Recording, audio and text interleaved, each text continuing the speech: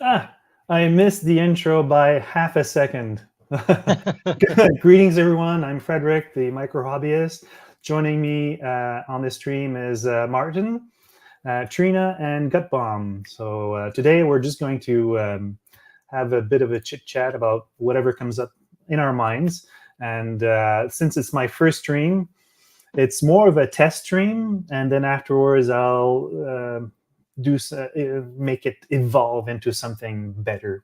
But so, Martin, introduce yourself. Oh, sorry. That's a good start, isn't it? Yeah, I'm Martin. I tinker with old Retro Macs. I know these guys from the Discord and their channels as well. That's pretty much it. Trina. Hi, I'm Trina of Trina's Technobabble. If you haven't subscribed, go to youtube.com/Trina's Technobabble. Subscribe. If not, I will be sending Joe of Joe's Computer Museum after you, as well as Moopsy. So, Whoopsie. Gut bomb. I'm Gutbomb. I'm the guy who used to hang out in the chat making a lot of noise and then just decided to start joining all the streams and making a lot of noise instead. Oh, we've got Sloopy in the chat. I don't know, Sloopy, do you want to join in the stream? With the link is on Discord, by the way. So if you want to, anyways. So, but the issue is you need people to start watching this. So don't invite everybody in the chat to be on stream, or you have nobody watch. You have if nobody you do watching join the stream, leave it open. So, yeah, that's what I've done. It's in another tab. So that's okay, that's good. Too. So don't forget to subscribe and press the like button. for the microbiologist or hobbyist channel. Yes. Wait a minute, I'll mute you.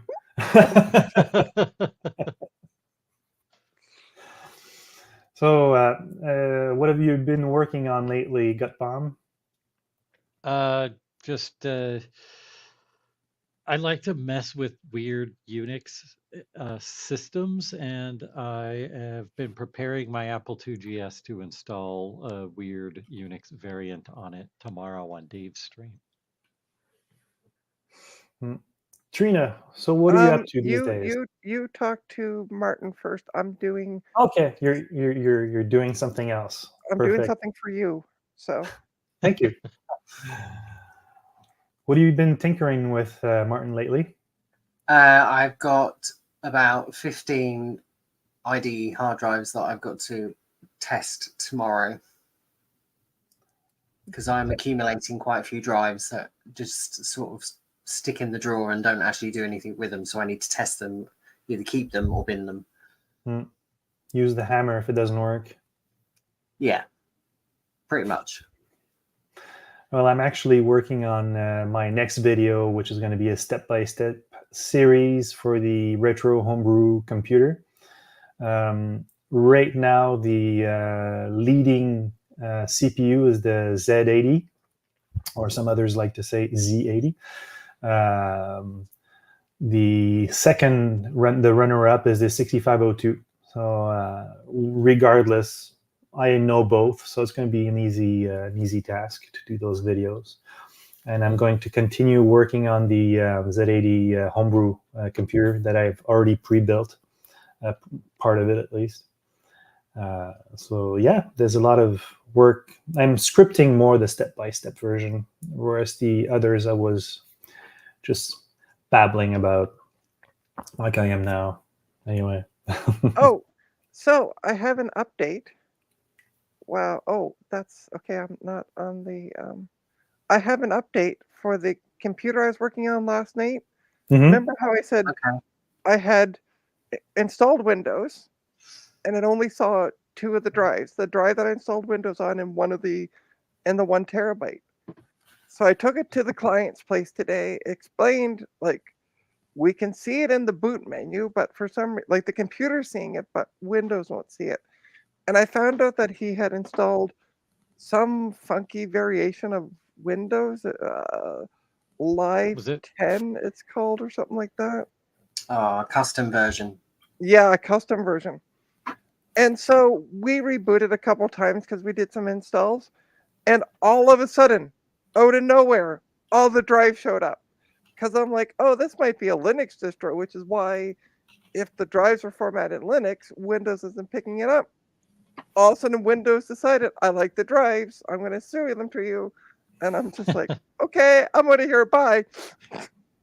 So, and then I installed Windows on I went and bought 7 240 gig SSDs because I got a couple of MacBook Pros that I'm going to throw them in. And then I also had a client that I had to replace their dead SSD in. And then I wanted a couple spares. Frank paid me last night. He's like, go buy me one. So I had to pick up one for him.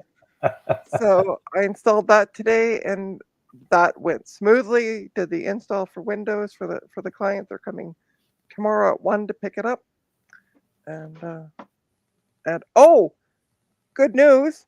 So I was freaked out because I was like, I can't find my external hard drive that I use on Macs to boot them into different operating systems.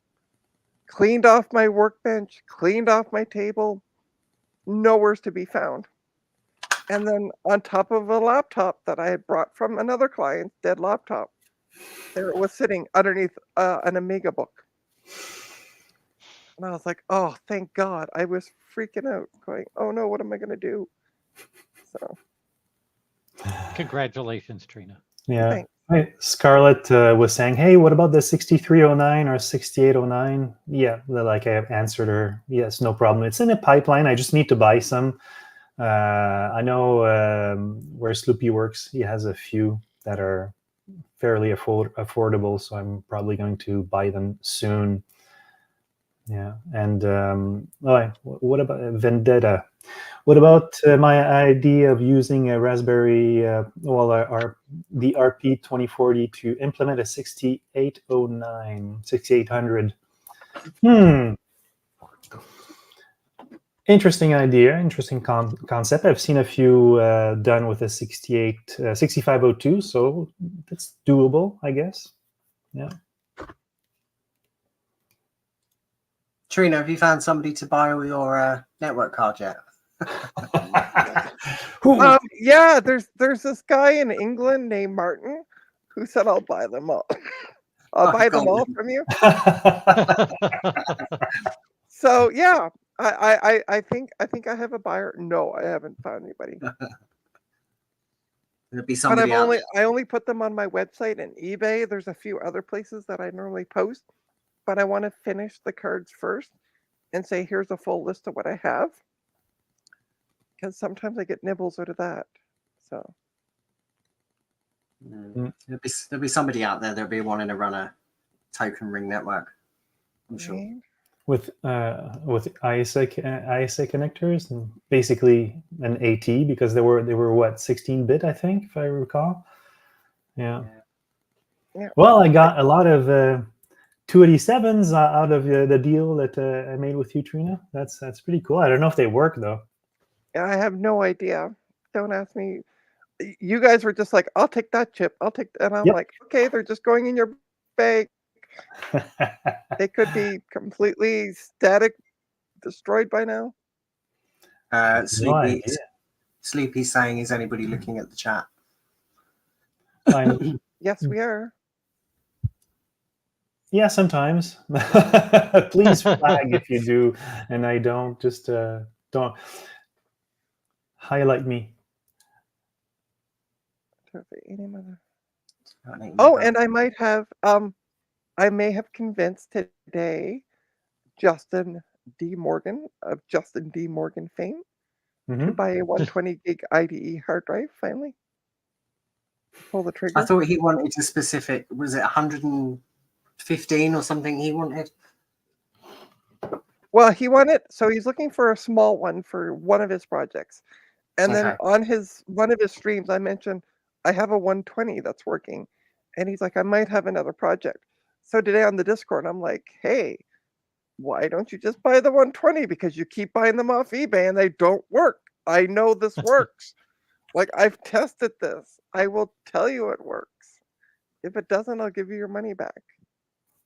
So, Yeah, but it's so much fun watching him take them apart anyway. oh, I know, but I'm just like, as I quoted the second rule of the Ferengi rules of acquisition, time is latinum. And I think we all need to remember that time is money. And yeah, that's great. You keep buying them off eBay, but they don't work, which is time. I have these to test and destroy tomorrow. Oh, nice, nice. And destroy? Why? Well, I'm sure there's a couple of these out of some power books that had some clicking noises. Oh, And they're I only think 40 gigabytes. I think it's best to just move on to compact flash SD cards and SSDs and give up on the spinning rust. oh, I totally agree with you. But I still have a spinning it's- one. it's Justin, and he is like, I mean, Spinning old rust all the way. used spinning rust. Yeah, true. yeah, Well, I don't know. I kind of like the noise. yeah. I don't, but most of the time, the noise that I hear from them is tick, tick, tick, tick, tick, tick, tick, and that's not a good noise. So Side drop test. yeah, I've actually had a lot of success at repairing SCSI drives, but not IDE or SATA drives. that's once, yeah, and like I was telling the customer today, I said the issue is because he's like, oh, I'm a big proponent. Let's go with SSDs, but like the customer the laptop that I had in, the drive was working one day and the drive was not working the next day. Like at least with spinning drives, you had a warning. With Yeah. SSDs, they just either They just are on or off. There's nothing in between. Yeah. Like that drive, I remember the drive when I went to go test it. It oddly showed up in my test program as 29 gigabytes. And I thought, what kind of size drive is this? And then it just errored out. And when I took it out, it said it was 240 gigs. I'm like, okay then. Well, Yeah, don't know. Vendetta is saying he has an O2 with a clicky SCSI drive. And I remember the O2s. I used to work with them as a system administrator at CAE. And those machines really rock. But it's too bad the SCSI drives on them are crap, most of them. My 9600 Mac has a SCSI drive in it that has something like a 15-second spin up time before it decides that it's going to boot, which is Either quite. boot or not boot. Yeah. I think it's an old Quantum Atlas drive, I think. Mm. So I have a question for you, Scarlett, in the chat. Why only 128 megabytes? Why not go bigger? Is the OS can't handle it, I guess? Oh, and it's funny. So Sloopy said, "Is anyone reading the chat?" And we all came back and said, "Mostly." And then he didn't post anything afterwards. I'm like, because I've been literally glued to the chat waiting for him to post something. No. So he got confirmation. Yeah, I guess so.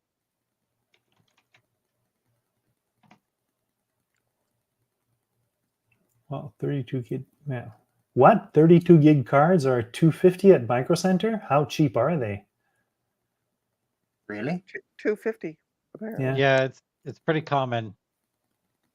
What I feel bad when I get a 32 gig micro SD card and then I stick it in a blue SCSI and use 2 gigs of it and the other 30 goes unused. I feel like I could be using this card somewhere else. Where are all my old 2 gig cards?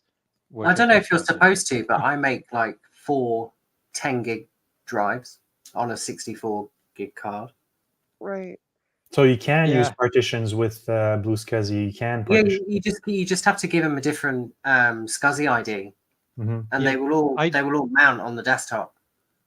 I do 2 gig maximum partitions or 2 gig maximum drives, and I have like 6 of those on a card usually. But I really only have, I usually just give the OS its own drive, and then I have a software drive that's like 2 gigs. So the Yeah. OS drives are like between 40 and 80 megabytes. So Yeah. it doesn't, I'm still not taking up that much space. Okay. Well, Oh, that's what Scarlett Scarlett confirmed. Yeah, he said the closest to the 80 megabyte of the original hard drive. Mm. And I remember having my first hard drive on an XT, which was 20 meg. An MFM drive, by the way. And then I switched to an Wow, RLL nice. card to have 30 meg. Hey, I One had- Bit Fever Dreams. I had a hard Hey. drive that's huge. It was like a 5 1/4 inch drive years ago. I forget the name of it, but it was like it was really, Was it a really noisy.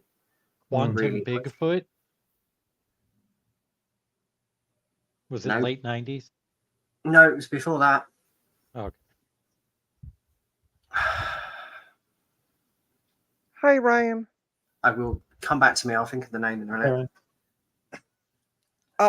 I'll just sit here because I have I'm literally, as you can see, I'm curled up in bed. Because I was like, I'm just gonna watch, and then Fred's like, "Will you join, please?" And I'm like, "Oh, fine." Can't say no when he gives me the puppy eyes. So, but I'm still like, You know I'm still you gonna be want pitched to. in bed. Because it's been a busy day of setting up a computer, Hmm. running to Canada Computers, coming home, doing laundry. Thankfully, the install of Windows went smoothly. So in the updates. So Got a question for everyone in the chat, including what was your first owned computer? Commodore Ooh. VIC-20. It was a Commodore 64. Yeah, that's it. Yeah. my first. It depends on how you define that. The first owned computer my family had was a 282 or 386. I can't remember now. Running Windows 3.1. Mm-hmm. My first computer was when I moved out on my own and got a HP, I think it was, running Win98 SE. Condolences. SE was an amazing operating system. For the HP part. Oh, yeah, well. It was on sale at, oh God, what was that store? They no longer exist in Canada. The big electronics store. Incredible Universe. No, NCIX. it's not Staples. Oh, I can't remember. Is it the Canadian version of Best Buy, whatever that's called? Yes, that was at Best Buy. Actually, it was Best Buy. Looking at the chat, Vendetta was the Spectrum 48K, and then One Bit Fever. Oh no, he's asking a question about why the Mac Plus. Sloopy, Commodore Plus. Future Shop, that was it. Thanks. It was Future Shop that no longer exists here in Canada. Yeah. That's right. Mine was a PS2 30. Nice. The 286? Yeah, the 10 megahertz, I think it was. I have one of those in the closet. Yeah. Well, it's 2023. It's about time it came out of the closet. Yeah, it had No, he wants to stay in there. 640k of RAM. My first used computer though was my sister had a VIC-20, and then I used that for a little bit just to play some games, and then our school when I was in grade 7 got a bunch of Commodore 64s. So. And I just remembered the name of the hard drive. It was a Winchester. Oh, yes. old fashioned. Oh, yeah. Those were noisy, if I recall. They were really noisy. Yeah. I used to work in as a technician at a computer store assembling clones. So I saw a lot of those different brands of hard drives, cards, and whatnot. motherboards from the XT to the 486 period. So here's a follow-up question. What was everyone's first computer repair they did? Commodore VIC-20. my dad bought the VIC-20 in the very early 80s, like basically right before the Commodore 64 came out. And he soon upgraded to the Commodore 64 because the VIC-20 is like super limited. And then he just stuck the VIC in the closet. And I was like 4 years old, so I wasn't old enough to play around with one of those, like for real yet. So he stuck that in a closet, and then my dad got tired of the limitations of a 64, and he got a Tandy 1000, and he sold the 64 to pay for part of the Tandy 1000. And at that point, he gave me the VIC-20, and that became my computer that I learned computer programming on and stuff. And basic and a little bit of machine language, which I don't remember because, that stuff's hard. So what did you repair on it? Oh, the power supply. Okay. So we're talking chip level, not just card swapping there. Yeah, I had to the power supply was borked, so I had to unbork it. Okay. But I did it with electrical tape and twisting wires and stuff. Because, I was 8. That's pretty good for 8. Don't touch Pretty this.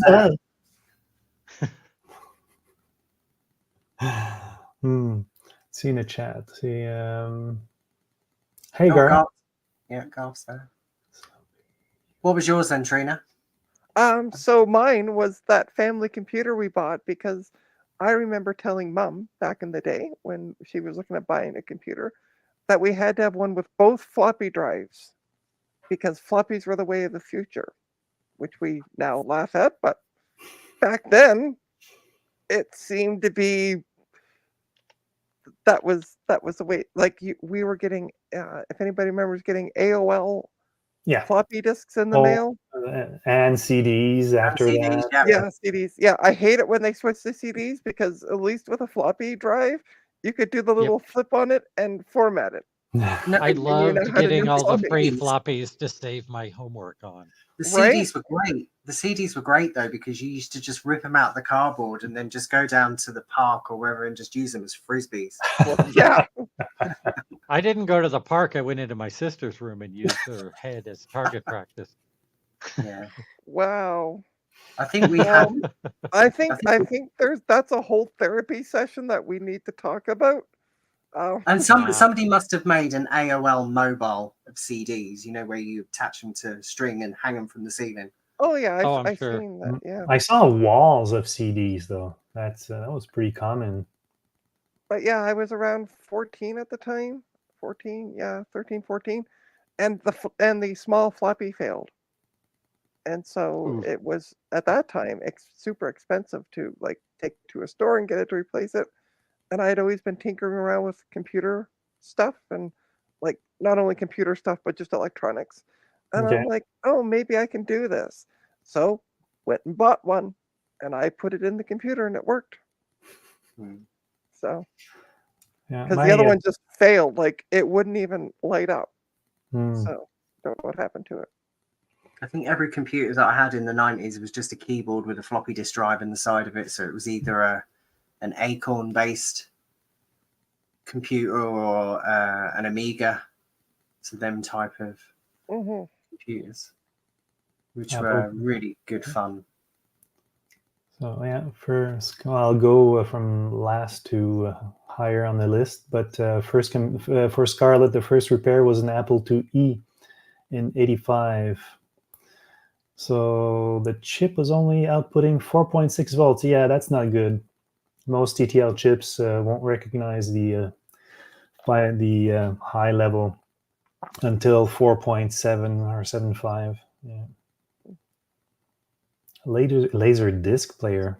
Really? You fixed that? Was it fixed, Scarlett? For me, okay, one bit. Oh no, he said I was using the 16-pin port to talk to up. Oh, yeah, sorry. So that's why he replaced it. Yeah. Those Laserdisc players, are they the giant vinyl? They look type? like records. Yeah. Yeah, they were. I thought they were going to be really popular when they first came out, and they just didn't take off at all. Yeah, they totally tanked. Well, there was one game at the arcade. What was it? Dragon Slayer. Dragon Slayer. Yes, I remember playing that. It was awesome, but that was the only thing that But there was actually had an impact, I think. There was a few films that came out on that as well. Like, I think essentially here in Europe, they just became like known for karaoke CDs in the end. In the US, they were very popular with cinephiles. So Yeah. people who were really into movies would have them, and you could amass a pretty good library of them. And there we go. and Yeah, that was Scarlett the said only yes. way to get. Yeah. Sorry, go ahead, Trina. No, I was just gonna say Scarlett just confirmed yes, the 10-inch Laserdisc player. That was the only way you could get like widescreen movies or movies with commentary tracks and stuff back then. And the picture, they're analog, even though like a CD is digital, they're analog composite video. So it's not the best, but it's like a very, very much better picture than VHS.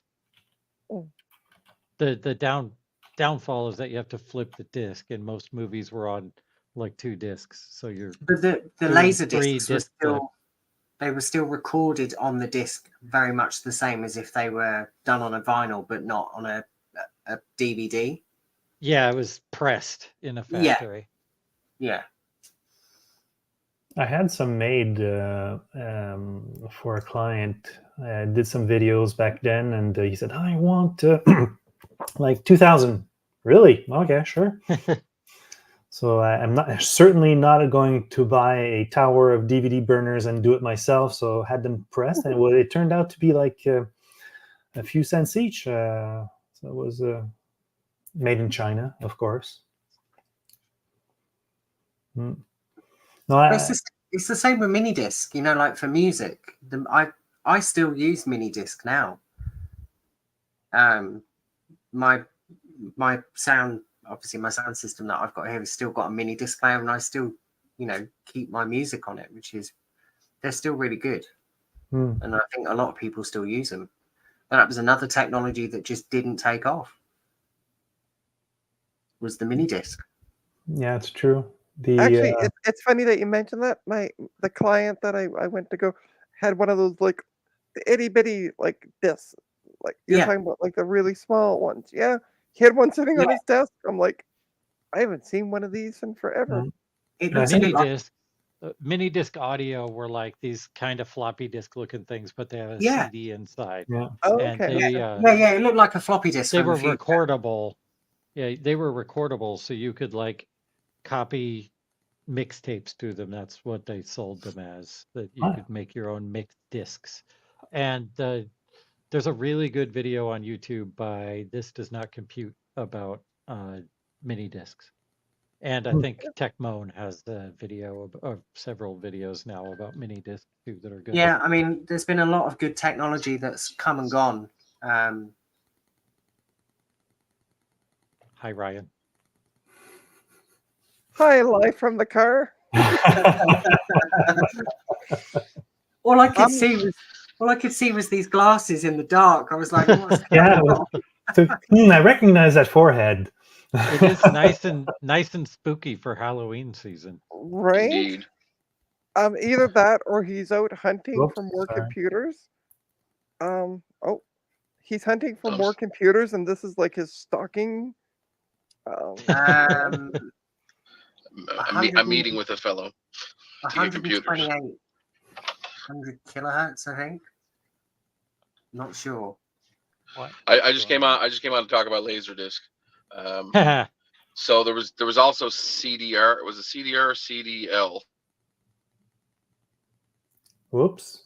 Just lost Ryan. Oh, Are you talking about the mastering, like the CAV and CLV?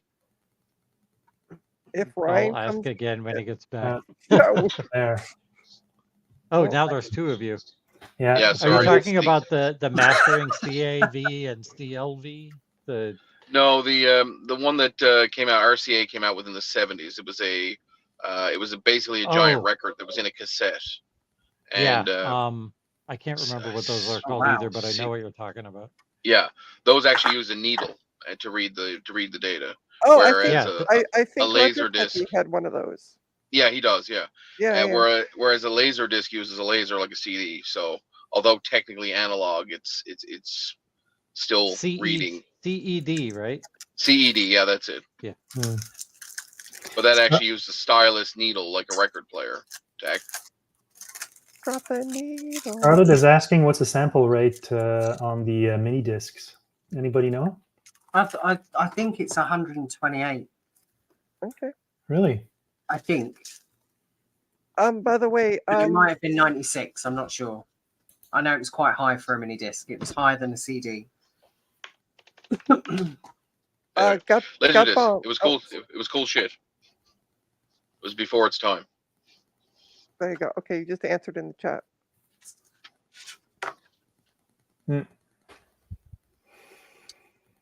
was another interesting media that didn't take off. Oh, yep. Oh, interesting. What is DVD that? RAM. Hold on. It's a Let's see. It's writable DVD, but it's like the special format that came in the cartridge. Oh, weird. If you have Oh, the ability, sorry. could you like show the disc the way the disc looks under the light, because you can see the sectors and stuff. Oh yeah, yeah. 'Cause they look really cool. Oh see yeah, that? you Oh, can. Interesting. I know. So what's good about this particular thing is this was actually shipped as an option by Apple with the Power Mac G4s. So you could actually order these as an optional extra.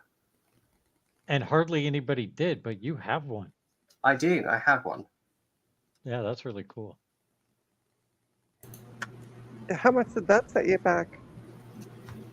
Not as much as I Hey, thought Flo. it was going to cost. It was on a bid, and I think I paid £45 for it in the end. Oh, that's not But bad.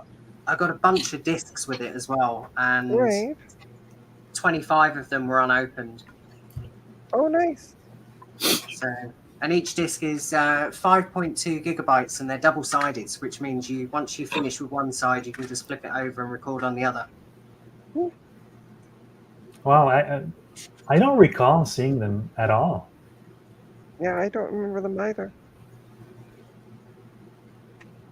And hi, Sloopy. Hello. Hello, hello.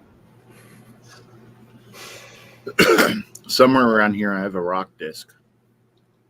A what? Outside, there's plenty of rocks. Would No, that a be rock considered disc. part of it? It's MO, I think it's called. It was a later CD type thing that would hold up to 100 gigabytes on a CD-looking disc. Oh, I've heard about those. Never saw one, but yeah.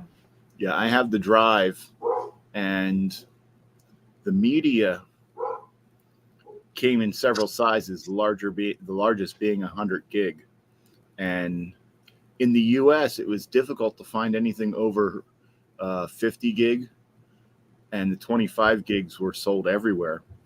And I had actually ordered 400 gig discs from Japan. And because the company I used to work for, we needed a backup solution that was not a bunch of floppies, and our boss, the owner, didn't like tape backup. So we got one of them, and there was issues, and eventually I got the drive and the discs, and I lost the discs, but I have seen the drive in this house. So I know it's somewhere around here. But yeah, I think it was called a MO drive or something, but they were sometimes called rock discs because Yeah, they last long time. Also, if I recall, Yeah. they could last like Scarlett says, 50 years. But I thought I heard longer way than that. longer than that. Yeah. Yeah, like 1,000. Yeah, they had a meter life of something like 100, like 1,000 years or 100,000 years. So Yeah. Scarlett, you just need to live another few years, and you'll be at 1,000, and you can let us know how they're doing. Virtual cell coming up.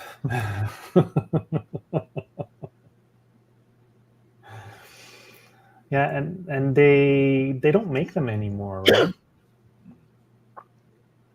Which is a shame, because if the storage shelf life is that long, Mm-hmm. it would have been Well, interesting to keep. Yeah. to be fair, we thought vinyl was was on its way out, and now that's made a return. So who knows? Mhm. Yeah, well, these were more for backup than actual daily use. Right. And by the way, you need to stop saying 100 gigabytes, Why? because it keeps putting in the song all about the Pentiums in my head. With the line, going to upgrade my system to 100 gigabytes of RAM. That's all I can hear in my head, and I'm like, stop, Sloopy. Every time you say it, that's all I can hear is Weird Al going, 100 gigabytes of RAM. I just have one question, Trina. Yeah. What chip do you have in there? A Dorito? Yes, I do. Okay. I'm still waxing my modem, trying to make it go Go- faster. Go home and play with your Commodore 64.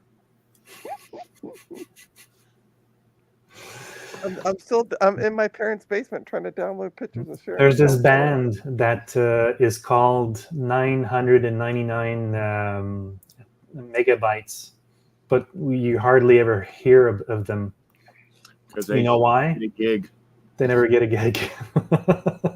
Oh. I knew that was coming. What? Can we ban Frederick from his own stream? Is that a possibility?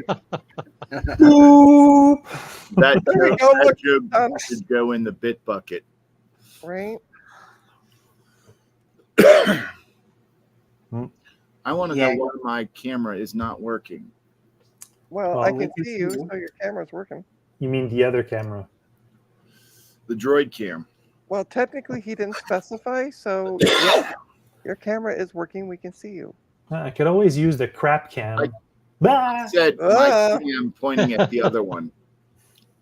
I figured the pointing would indicate that I wasn't talking about that one. I was talking about that one. Listen, you point at you. Don't point your finger at me. I'm thinking of using Droid Cam as my primary cam while streaming from now on, because my regular one is a lot lower quality.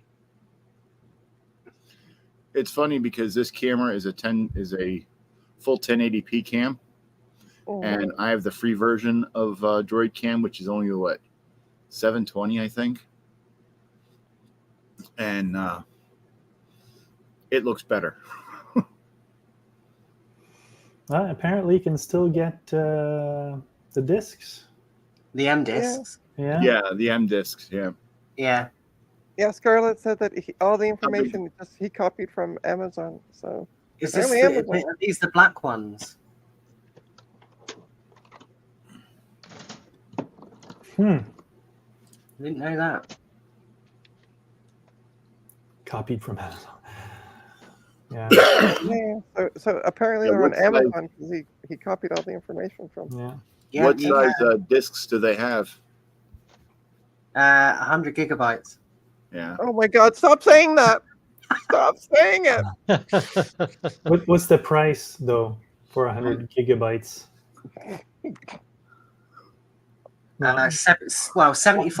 74 pounds here in the UK. So I don't know what that is over there. So it's about $100. Yeah, that's about how much they were back in the a few years back. But yeah, back in the mid 90s, they were about $40 to $50 for the 100 gigabytes. They do 25 gig capacity ones as well.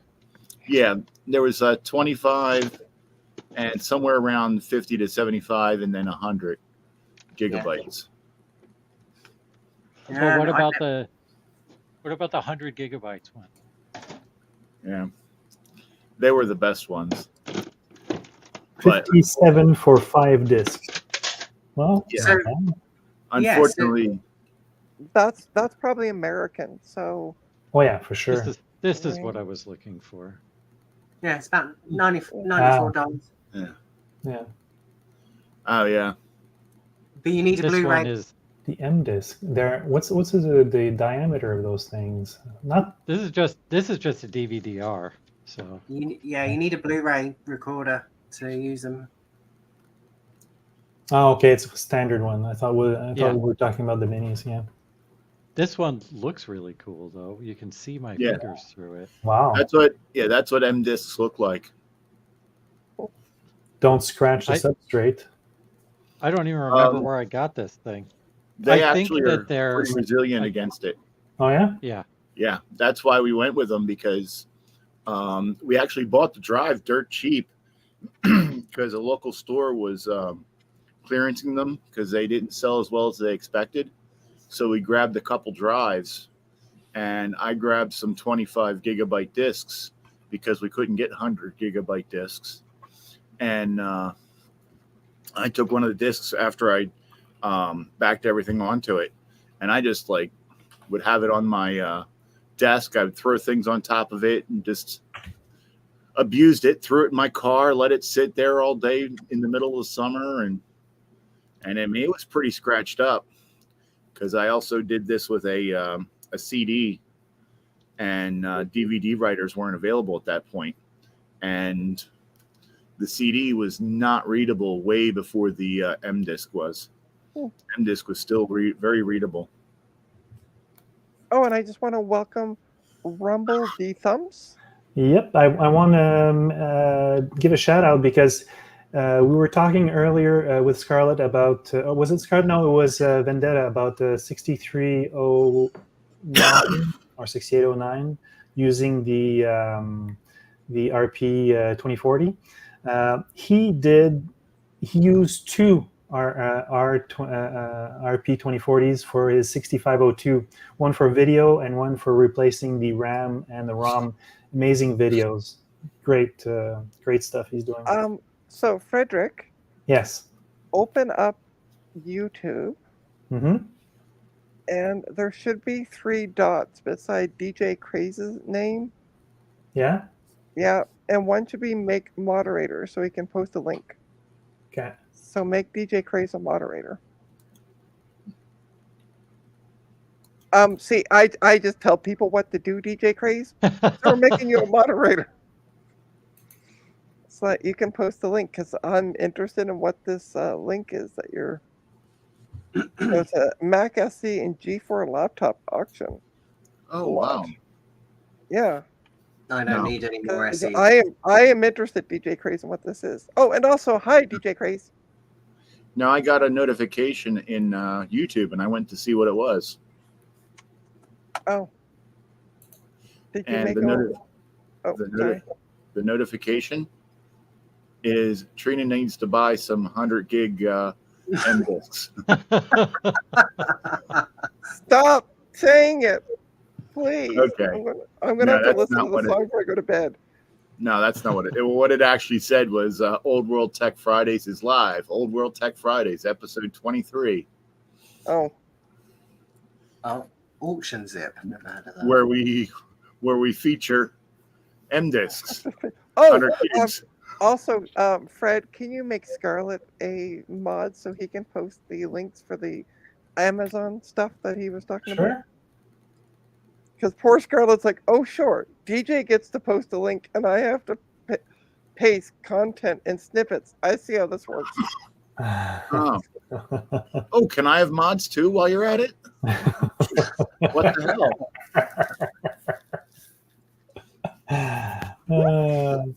Yeah, the RP 2040. I was actually going to is ask in the good. chat, how do I become a mod? So, all right, let me paste this in. I want to see what this auction is. Trina's just Auction taken Zip, over your I never screen. heard of this. Yeah, well, that's what I do. I can show it, I think. Yeah. That's neat. I didn't know I can do that. Yep. Is that in? Where is that? Is that in the UK? I've never. It says Boston TNPK RT44.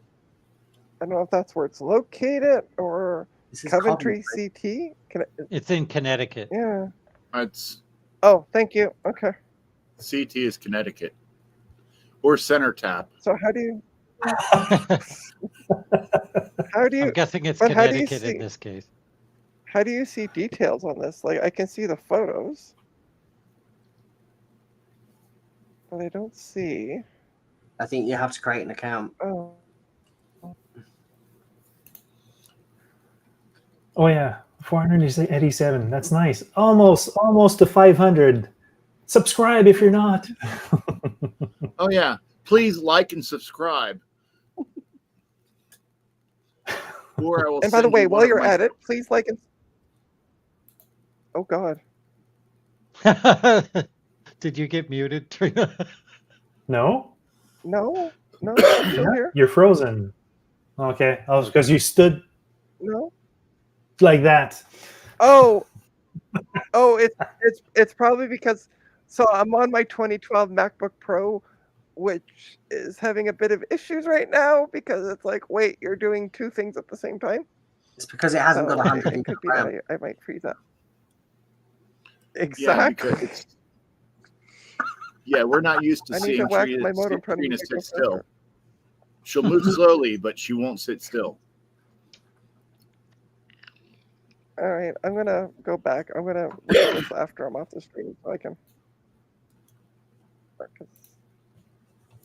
Oh yeah, they do make it. Wow, Yeah. 69 bucks. Okay, it's US, of course. Oh, Just a bit of useless information with the So, SE. I don't know if Yeah. the SE 120 and the 140, they were actually European models for the SE FD HD, apparently. It's Joe. Hi. Hey, Joe. Were you reading my mind? Were you sleeping, Joe? I taking the day off. Yeah, I took a nice long nap today. No, I was thinking what this show needs is more Joe, and I turned my camera to this, and then all of a sudden you popped up. I wasn't looking that direction when you did that. I was looking at my screen, and then everybody's like, "Joe's here." I'm like, "Oh, hi, everybody." After spending the week in the Spectra Gen mines. Yeah, pretty much. That's Yeah, what I'm 'cause looking I at have- now again because I'm crazy and obsessed. I Yeah, don't 'cause have I 24 to- orders to ship by Monday. No, that's not real. I just took a big postal How are you? tub to the post office Dump? today. Yay! Yeah, the only orders I have now are ones that I need parts I Are can't you Joe? to ship. Yes, Are you Yeah. doing okay? I just need to take a day off. Okay. from the Spectre. And sometimes Yeah, I just okay. my brain needs a reset, and I'm good. Yeah, no, I get it. That's why I'm checking in with you. Yep. So it's We got to look after each other. do you want to send the decompiled version of the assembled version of the BIOS? Have a look at it. Who, where, whom, what? No, do you want to send me the how do you call it? Not assembled, but deassembled Z80 code. Disassembled? The raw they- code or the source code? Well, you have the source code. Well, I'm decompiling it. Yeah. I'm using Ghidra to decompile it so Okay. I can understand it. I mean, I can send whatever you want. I'm not sure I'm completely done decompiling it because as I go through, I find more little chunks that it doesn't know what it is. Like right here, this whole section is just question marks. Well, Hold on. why? I will. And it's like repeating chunks of data. Like that's the same as that's the same as that's the same. Why are these the same? They're It's not bigger. ASCII strings. They're It's tables. not code. It's tables for something. Yeah, but then nothing like refers to it. I mean, these things do, I guess, but I think they're entry points to memory locations or something like that. That's my guess. I don't know. Anyway, how we all doing? I am doing awesome. I got my laundry done. Yay! Congratulations. Yeah, because someone got me hooked on Lower Decks. Not going to name any names. I figured I would pay it forward. And when I was over at my ex's house last night, she had just finished work, and I said, "Hey, do you have any moopsies around here? Because I'm hunting moopsies." And she goes, "What's a moopsie?" And I'm like, "Glad you asked." What's a moopsie? Oh. You! No, wait. Hold and on. I turned on her Paramount Plus and put it on that episode. And I said, "This."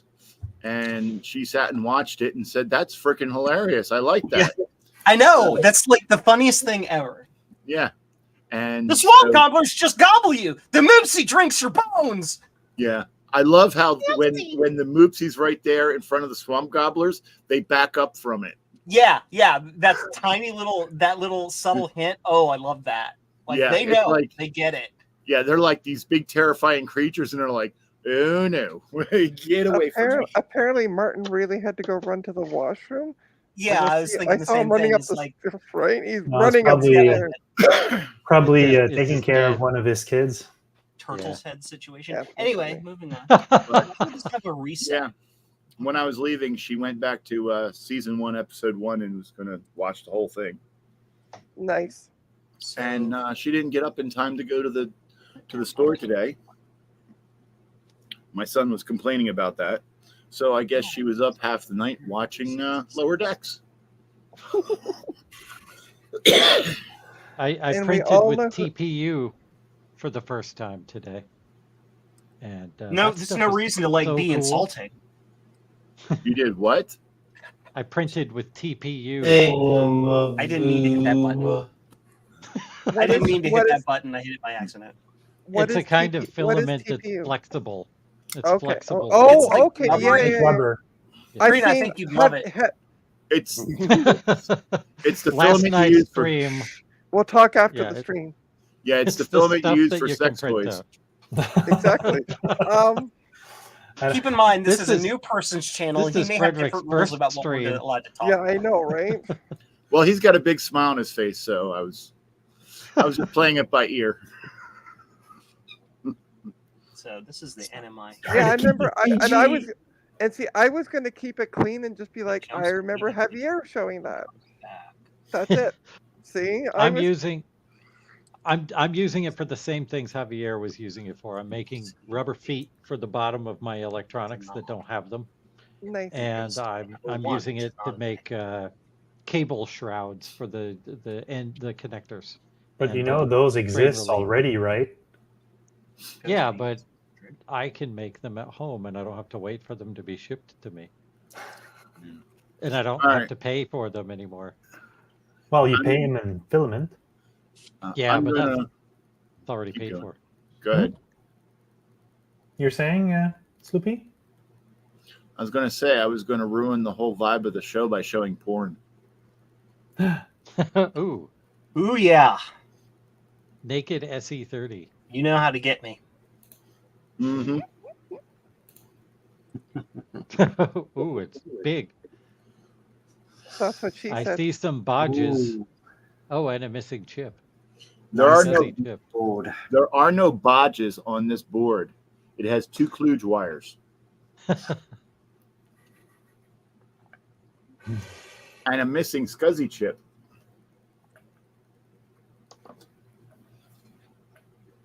It's what I've been cussing at when I haven't been fulfilling orders. Is that how it came in with the bodge wires on it, or did you add them yourself? There are no bodge wires on it. They're kludge wires. Okay, well, I don't know what the difference is, so... The difference is about 100 gigabytes. The difference is about 50 years. Up You guys are until horrible. 2014, Yeah. every single person I knew called them kludge wires. And then My between dad- 2014 and 2016, people started calling them bodge wires. Well, My okay, dad asked me why I call them that, and he said they're called jumpers. Yeah, jumpers is another well, that's uncommon. because people finally caught up and caught the actual British version of what the Americans called scrap heap, or okay, it was scrap heap challenge in the UK. It was junkyard wars in the US. And if you ever watch the UK version, they always talk about bodging things together. See? Yeah, it's all globalization, Sloopy. Kludge Yeah, wires exactly. come News kludge to me. wires come from MIT in the 50s and 40s. Yeah, well, okay, so Americans Which- aren't always, I hate to tell you, but Americans aren't always right. Color. Z. That's all I'm saying. My favorite but color. World's last is green. remaining financial and military superpower. Do we know where the Not always right. new term came, the bodge one came from, or Kidding. what's the It's British, etymology though. of it? I've always watched UK shows when it comes to repairing things, so I've always heard it referred to as a bodge. Yeah. So well, and then I just assumed that was what it was called. Yeah, well, quite think honestly, the only reason why I'm so adamant about it is because I actually said kludge wire on a stream, Mhm. and someone said, "You don't know anything about electronics. They're called bodge wires." Oh wow! And I said, "Are you stupid? They've been kludge wires for 50 plus years." Bodging is another word for Botching? I understand what it is, and the where F word, but yeah, I understand where bodge and the whole idea Yeah, behind it. it's not the same thing. Yeah, and the thing is that it's just that it was this one person that was agreed by two others that said that I didn't know anything about electronics because I Wow. called them kludge wires, not bodge wires.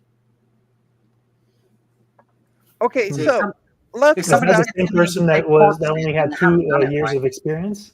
Let's go back to my original question. Did the board come with the 2 kludge wires? No, I put them on there myself because the SCSI chip has no connection to D4 and D6. It's the same function. These are the same So function. there's evidently other issues because when you'd first turn it on, it would only come up with a gray screen with a mouse pointer. Oh. And that's when I found the disconnect from the D4 and the D6. So I added the 2 kludge wires, and they would come up to the gimme disk screen. Yes, I know that's an Amiga term, not an Mac term. These but are I was an Amiga person for many years. Sorry. Could you just put another SCSI chip on it? Well, the thing is that I want to make sure the thing is that the because there's those 2 lines are bad. I want to make sure all the lines are connected, and before I say, "Hey, the SCSI chip is bad," So was it a trace problem? and that's why I pulled the SCSI chip off to make it easier to trace and tone out. Yeah. Because it only takes like 3 minutes to pull a chip off. But yeah, that's what I'm doing now, going through and toning all the lines and then determining. I actually think one of my SEs have got a couple of wires on the bottom of the board. Yeah. I don't know what for, but they were there when I got it. Yeah, because like on this one, I don't know if I'll be able to show it close enough, but you see the pads Yeah. here? Yeah. You see the via right above where I'm pointing to? Yes. On that specific one, the signal comes up to the via, but doesn't jump for that small 0.5 millimeter gap over to the pad. So the disconnect is in that small area between that via and that pad. And the other one is because that's one of the kludge wires, and the other kludge wire I have to figure out where, because basically they go for vias on the cross lines. They go to the backside, go up to under the SCSI chip, then come up right up next to the pads, and then go to the pads. I'm not going to say anything about coming up the backside. Hey, whatever creams your Twinkie. There you go. But yeah, that's what I'm looking at, and D4 and D6 are the ones that are not connected, and I have to go test the other lines on it, because I've also noticed that a couple other of the data lines are not being connected through either. So. And you have no idea where the break came from? It's not a leak or... Yeah, the caps were leaking. Okay. Adam broke it. Adam. Oh, is it Adam's board? Yeah. Hmm. He broke it because he bought it and then plugged it in and turned it on. Before that, it wasn't. The last time it was turned on, it worked. So then when Adam plugged it in, turned it on, it didn't work. So it's Adam's fault. So you saw signs of the caps. They just leaked or sort of they swelled. They just leaked. Okay. You generally get some kind of it's moisture underneath the cap. They leaked a long time ago. You can see it all across the board. I mean, the board's been cleaned up and recapped. Pretty much every SE30. Yeah. I think most people tend to replace them now with the tantalum caps. Yeah, that's what I do. Yeah, because I've got 3 boards from him to recap. The one of them was bad and was so bad that there was a couple traces that a couple of the pads for the caps lifted up, and one of them I was able to save so that I didn't have to do much rework. But the other one, the pad was like where it connected to the trace was just not strong enough to survive the soldering, so I had to replace it with a small wire.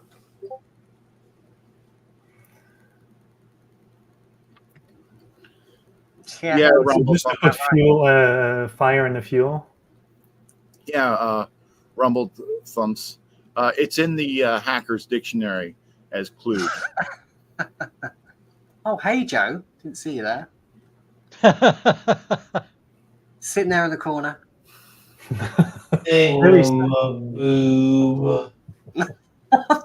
So, wow. Frederick, do you have any? Yeah, and he's been talking. Yeah, he's been Frederick, talking for a while too, Martin. Like, what's been going on with you? What's with the new jingle? You were saying, Frederick, good bomb? Do you have any breadboard goodness to show us? Currently, not a lot. I'm starting something new, but there's basically nothing on it.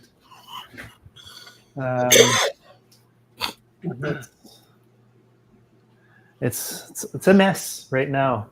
It's a big mess. But it used to be part of something, but no, I'm starting. What am I starting? Yeah, there it is. Do you all want to watch me clean my rubber? But it's just a clock reset and a CPU that I'm working to for my next series of video. I'm not supposed to show the chip which I'm going to use for my next series.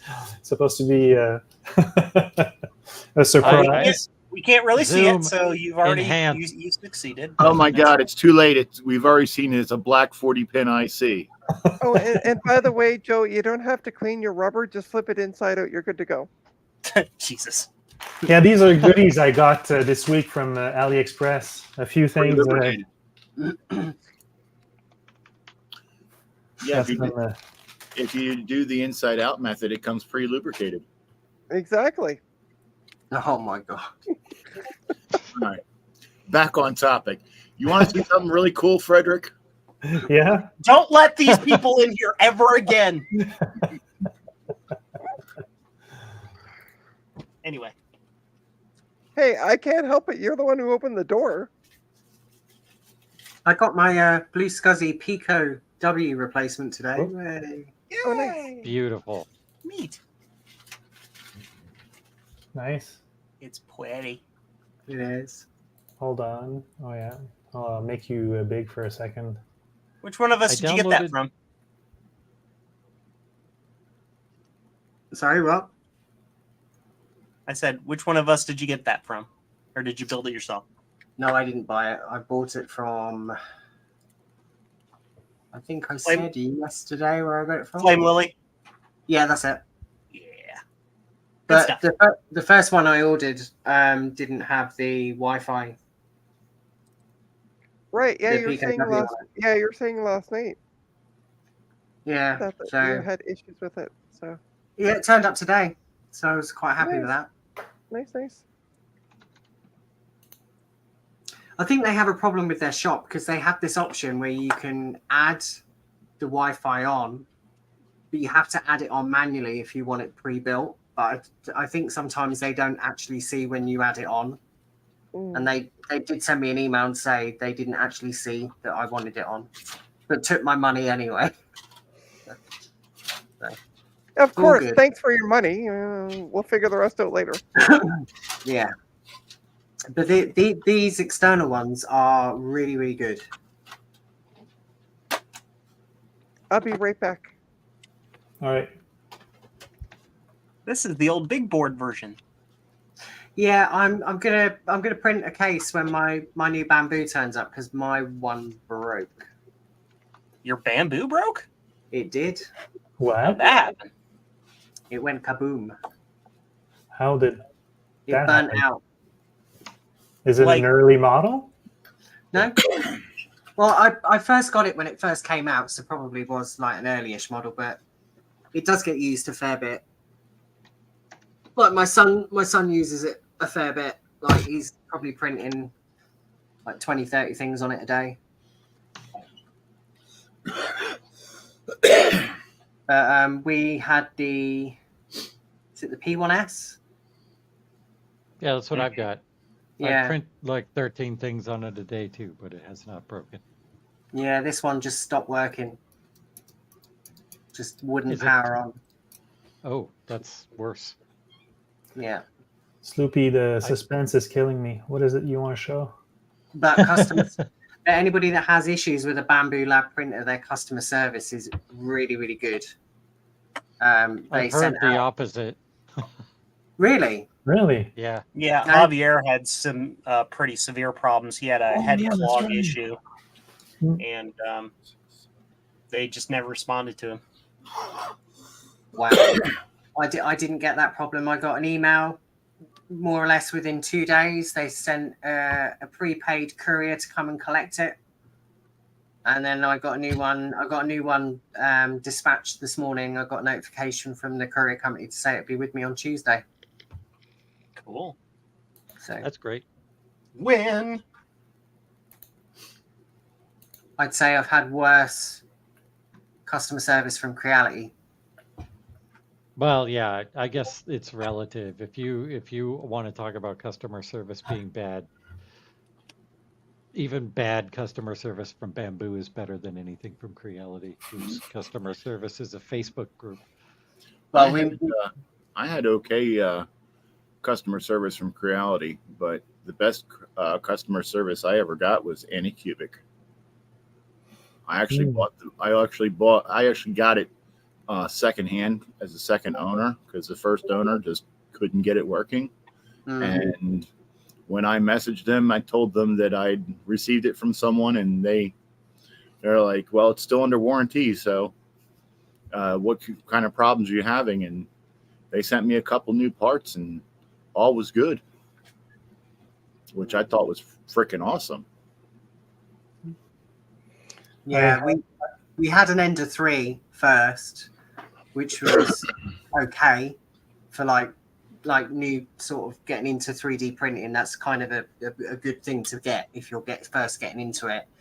And then when we wanted to get something bigger, we ventured into the K1, which is like I would say to anybody that's going to get a 3D printer, do not touch the K1 ever.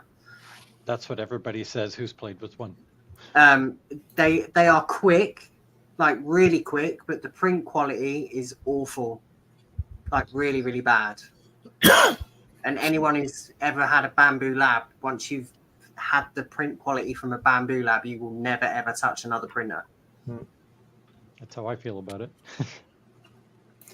Not too bad, Curtis. You didn't miss that much, but some interesting conversations. But yeah. Sloopy, what do you have to show? I'm dying. Yeah. Hold on. Let me put full screen. There. We can't see it because his Moopsie Hunter is covering what he's showing. Oh, he's intentionally not showing it, you jerk. Is that Okay. Gold top. That is a Motorola custom board of some description. it looks like an Intel chip. There's Motorola right on the board. Yeah, that's a 68,000, I think. Is it? It's a Motorola Oh, almost saw it because of the glare. something or other. It's something that Microsystems. Something Microsystems. Yeah, but MC 68,000 educational computer. Yeah. Yeah. There we go. Well, And it's got loads of those wires on it. enlighten us. Okay, so somebody was right. Okay, what's it do? Educates It you blinks. about the Motorola MC 68,000. Really? It blinks a lot. Yeah, it has a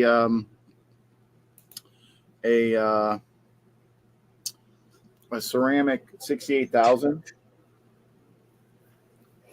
which I think is interesting because it's got an 81 81 of 43rd week of 81 manufacturer code, and it seems to be it's an MC 68000L4, which would indicate it's a 4 megahertz 68,000. Yeah, Wow. I think so. Yeah, I thought the lowest they did on that was 8. me too. But the gold top, usually they're slower because it's the first gen. Yeah, Okay. and the other chip is the 68230, and that's a 230L8. So this may be a 4 megahertz spec chip, but it's ran at 8 megahertz. So that's a possibility. But yeah, I got this at VCF Midwest. Guy was carrying it around with the book, and he comes up to me, he goes, what do you think of that? And I'm like, oh, that is very nice. And he goes, you know anyone who wants it? Me? And I said, yeah, I know a few people who would love it, me included, but what do you want for it? And he goes, here. Really? Hands me the book. And I was like, thank you so much. If you ever need a kidney, I've got 2. Have you played with it yet? Unfortunately, no. I've been so busy with things since I got back from VCF Midwest. I haven't had time.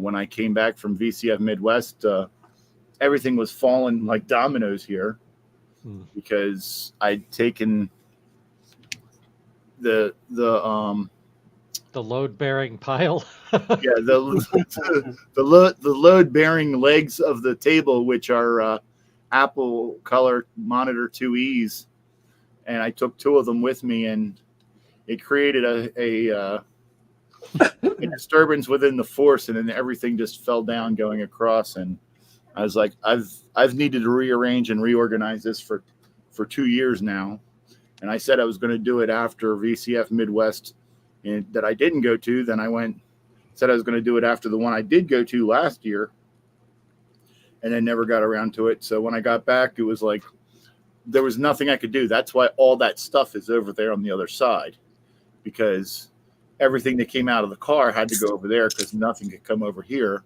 and stuff that was over here had to go over there so I could rearrange it.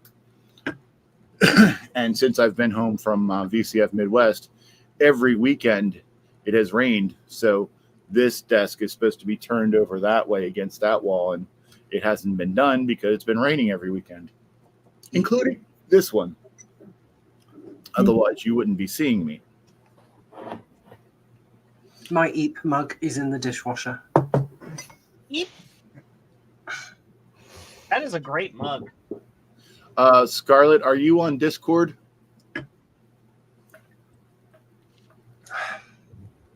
I think he is. Yeah, if you're on Discord, I've got several of them. I can just send you for cost if you want. Micro Center is like a 45-minute drive for me, so I can just go there. But yeah, I've got like 4, maybe 5, because when I went there last time, I just bought a stack of 10 of them. Which Micro Center do you go to, Sloopy? Parkville, Maryland. Yeah, it's north of Baltimore. I think Scarlett is on the Friends Discord channel. Yeah. If I'm not mistaken. Yeah, message me on Discord and I will we'll get together and I'll give them to you for cost. Yeah, Missy's coming back tomorrow, so if you want more than like 3 or 4, I can drive down there. Sloopy's now the SD dealer. Yeah. Hey, you want an SD? I'll give you the first one for free. Black market SD cards. Then they're quite expensive here. Yeah. Quite honestly, with the Micro Center ones, the 32 gig Micro Center ones, they're either great and have no problems, or they have problems almost immediately, because I've got about 15, 20 of them, and 4 or 5 of them, after the second time I put them in the computer, they stopped working. Oh, just saying that now, though. The Samsung 128 gig Evo Plus is on offer at the moment for £9. That's what? $5-6? Yeah. Okay. But yeah, I got that at VCF Midwest, and I was like, holy cow, when he handed it to me. Yeah, the guy was quite old, like in his 80s. Evidently, he taught programming and electronics at a local college. What? That's only a couple years off what you are, though, isn't it, Sloopy? Rude.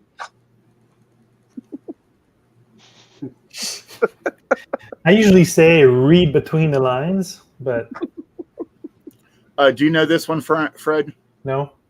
This is, you get the tail feather because you don't deserve the whole bird. I knew exactly what you meant. The only thing I know about this is Yeah, Just right. go back to the $1 billion. Go back to the Blue SCSI a little. We were talking about SD cards. Who makes the disc jockey app? That's JM, I think, makes that. And Is there any reason why we can't make disk images bigger than 9 gig? Yes, but I don't remember why. It is a technical limitation of the primary target, which is a Mac. However, I believe you can. There is a hidden setting called RON mode, really outrageous number mode. It was a joke about Ron's computer videos that you can enable to make image files of any size you want. It's hidden in the settings somewhere. I haven't found it yet. Yeah, because it seems a bit silly that you can't make a drive as big as the SD card that you're using. There is a specific technical reason for that I don't remember what it is off the top of my head. Okay. I only just make them. I just only build Blue SCSIs. I don't like do stuff with them. So do you think that's a technical? Do you think that's a technical limitation that they'll overcome with firmware? Maybe it's not a limitation of the Blue SCSI. It's an intentional limitation it's enforced by the application because it's enforced by Mac OS, which is the primary target of the Blue SCSI. I was going to ask, is it related to the 8.4 gig limitation? No. Okay. Because SCSI doesn't have those limitations. No, I was going to say it's 120 gig, isn't it? The limit on OS 9. I think it's 100 gig. 100 gigabytes, excuse me. 1 trillion gigabytes. This has been discussed before, but I don't remember the exact reason. There is a specific reason why it's limited. But are you using the Windows version of the application? No, the Mac one. Okay, and I'm not sure off the top. No, because obviously we were talking about this earlier before you joined the stream. Like me and Gutbomb were saying that we make like 6 or 7 different images on the one SD card under different SCSI IDs so that we can utilize the full potential of the SD card. Yeah, I feel bad leaving. I don't think I'd ever use 128 gig SSD in a Blue SCSI because so much of it would just be unused. Well, it's interesting you say that though, because I've got a couple of SD cards that like the UH2s or the US2s. I can't remember what they say on them, but they are like 240 megabytes per second, and they are the larger ones much faster or something? They do seem to break the 10 megasecond bus speed of the Mac, and I don't know how they do it, but it does do it. It does break that barrier. As long as they perform like a hard drive would in the same machine, I'm satisfied, and that's kind of where things are with the Blue SCSI V2 now. But I did a test today on a 68-pin adapter from an ultra-wide SCSI to a Blue SCSI 2, and that performed twice as fast as an Ultra SCSI 3 with the same SD card. So it was reading the full 200 megs a second. So that was really, really good. Question about the Blue SCSI though, since it is a SD card, is there any issues with the quantity, the IOPS, if you will, or when you shut down? It's like any flash drive; they all deteriorate over time. It's just that they're so cheap that's fine. Yeah. The modern ones, especially the ones that are designed for multimedia or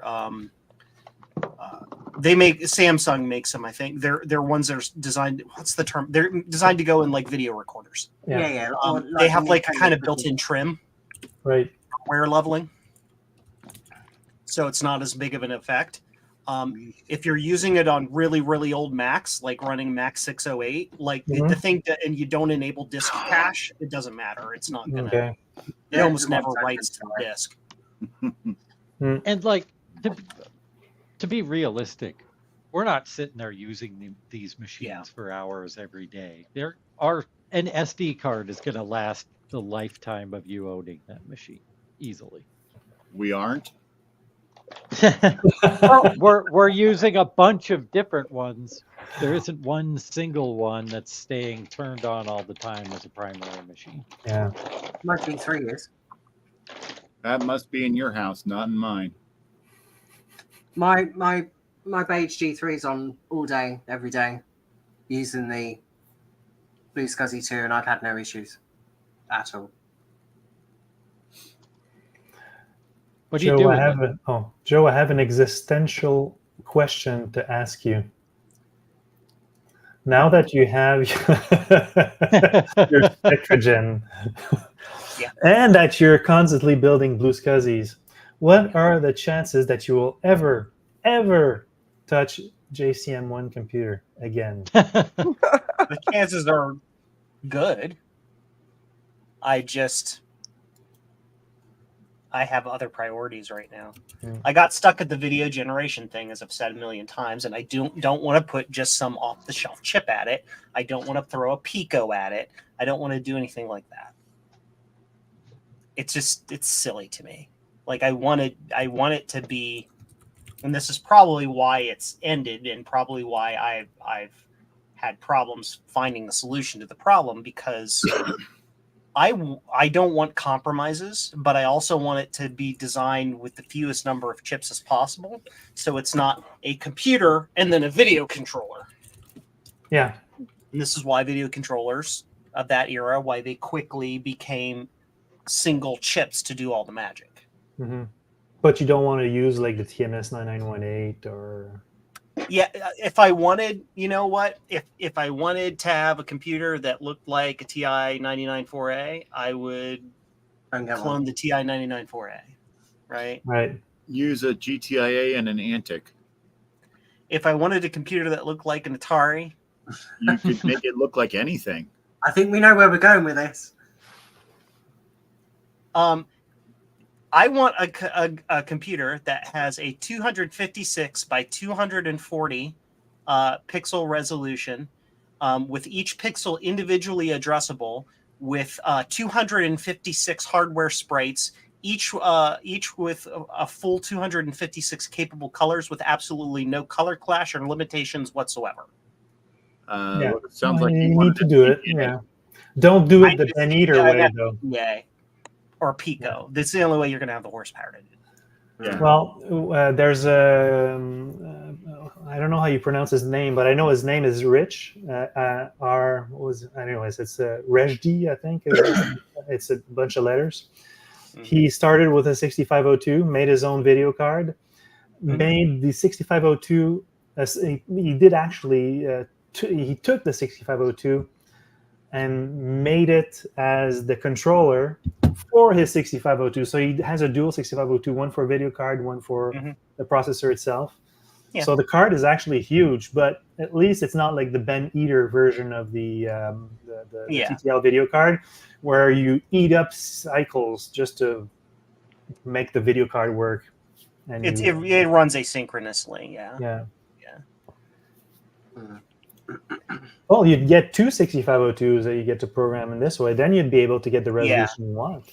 Yeah, it's all about, it's about performance.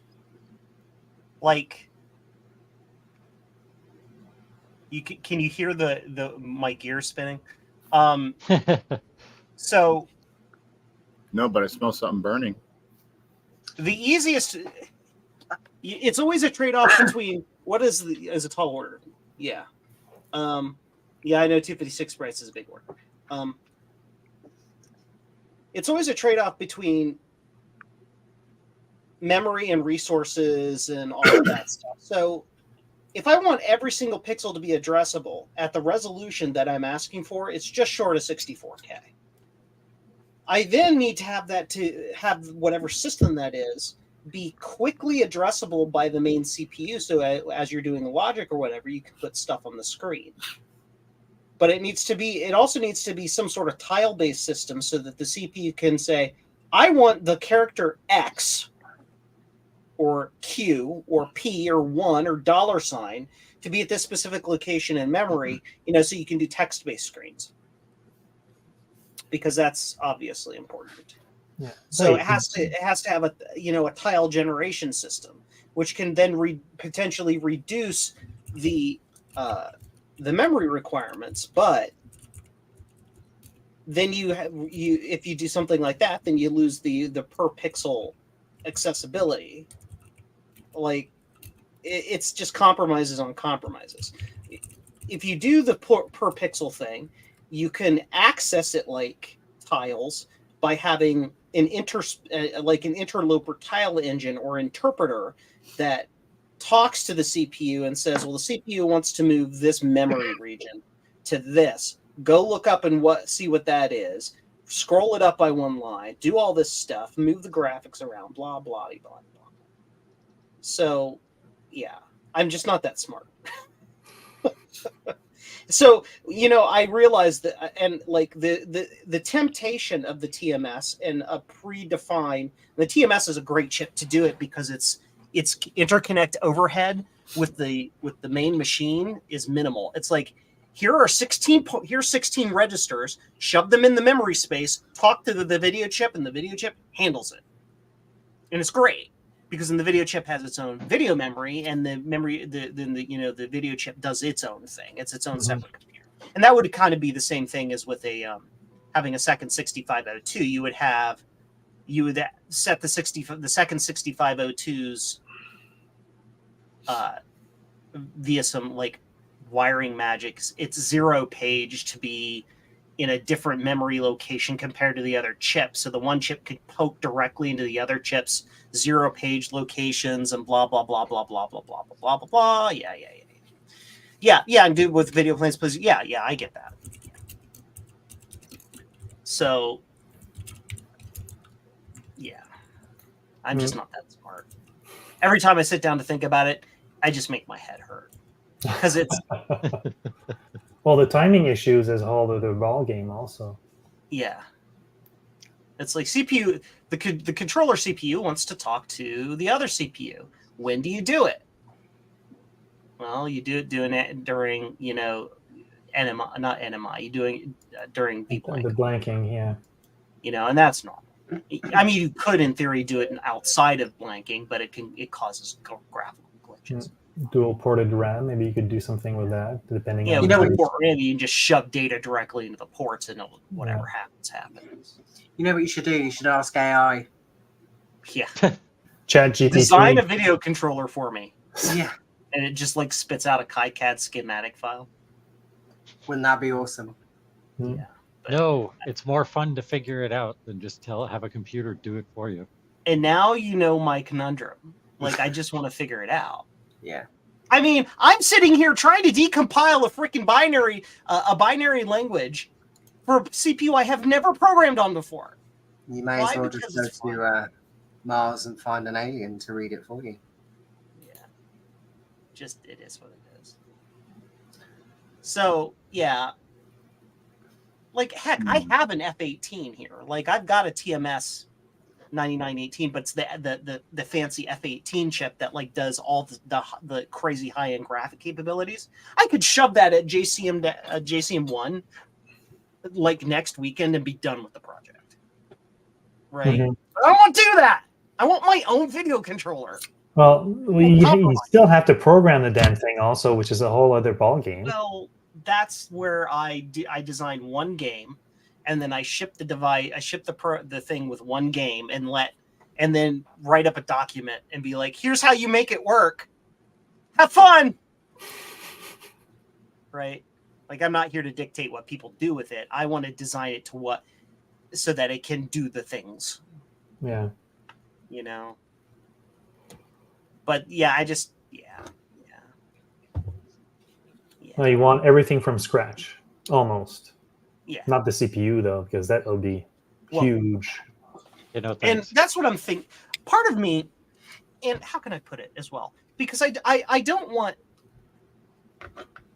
I want the machine to be educational, insofar as I want somebody to look at the design, look at the schematic, and see that's how it does it.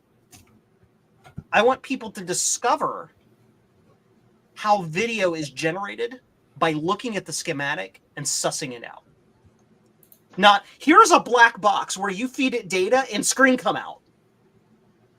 That's great. That'll get the project done, but that's not my goal.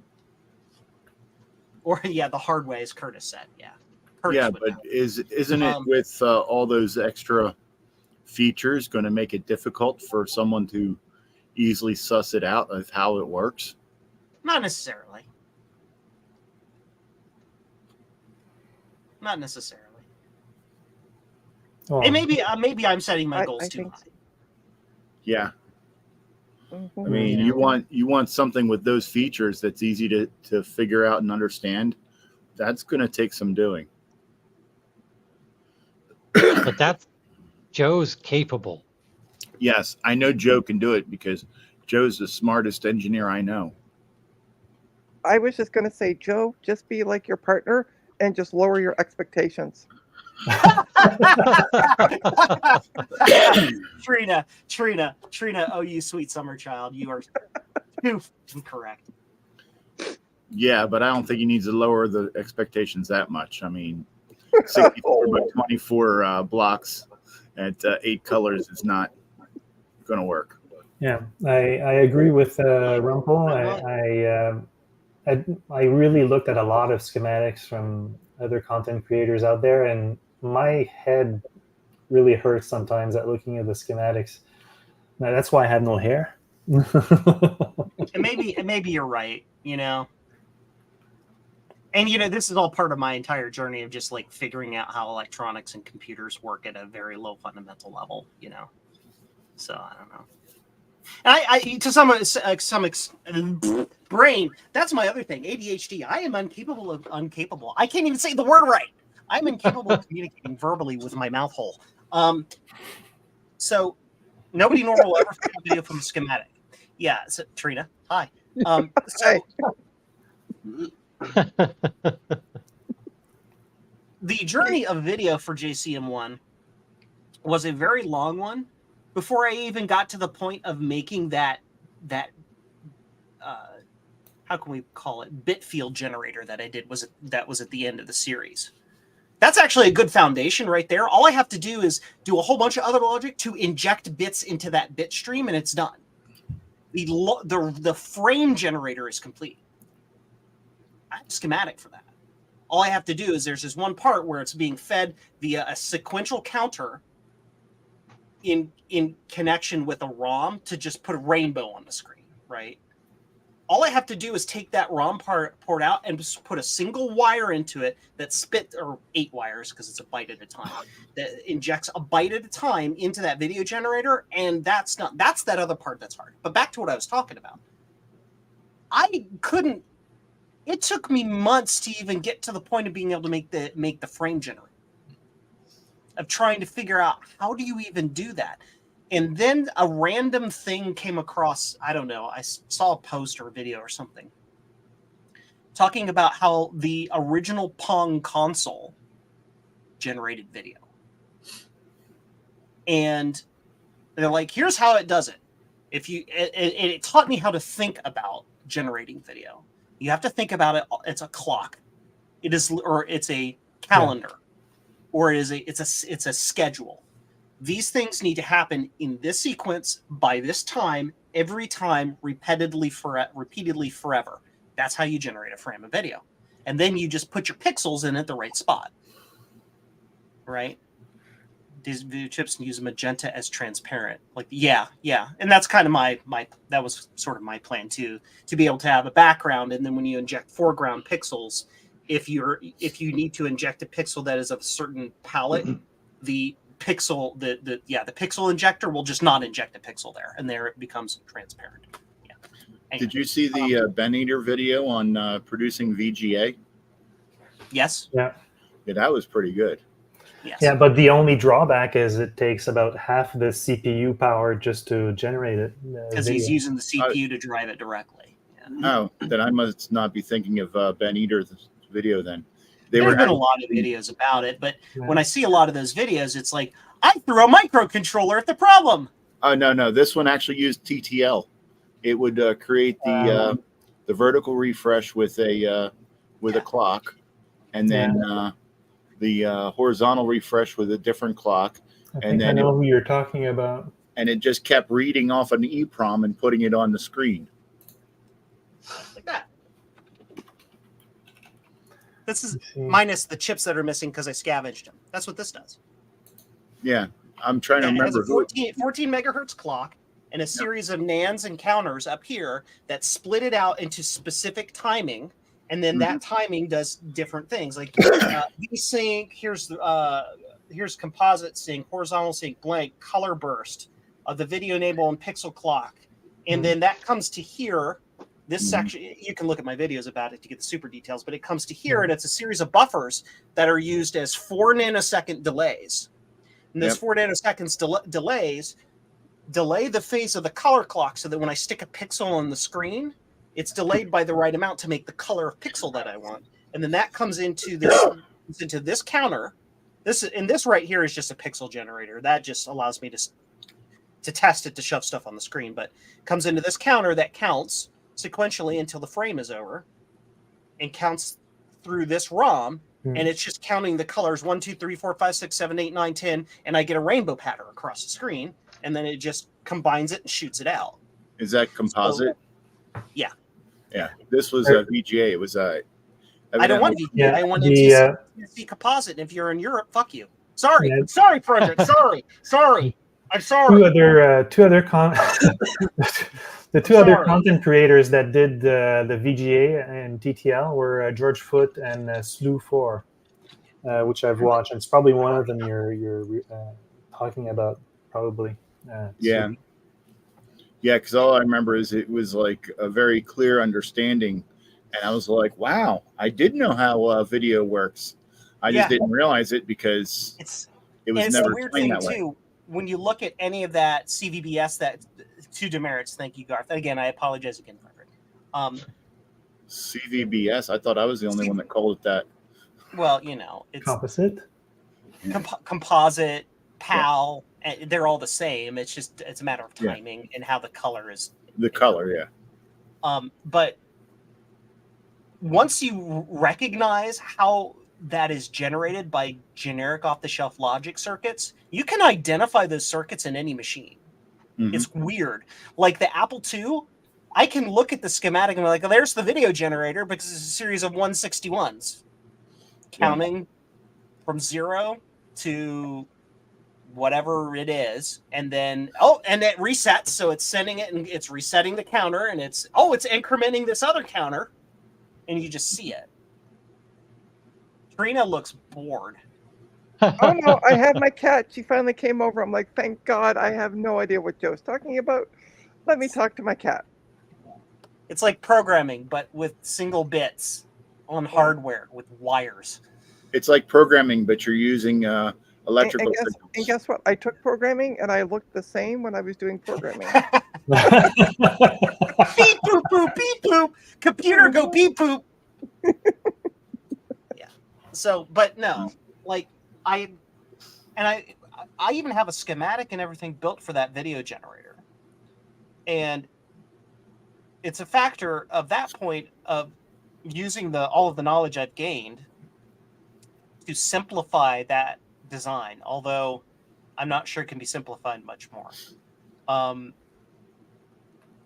after that's simplified, then it's a factor of figuring out how to generate, the actual pixels that go into that pixel generator. Those last 3 chips in the bottom, I yank those out and just give it, parallel 8-bit data, and then I'll get my 256 color pixels. How do you generate the pixels? How do you address that pixel generator from the CPU? That's the hard part. Mm. Well, have you watched James Sharman pipeline CPU videos? I haven't watched any of them because I haven't watched any of them. Part of it too is what he does is amazing, but it's like high level. I kind of want to. It's part of it too is also, as Gutbaum said, I want to figure it out on my own. I don't want too much external influence because then other people are going to look at it, and maybe that's just me projecting insecurities or ego, one or the other. People are going to look at it. Oh, that's a copy of blah blah blah. It's also this is the Joe way of making video, and it's stupid and absurd, but it's cool. It's also a puzzle for you to figure out. Yeah. It's Joe, people are going to do that exercise. either way. Well, those people are. Even if you come up with it with no outside influence, people are going to like, oh, you did it like this person did or that person did. And that's going to be frustrating, but unfortunately that's... The other thing I can do is I can try to break it down. If I'm going to try to educate people with it, I can break it down instead of having a single microcontroller do everything. I can have separate microcontrollers with specific functions with annotated code to show what it's doing. Like the entire frame generator could be done by a single microcontroller. Like a PIC16 could do all of that timing in a super tight loop and just sit there and run and generate all of the interrupt signals and all the reset signals and everything else that are needed then for an actual pixel generator to say, I'm allowed to be giving you pixels now. Here are pixels, shoot pixels to screen. Well, if you're going to start using microcontrollers, might as well use a Pico if you're at it. It's not like I have like 180 of them back there or anything. Yeah, and see, the Pico's dual core, so I can have one core doing one thing and another core doing another thing, and never the twain shall meet. Your video system is stolen from Philo Farnsworth. Copycat IP thief.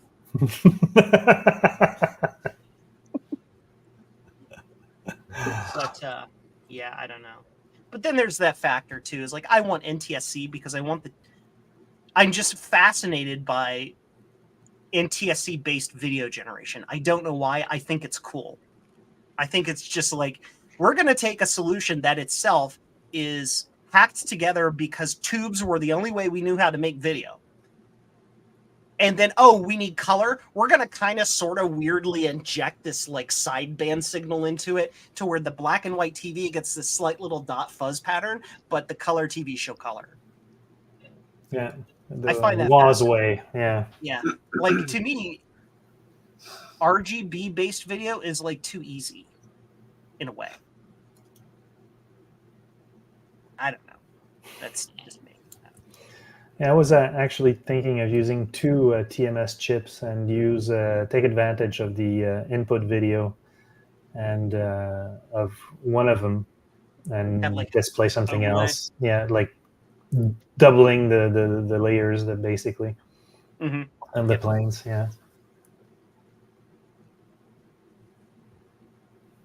Yes. And the upside is, the TMS is still easy to get because it was a generic chip that you could just buy. It's not like a VIC-2 where it's only in a Commodore. Then again, there are 25 million of them just laying around.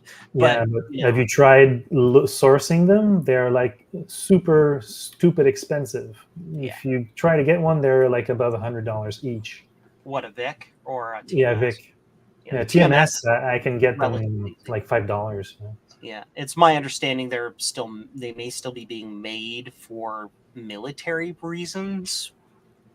They're used in the Patriot missile system. I don't know. I don't know. But some of those things are like that.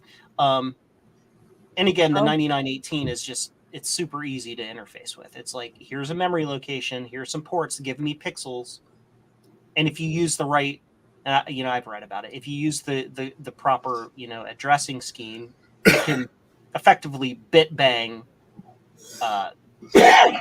bytes into it because it auto increments the position register. So you just like byte, and do fast byte injection into it. You don't have to tell it, put a byte here. You tell it an address first and a placement. And then after that, every single subsequent placement just puts them in sequence. So you can bang video. And it also, it's got hardware scrolling capability. So it's like, I want to move a frame to the right. I only need to inject 64 bytes of data and then a poke. And then I move the whole screen. So it's super fast. It's designed for scrolling video, Which is going to be harder to do the scrolling, either vertical or horizontal, if you want to do it hardware based. What was that? My brain reset right when you said. If you want to do hardware scrolling, that's a whole other issue. Yeah. But aside from software doing it by software, just shifting everything and doing it. If you want to do software's. I mean, like the way the Apple II did it. You're like, I have to read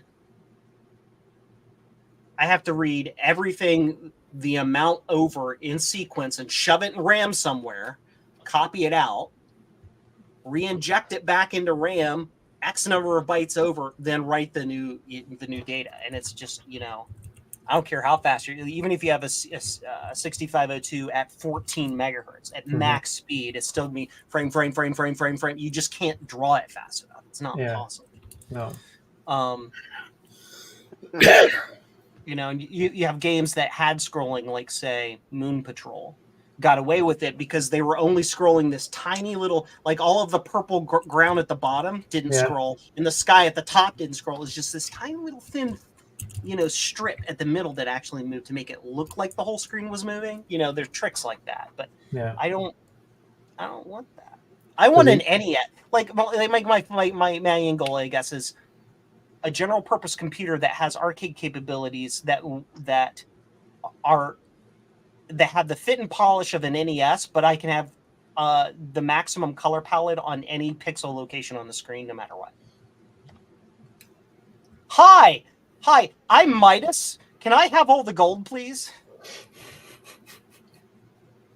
And That's I okay, think, Joe. You and Frederick keep talking. We're having a great conversation in the chat going on here. DJ Craze is eating Japanese rice with shrimp, so that sounds yummy. I like oh shrimp. my god, yeah. You're gonna ship that to me, right, DJ? Just like dry ice and ship it.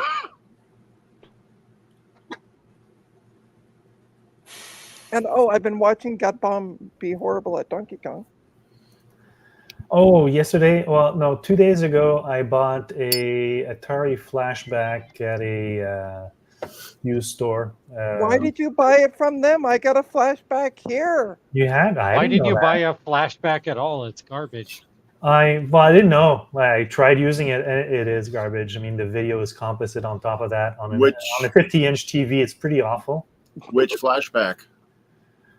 The one with a composite connector on it. There's no HDMI on that one. It's any one of them up to like 5, 6, something like that. Oh, there are that many? I didn't know. Yeah, they're all trash. Yeah, they're all. Get a real 7800. Yep. Try to find one. You mean? It's one in the box right over there. All right. Yeah, I have. Why didn't you say this? You were on the stream when I showed it off. Was I? Yeah, you were. Because you were on every one of my unboxing streams. We all told her. Maybe the first stream I wasn't there on the first one. No. This was you may not have been on the first one, but this wasn't the first one. I don't recall. So you still have it? Yeah, I still have it. Okay. The only one I remember is loads of cables. It's $1,000 just for you because now you're late to the Okay, party. Sloopy, you said you had one.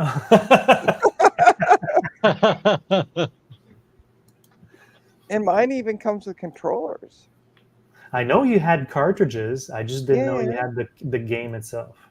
Yeah, I have the machine with 2 controllers. Well, my interest actually when I bought it was more for the controllers because they're using the actual classical connectors on it because I wanted to create with my computer, my homebrew, I have Atari connectors on it, not just the NES one.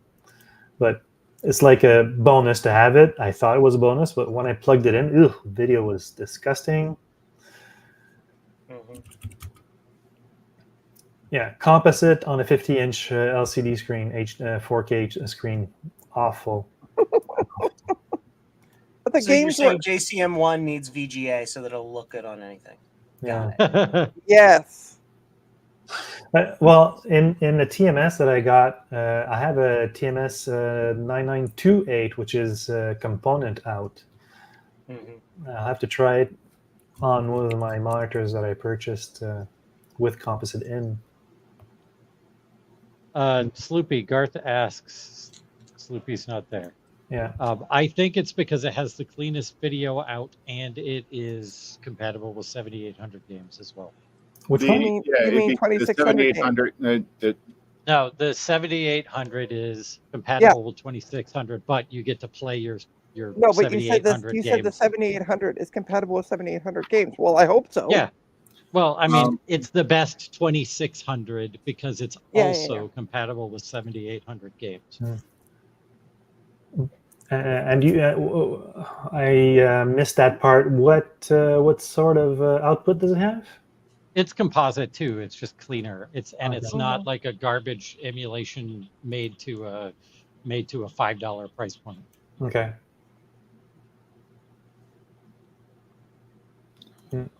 I mean, it was a contemporary to the NES, but Sleepy knows way more about it than I do.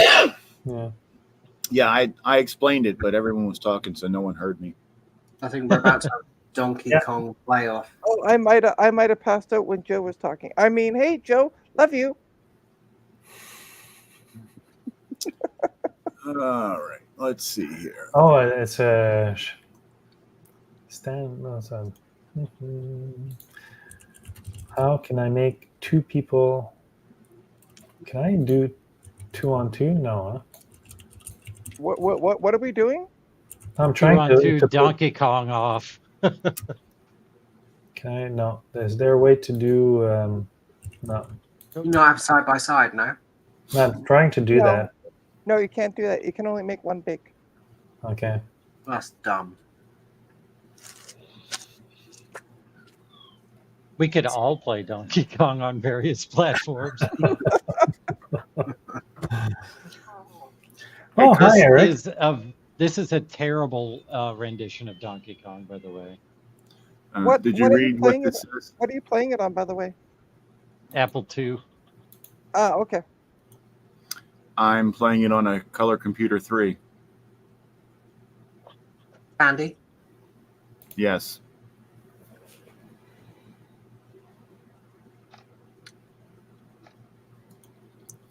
And the reason for the 7800 is because it plays the 2600 games, also plays the 7800 games, 2600 games, 7800 games.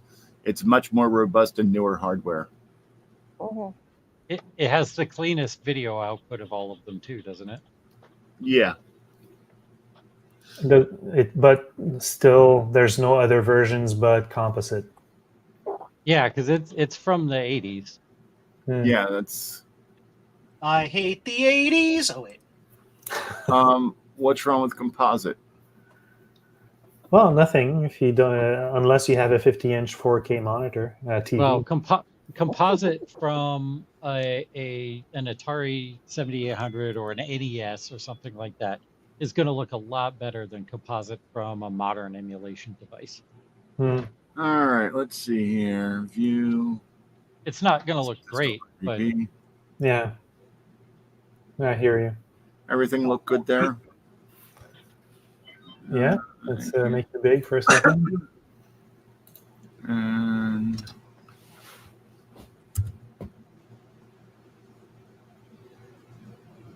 Decompressing data. Loading. what did data do that it needs to be decompressed?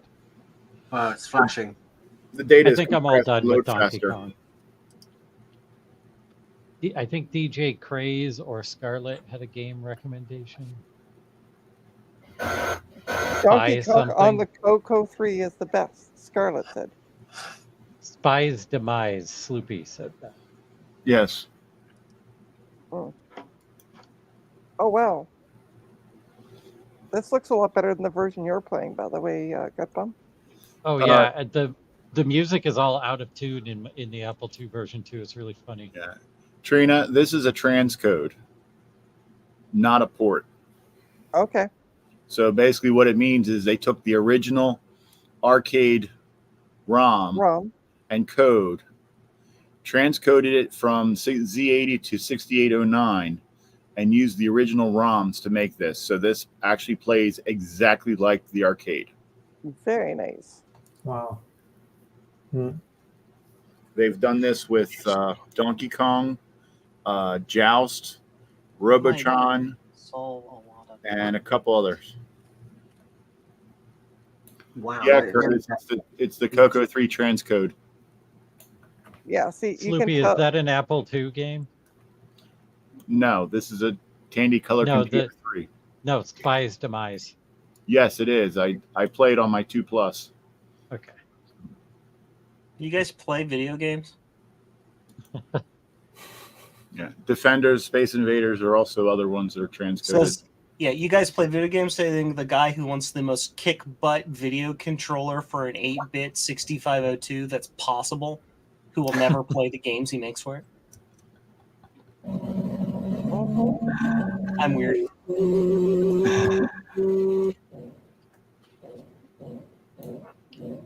I apparently don't have that game, and I'm surprised.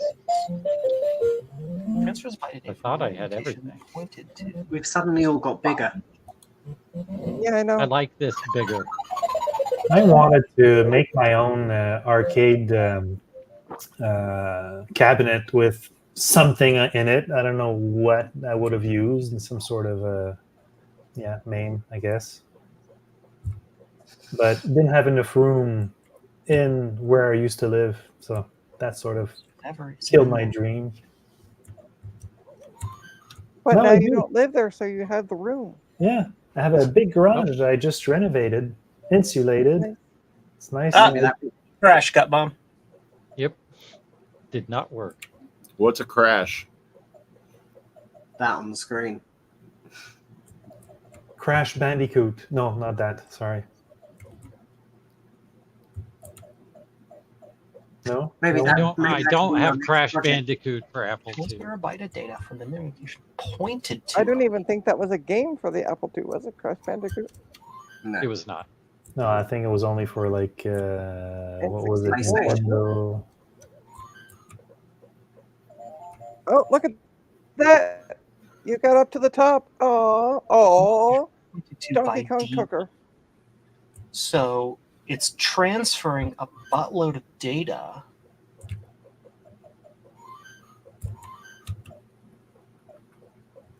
Poor Mario, just trying to get to. To whatever's in that The memory. princess. Okay. Show us the screen. I want to see. What? I want to see what you're looking at. So I'm trying to decode what this thing is doing. So this is very early in the boot process. It's using the elder instruction, which is, of course, I've never seen. You don't see things like this in the 6502 No. elder special. It's like, here's a single instruction. I'm the CPU. I'm going to lock into my own internal loop and do a thing until this thing equals 0. Yeah. No, it's it. It's the load, increment, and repeat instruction. LDIR. Yeah. So, and this LDIR, just so I understand, it looks at the memory location that HL is pointing to, Yeah. and then BC is the counter for it. right. Is it a direct or an indirect? So, say if HL contains the value 4000. The processor is going to look at the memory location 4000 to know the memory location to do the loop on, right? Mm. Not start at 4000 and then do 3999, 3998, 3997. It's going to look at 4000. If 4000 contains 8000, it starts at 8000, then counts down from there. It's an indirect, right? Mm. Well, don't forget that DE is also the destination. Well, yeah, I'm not worried about that. I'm just Okay. trying to understand how LD is interpreting that. So I'll be right back. transfers a byte of data from the memory location pointed to by HL. So that I'm this is what always confuses me about direct and indirect addressing. Is this an indirect address? Is what I'm asking. So if HL contains the memory location 5, we'll just say, is the elder going to take the byte of memory from memory location 5, or is it going to take the byte of memory from from whatever 5 says it has in it? No. So if memory location 5 has 72, is the CPU going to take the byte from location 72? It's going to take whatever is written on the code. It's direct. It's not indirect. It's not going to take the address from there. 4, the CPU is going to go to memory location 4 and consume it, then shove it out to wherever DE says. Yes. So it's direct, not indirect. Yeah, it's direct. It's not a pointer. No. So basically, no. Because if it was indirect, you'd have a real big mess on your hand. You could actually overwrite something easily. Yeah. So then this code doesn't make sense because HL is 4000 and DE is 1 byte higher at 4001. It depends. It's not necessarily a bad thing in the sense that if it's doing a shadow copy of the ROM and RAM, then yes, you'd have that type of but it's moving all of the data up 1 byte. Yeah, but it's reading from one area. That's what I do. I shadow copy my ROM onto RAM to kill off the RAM after the ROM after that. and you read it from one address, but the destination. Oh yeah, that's right. It's one above. Your It's DE 1 byte is one different. more than it's 4001. Yeah, HL is 4000 and Yeah. DE is 4001. And the BC has, well, of course, these are hex values. BC has 3000 in it. So it's 3000 times 16 bytes, whatever that is. That doesn't matter. But it's it's obviously transferring a huge chunk of memory somewhere based on how big BC is. But that's what makes me think it's an indirect. Like it's looking at memory location 4000 to see the location to actually do the copy to and from. And it's got to be a different location because the HL and DE are sequential. So they're pointers. Right? Mm-hmm. That's what makes sense to me. And if that's where what makes is that the start of the code? Is that at the start of the code? it's like like at the start zero? of what like what's Are you starting at zero?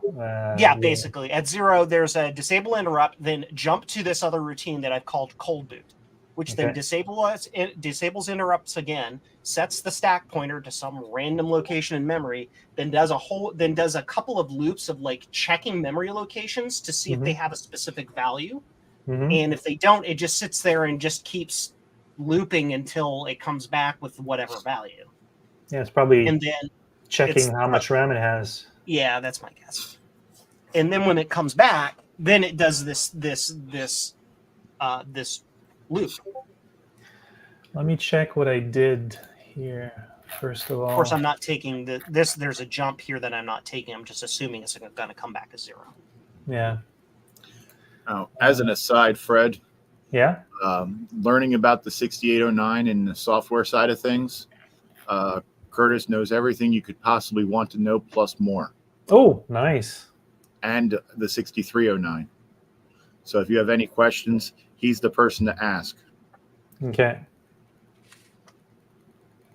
He knows. Oh, wait. Curtis just gave a pointer. Read that. Yeah. Is it doing a 1 byte memory insert or delete, depending on which direction the destination is? I don't know. Like,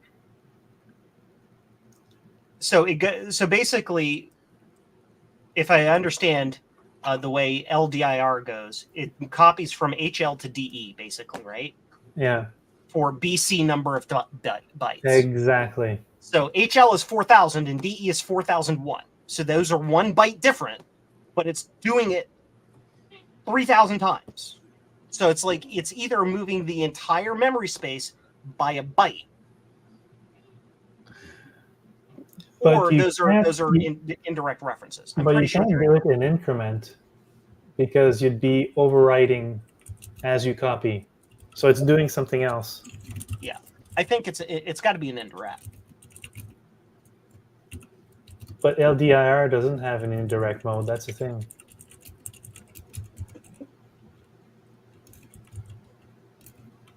I mean, LDIR, it's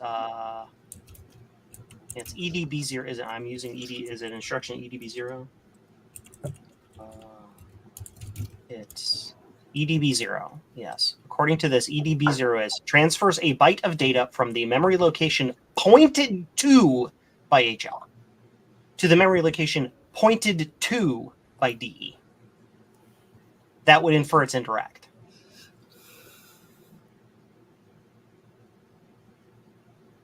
Yeah. Because if you're using the brackets, it would be indirect. Well, Ghidra isn't. Is the number in brackets or not in brackets? It's not putting it in brackets. It's putting it in some funky notation I've never seen before. It's HL insert memory location. It stinks like a pointer to me. That's the only way that these two, why those would ever be sequential like that.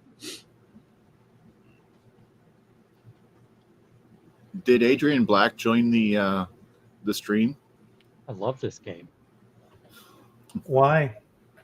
Because it's fun destroying buildings. It's Fat City. It's not working though. Anyway. there are no brackets anywhere in the way Ghidra has disassembled this code. So Ghidra has its own internal way of looking at stuff, is my guess.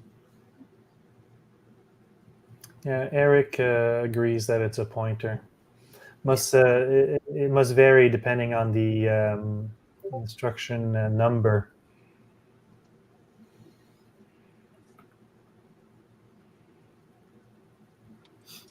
So The opcode is probably surely different when you decompiled it than what I have it in my. Let me see if I compile this. What it's going to give me. Good bomb. No Spy's Demise. I don't have it. It's not in my library. Oh. I'll put it on there later. Let's see. Oh, caps lock. That's why it didn't work. What is the opcode number you have for LDIR? Stand by. I have to get back to the code. I scrolled past it. Hey, Sean. The opcode is Edward David Baker 0. Yeah. Okay. So it's direct. I have the same. That's what I'm using. So it's shifting an entire chunk of memory down by 1 byte. You can probably, Frederick, you can probably unhighlight Eric's comment. Oh, yeah, sorry. And also Geek with Social Skills is backstage if you want to let him in. Oh, sorry, I didn't hear. Hey there. Hooty hoo. Hey. Hey, Geek. Hello, hello. I got word that Sloopy was doing Donkey Kong on a Coco 3, so I had to jump in. Who told you? That would be The Garth. bat signal went out. That would be Garth. Garth is such a tattletale. What do you want, dog? Huh? What do you need? You need to go outside? He wasn't tattling. He just wanted to share the Coco goodness, and I wanted to take part in it. So here I am. Fair enough. Okay. Yeah. Good bomb. Check Yes. your Discord DM. Excellent.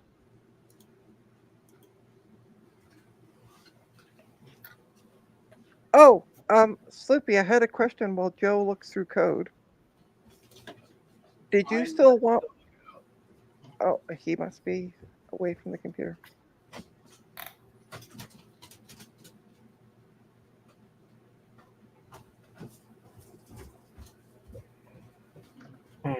Yeah, it doesn't make sense because if it was shadow copying, it would be the same address, but it's one more.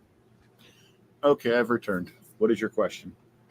Oh, did you still want one of those MacBook Pros? Possibly. Okay. Because I'm You going want to know? to be working on those on Dave's stream tomorrow. So. Okay. You want to see something even weirder? You're going to work on it? Then no, I don't want it. Ha ha ha. So after it does whatever that loop is, it comes back and loads A with the literal value of 3. That's fine. And then it calls this routine, which I guess it's some sort of command routine that uses A to determine the command that you're trying to tell it to do. When it comes back, it does another copy, but it's referring to memory locations that are in ROM. It's trying to move the entire ROM up by 1 byte, but can't because it's ROM. That's probably because it's shadow copying in that case. So if it is doing that, I don't understand why there's a +1, but that's the only way that would explain those little lines of code if it's trying to modify the ROM. Okay. Oh. Still trying to figure out why there's a 1. See ya, Garth. Bye, Bagel.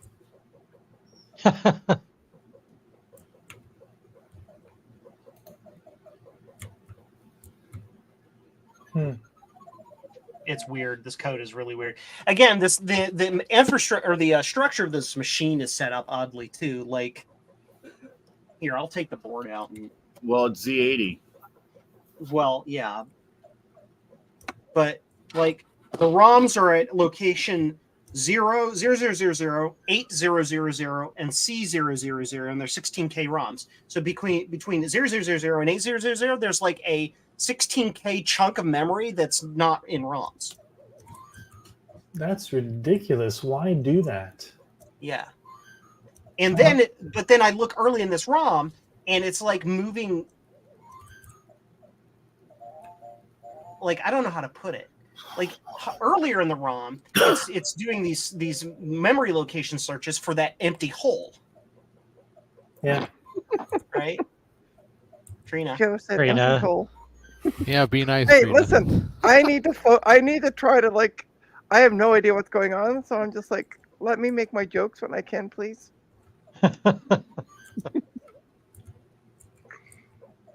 Surely you can't be serious. Stop calling me Shirley. Right? I set you up, Trina, and you let it go. I did let Jeez. it go. I know. I'm sorry.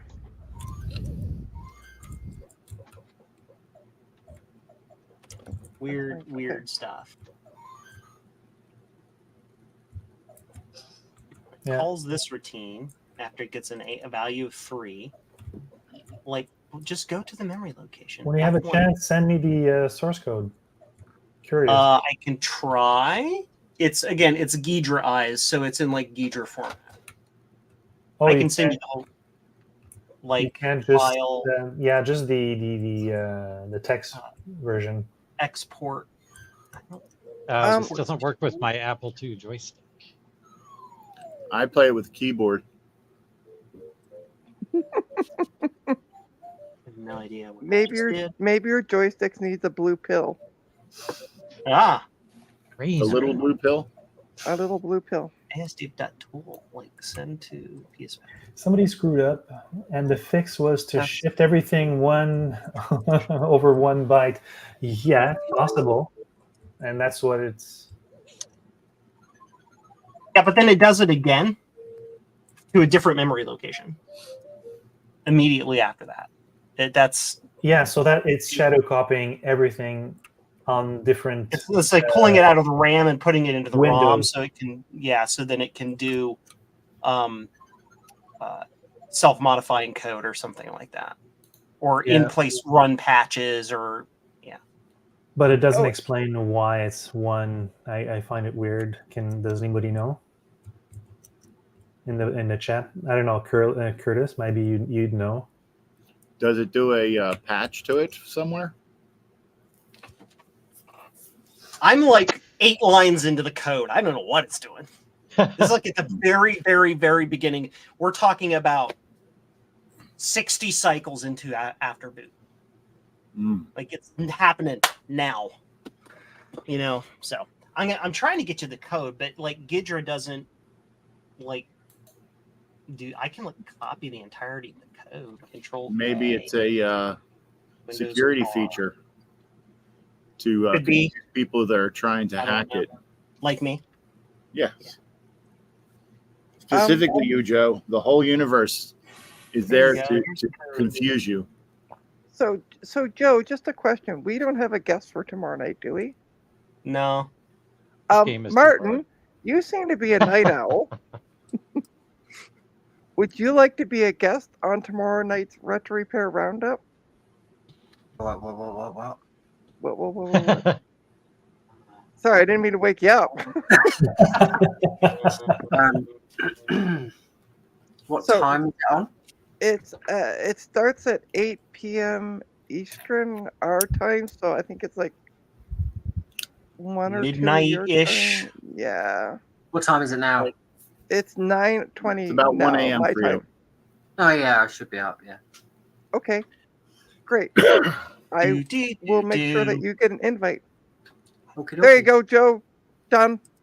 Thank you, Trina. You're the best. Thank you. No problem. Thank you, stream mom. I appreciate it. No. Yeah, Curtis, problem. the Atari did that also on the very early ones. for the Mm. 400. This game is too hard, Sloopy. So hopefully I'll be able to get my capture should card have- working tomorrow. We should Frederick, the source code we is should in also have my Curtis on one of these nights as well. Discord Okay. under the live stream announcement channel accidentally because I happened to be in that channel and wasn't paying attention. Hey, Good Bomb, my son did Yes. better than you. Yeah, I suck at this game. It's terrible. I mean, the game isn't terrible. I'm terrible. Got The it. game is actually pretty fun. Well, we didn't want to say out loud that you were terrible, but Yeah, a friend of mine had an Dude. Apple IIc, and this was the only game he had for it. And it It's was really- okay to say I'm bad at a game. And it was funny because the version he had was black and white only. oh, Either that or he only had a black and white monitor. Well, green and white. Because I don't remember it being in color. in living color. Oh, and by the way, DJ Craze, this is for you. Yeah. Let it go. Let it go. Oh, Like you let 100 Trina- gigabytes go? yeah, that's what I was going to say. Hey, Trina, you can let go of the 100 gigabyte disk drives, Yeah. rock drives. Interesting. Yeah, this Interesting. and Load Runner are the two games that I mostly play on my Apple II Plus. Yeah, I didn't want to play Load Runner because everybody plays Load Runner. But then I played Yeah, and they Prince of wait Persia. 45 seconds every time it starts for that screen to do this. That's on the mute button. Yeah, Um, that's because it's cool. let me talk to you for another 45 minutes about why the frame buffer on the Apple IIe is crap and why my design will be better. Oh, thank God I'm in bed. Oh, where I'm really good. comfortable. I'm kidding. That sounds like something If more it were interesting. better, it would exist. Yeah, if you look at this code, it's very funky. So I'm staring at it a little bit more, and I do have some weird feeling it is some sort of shadow something or other, because it does that loop. It loads A with 3, which is a command of some function. Then it goes to, it calls a subroutine immediately after. When you go to that subroutine saves A to a memory location, then does an out to port FE, then returns. Almost like it's poking hardware to tell hardware, hey, can you go switch the machine mode to some other mode, please? Mm. Like it's changing the system mode. This is Like this I'm is like, looking at memory location 1B01B3, which is where all that stuff at the top is like function call. Yeah, it's for exactly. It's for the I mean, reset right there's vectors. cold boot. Yeah, there's where it starts. Yeah. this is like what goes through my brain first thing in the morning, just before I have coffee, or it's booting up. Like static.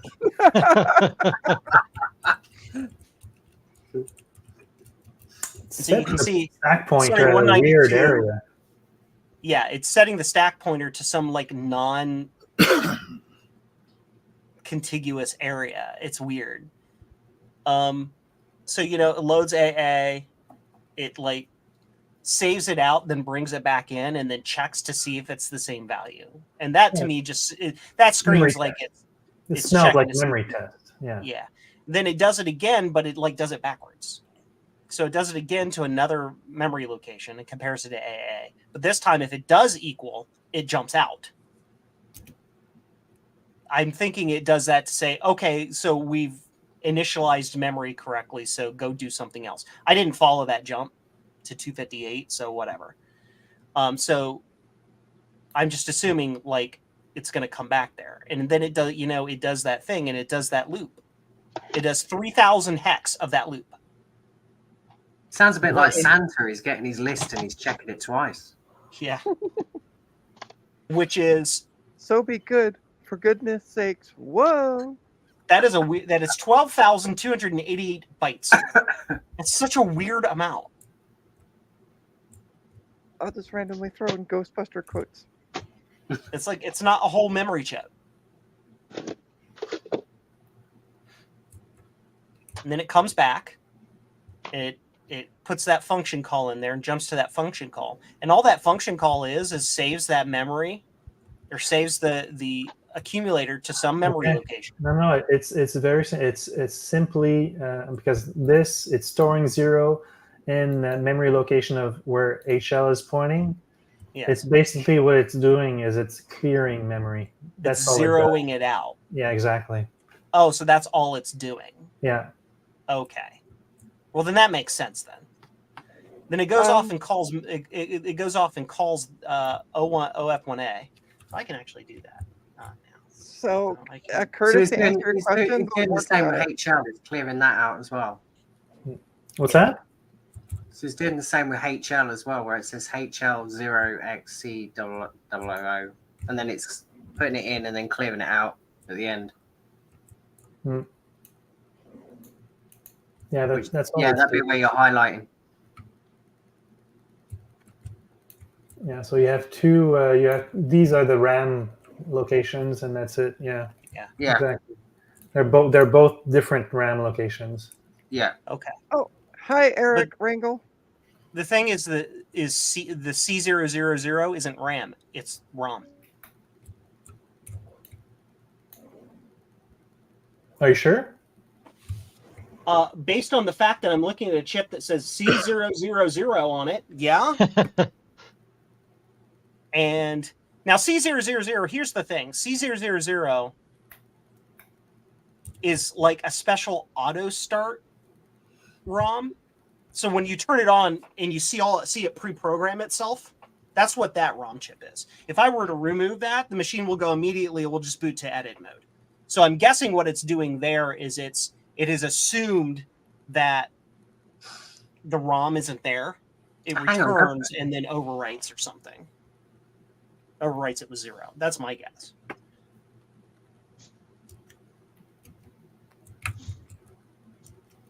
So the letters that are highlighted in yellow, are they the ROM chips? No, the one in yellow is just it's my attempt because of the I won't say, but what's on the right, what's on the left, it skews what my interpreted color scheme is supposed to. These are supposed to be the registers, those colors, but because my nomenclature for the color scheme in Notepad++ is case sensitive, it's not recognizing these as actual. Yeah. As actual. Here's what I think it's doing now that you explain that. Go back up to memory location 01A3. 1A3. Whoops. Yeah. See how it jumps to RAM 0258. That's actually a ROM location. It just RAM is what Ghidra calls that. If you scroll, that's very close by. I think all of this stuff from that point down is basic initialization for the machine if it doesn't happen to have the auto start ROM in it. If it does have the auto start ROM, I think it skips down to 258 and then continues. That's my guess. Because there you can see it sets the stack pointer to the same place again. Yeah. Why it would do that, I don't know. But then it goes and does other things. Is that why the only thing it makes sense to do that is because you've shadow copied the ROMs into RAM. So hence what you were saying earlier would make sense.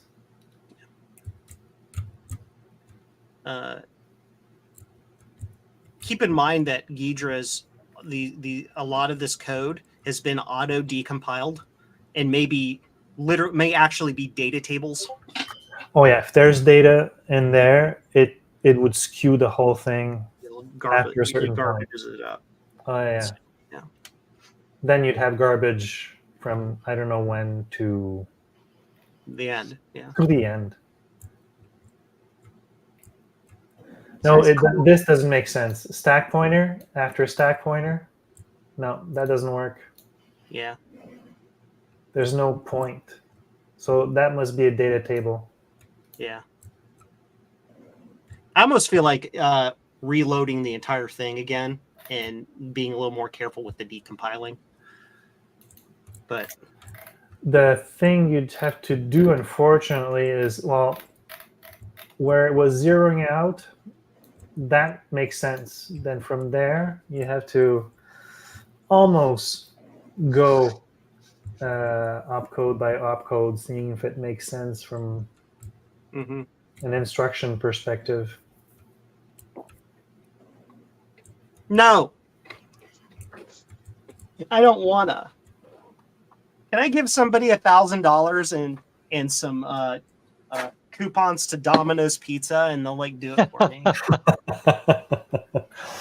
Coupons to Chuck E. Cheese. Oh, Yeah. wait. Yeah.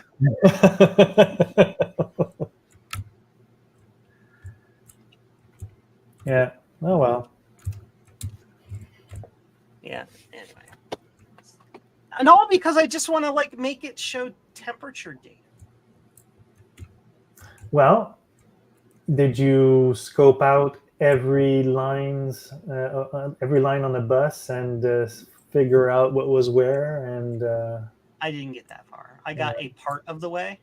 What I was trying to do, and this is why I'm looking at the code, what I was trying to do is to determine either the memory or I/O location, or I/O port location, that is used to address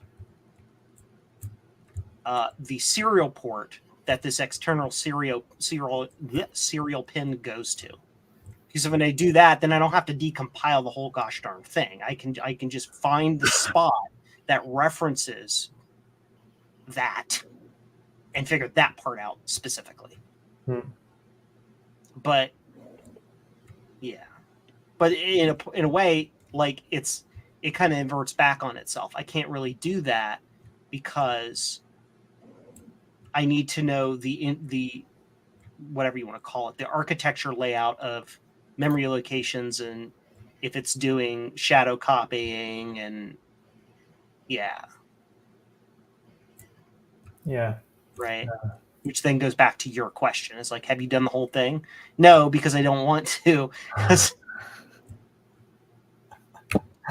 No, reverse engineering is painstaking task. Oh no, I know it is. I know. Yeah. I'm just lazy. Yeah. Well, I just remember the Halt and Catch Fire first season when they were mapping out the BIOS for PC. Yeah. That was funny. Yeah. And it's basically that's what it is, right? Byte by byte. What does it do? And when I did my monitor program, I made sure that everything that was data table, text, and whatever, everything was at the end of the code, so that way I could. It's not like inline. Exactly, I could do a disassemble, and that's the pure code that's there. Apparently, somebody looked at my source code for the JCM1 computer and realized that I have a whole bunch of inline data like an idiot. Because I'm using a very specific kind of print routine, but that's fine.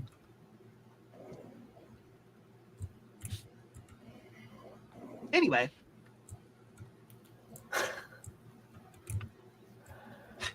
So what's that game there? I was going to say, Gut Bum's Apple II graphics got really good really quick.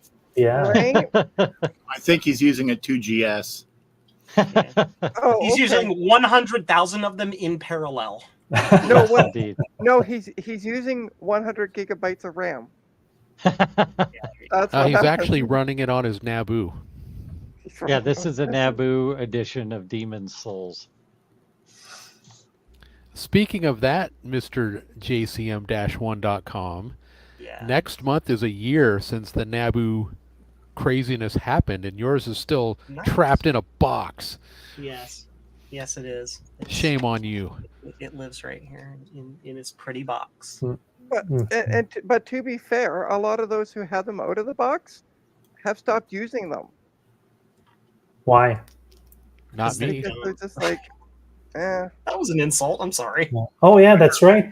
Geek with social skills. You pointed to me at the right spot on Twitter the other day, so I have to turn my Naboo game up a bit. I actually don't know what this is.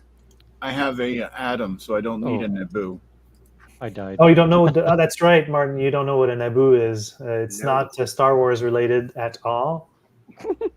In Canada, there used to be this sort of cable television box. Well, it's not for television, but it's a pre-internet type of thing where you could have. It's a set-top box. You had a keyboard. You could have a joystick, and you could play games like Pac-Man and whatnot. There were some applications. That was in the early or late '80s, I guess. Basically, 80, it's very 84, similar 85? to an it's very similar to an MSX spec computer. Bite your tongue, Sloopy. Yeah, that's true. I dropped a link in the private chat. Since I'm not an admin, it won't go to the public stuff. Oh well, Yeah, I tried dropping links, and you can't pop and you can't. Oh, well, hold on. You can't put links in the YouTube chat if you're not a moderator of the Yeah. Me channel. neither. Oh, okay, hold on. yeah, I just put it in the thing. Did anyone see it? I've got it. Yeah. That's their method of spam prevention. So I just put you moderator geek. Oh, I have seen that before. Yeah. Yeah, if you have an MSX or an Atom or basically any of those types of machines, you've got a Naboo with disk drive. Yeah. Naboo's had they offered disk drives back in the day. You could rent them for like $10 a month.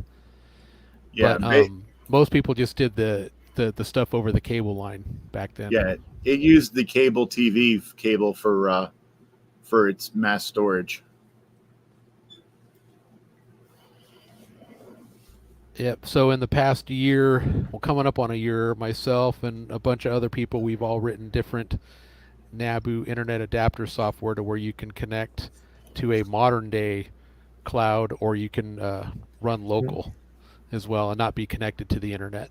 But yeah, like Sloopy said, it's basic. It's a Z80 computer. People have ported MSX games to run on it, CPM, things like that. It's pretty cool. Yeah. Sounds pretty good. So I think tomorrow on Dave's stream, I'll have Dave set up a poll. Who still uses their Naboo 1 year later? Well, I think people. I mean, I'm still using mine because I still develop stuff for it. But Yeah. But I think why it seems like no one's using it is we've kind of hit a plateau. There's only so much you can do with it, and in a year's time, we've done. With a handful of people, you can go online, you can be offline, you can do CPM, you can hook a GoTech to it now. I mean, there's all these things you can, there's all these things you can do.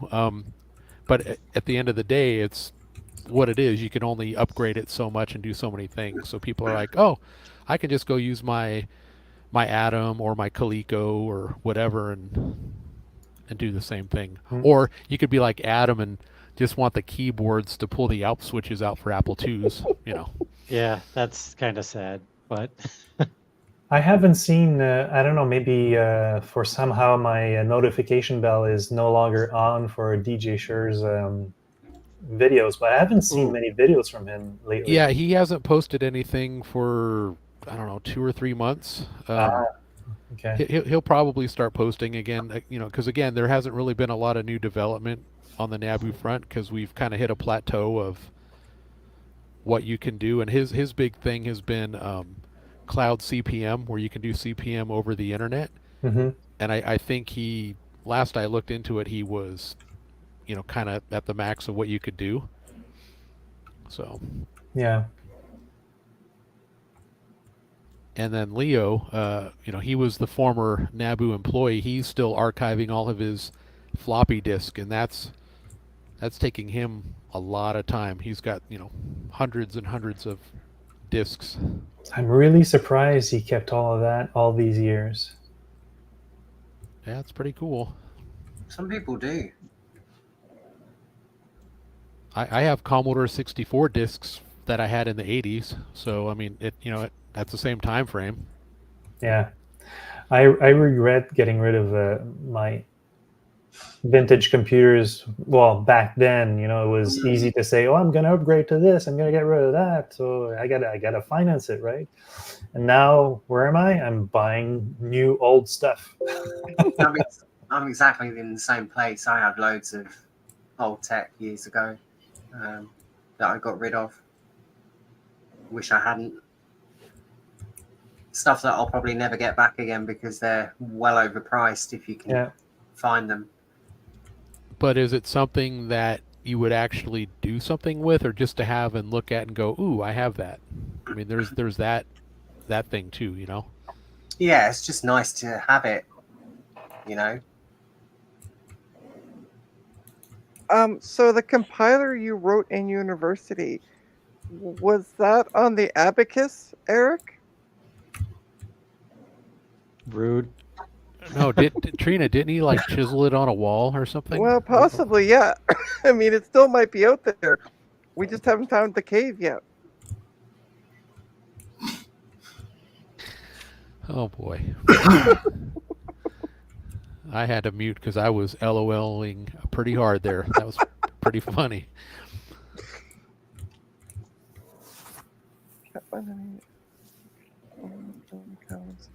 Yeah, there's a lot of computers I've had over the years that I've gotten rid of, just limited space, and there's only so much time, to enjoy all the stuff. But if you're like Joe and you have a museum in your basement, you can have all the things.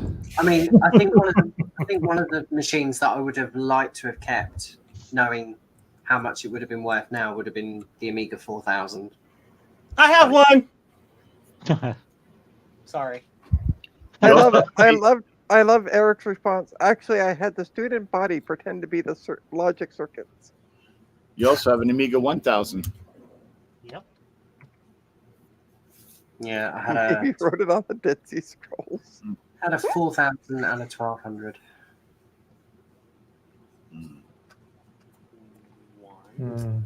I had two 500 once. Damn. Was at the time when I had no more space. I should have kept them because a year and a half after I moved to my house.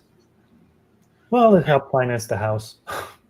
I had 4 3000s, 3 2000s, 2 4000s, 3 1200s, and 2 500s. Which was the ugly one? All except for the 3000. Oh, yeah. The 3000 was the beautiful apex of the whole Amiga line.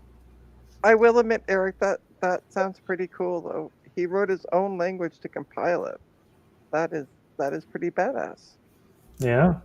Hey, Sloopy, on your Coco there, do you happen to have Jumpin' Joey handy? Yes, I do. That is such a fun game. Yeah. Well, this is Neutroid, one of my most favorite games on the Coco. Yeah, that's one I have not picked up yet.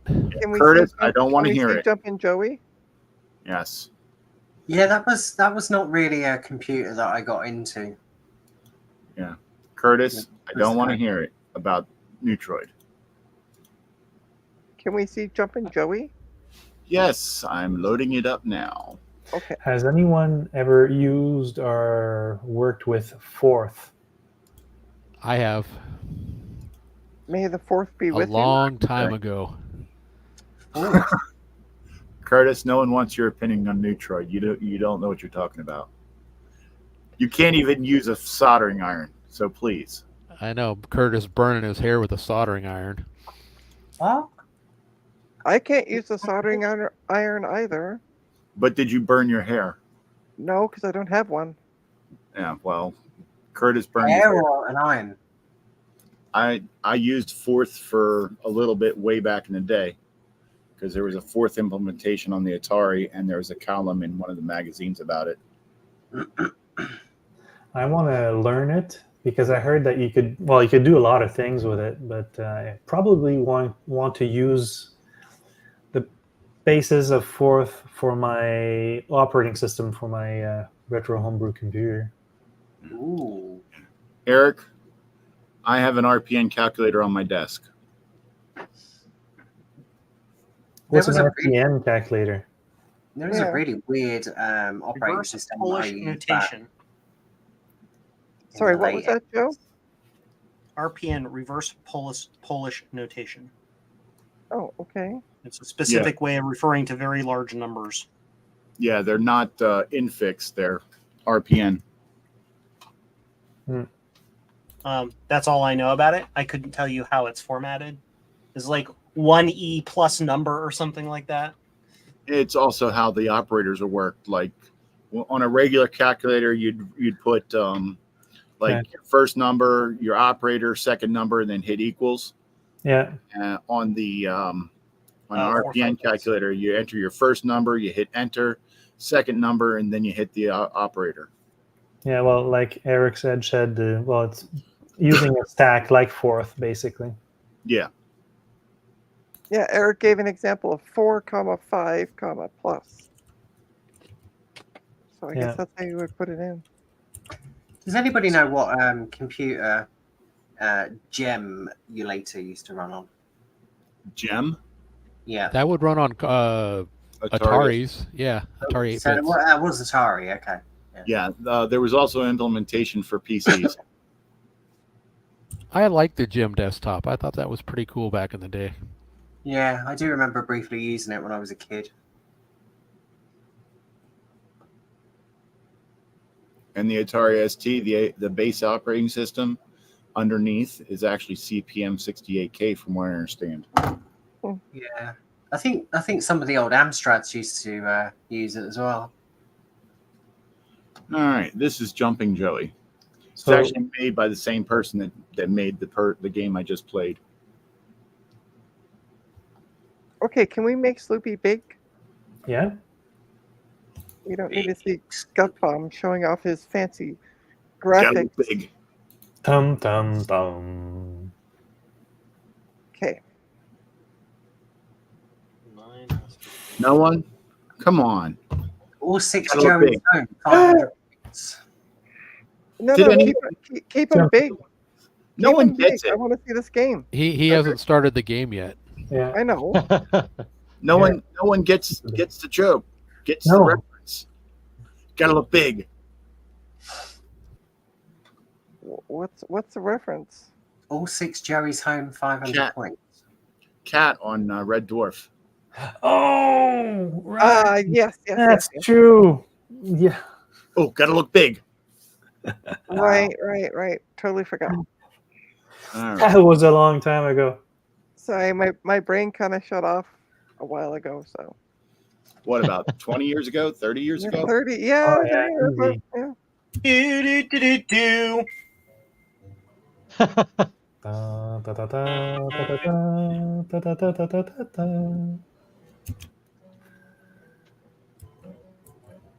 Oh, so it's like Frogger? It's Frogger with a kangaroo. Yeah.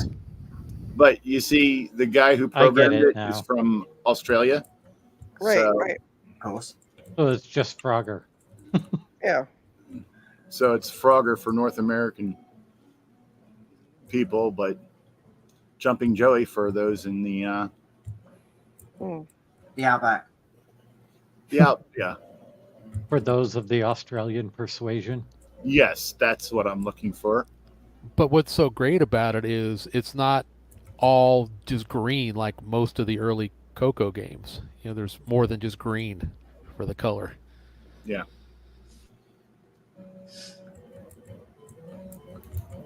Oh.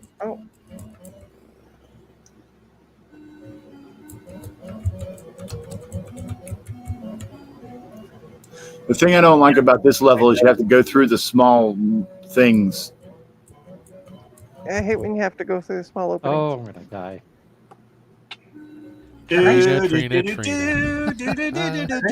Fart. Are they sheep and cows? I think Sheep so. and cow.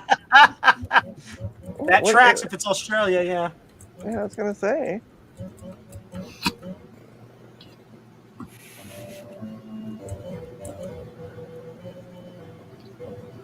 Laugh, kookaburra laugh, except the song is out of tune.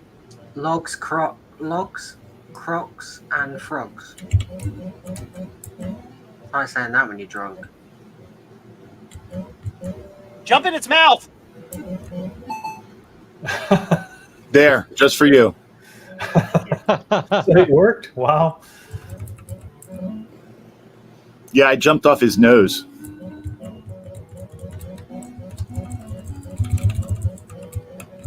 Careful, those sheep are coming after you. Nah. I thought they were bags of milk. Sheeple. But that's Ugly only bags of in mostly Canada, milk.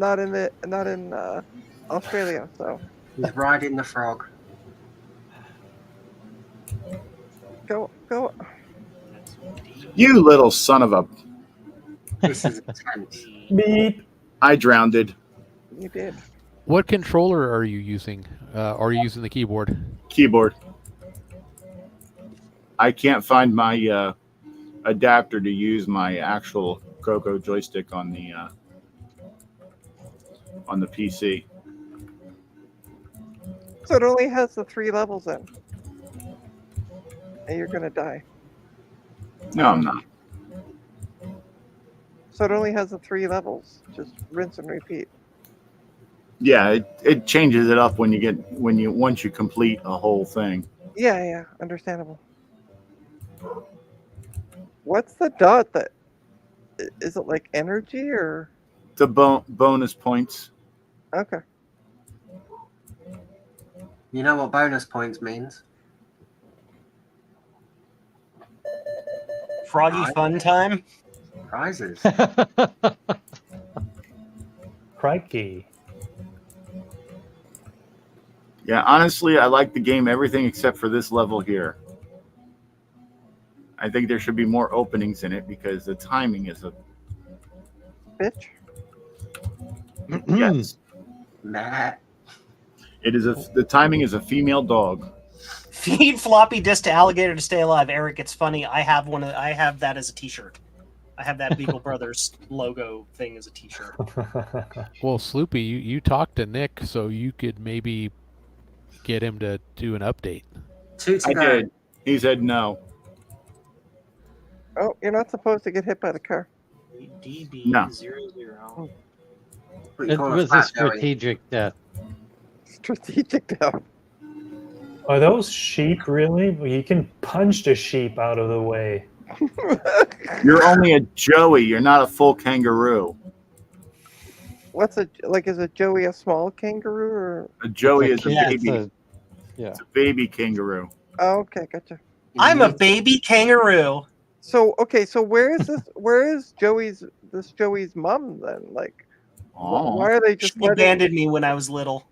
Why are they just letting this poor Joey go on the road? Like, hello? She's at the bar drinking Foster's. Oh, okay. Foster's, Australian for marketing. I have a friend of mine that lives in Australia, and I joked about, hey, when I come to visit, are we gonna, put some shrimp on the Barbie and have a Foster's? And he's like, there's a reason why we export that beer. And I said, why? And he goes, it's crap. So. Yeah, it's not great. Open. Yeah, it's like Heineken. Come on. You son of a... Your mother was a ping pong ball. EB00. Martin, you may think this is funny being in the UK. People in America think Stella is a fancy beer. Stella? It is? Yeah. They call that wife beaters here. Yeah, people think it's a fancy beer here. Yeah.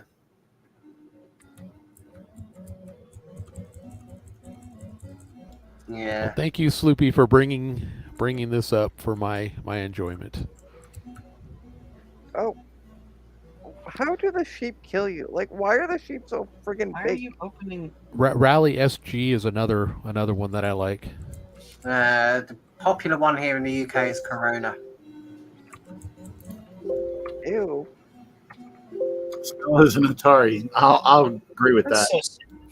Well, technically, Stella was a bike that Joe DeCour, his bike was Stella, and then they called the Atari Stella for the secret name before it was released. So what's everyone's first game they remember? Video game. Omega Race on the Commodore VIC-20. First video game. Arcade or home? Yeah, Okay, let's say home. Pong. Pac-Man for the Atari 2600. God help my soul. Mhm. For home, Space Invaders. Yeah, So I for- wouldn't know which one is the first one between Pong and Space Invaders, but it's one of those two also. It was on a 2600, I believe. So for me, it was on the 2600, and I can't remember what it's called, but you're like flying through Egypt at like a 45-degree angle, and cool game. Something Falcon. I don't want to say Falcon Crest. Yeah, I guess. Oh, CPU-less Pong on what? Yeah, I guess a friend of my parents had one of those. A table Yep. tennis table. The CPU-less Pong. Yep. Al Alcorn designed that. And it was the direct influence for me learning how. What are you doing? Are you just like hopping back and forth to hop back and forth? No, I There was it trying to get the little dots. Oh, anyway. So no, Oh. the original me on how to make the basic timing for my video generator. So the name of the game is Desert Falcon for the Atari 2600. I've never heard of that one. Oh, geez, that was a very late one. Yeah, but I never could figure out the game, but I just remember like playing it over and over again. All right, let's see here. And for the NES, the first game I remember for that was the game that I got with it for Christmas, Dragon Warrior. I became known played as- the hell out of that game when I was a kid. Yeah. I can still walk you through the game blindfolded. Fight Reloaded. I don't seem to have Rally X on here. But that's on Trina's OnlyFans if you want to see that. So What's that? Me being blindfolded? yeah, playing games blindfolded. No, I'm not going to say it. Oh, that's an idea for my YouTube channel. Trina plays I was games thinking- blindfolded. I was thinking OnlyFans. No. I mean, it doesn't have to be kinky. Just I have blindfolds. I have a I'm not going better- to say why I have blindfolds. I have blindfolds. PG rated. Hey, I didn't say anything. I think my game is probably one that nobody's There. never heard of. What's that? It's for the Yeah, Spectrum or Curtis. some crap like that, isn't it? some crap like that. Be nice. Curtis, I don't have Gunstar. I think it was called Secret of Monkey Island. I heard of Oh, that. everybody's heard of that. Oh, okay. I've heard of it. It's an I've never excellent played game. it. I have never played It's- it. It's on the Amiga. I think. Oh, also PC too, like DOS, early DOS. So Yeah, what I'm see. gonna do I'm- is get the Atari handheld Simon clone called Touch Me, and then I'm gonna play Touch Excuse Me you. while blindfolded. The That is amazing. Simon is the clone. Yeah, Touch Me came first, and Simon was the clone. Okay. Well, I'm gonna find this Touch Me handheld thing, and I'm gonna buy one, and then I'm gonna play it blindfolded.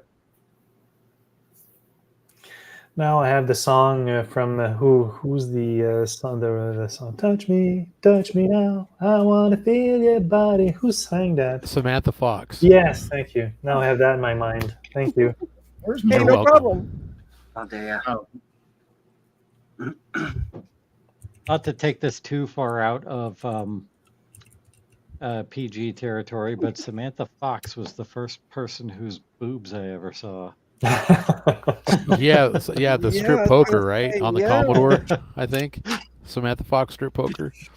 I didn't see Samantha it there. I Fox. saw it on a T-shirt. Oh, Somebody had a Samantha T-shirt. Fox for- used to for- live 6 doors away from my grandmother. Curtis wow. was a Coco 1, now Coco 3, obviously. My bench is a mess. Look at how much of a mess is it. Samantha Fox. So, I did you cleaned get up my to? bed today. I think it was Martin that said she lived by your grandparents. Yep, she did. Did you go visit? I didn't really know who she was back then. Oh, that's a shame. Yeah. She was 42 and I was 7. Get off my lawn, Joe, you youngster. Yeah, she's from a town called Hertfordshire. Oh, I didn't know she was English. She is. I didn't have a thing for her, but I had a thing for another girl that I would constantly got ridiculed for. Oh, Let me guess, Debbie Gibson or Tiffany? Which one did Dallas? Huh? I declined to comment for me. nice. Come on. It was one of those two. I will openly admit I liked both of them as a kid, and I thought Tiffany was prettier, but I liked Debbie Gibson because she wrote her own music. That was like the deciding factor for me back then. I wasn't big on Debbie Gibson, but Tiffany, yeah. I would have. I feel so out of place in this conversation. Like, I would have given a left kidney for her. Sorry, You could Joe. have gone to Eddie Mall and seen her, you know. I used to have not a my post. I used to have a poster of Paula Abdul on my bedroom ceiling. Uh-huh. This is 0 hour because I don't have Rally X. Let's see. Oh, you don't have what is it? A Rally SG? I'm sorry, or whatever? Frederick. Yeah, It's getting everywhere, huh? The subject. Rally SG. Yeah, you know why it's called Rally SG? So they didn't get sued for Rally X? That's great. No, it's because it uses Good night, Eric. it Yeah, uses good night, Eric. Bye, Eric. bye, Eric. David's. No, it uses SG modes, SG graphic mode. Oh, that's cool. Yeah, semi graphics. I will be on Dave's stream tomorrow, and then on the Retro Repair Roundup stream tomorrow, and then I might stream about being blindfolded and touch me after. I don't know. Oh, Trina. This is why we love you.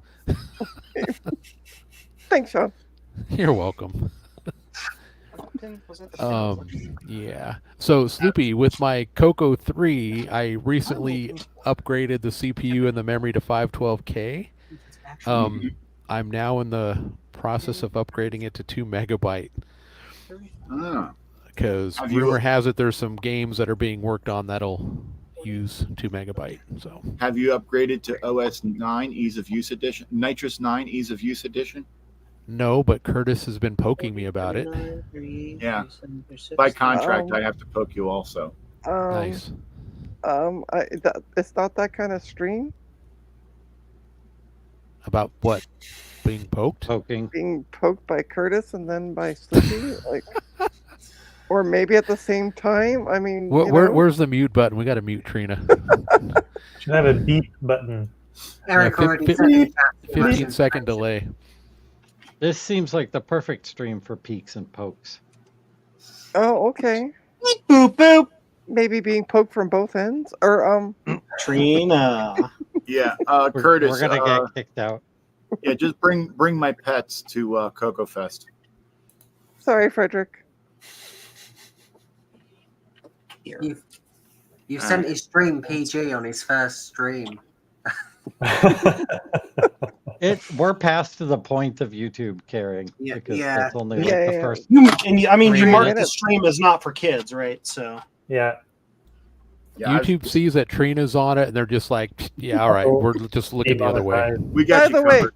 just for the record, if you go back and watch my first stream, I actually was no dirty jokes. It was all strictly, let's see if we can get this G4 working.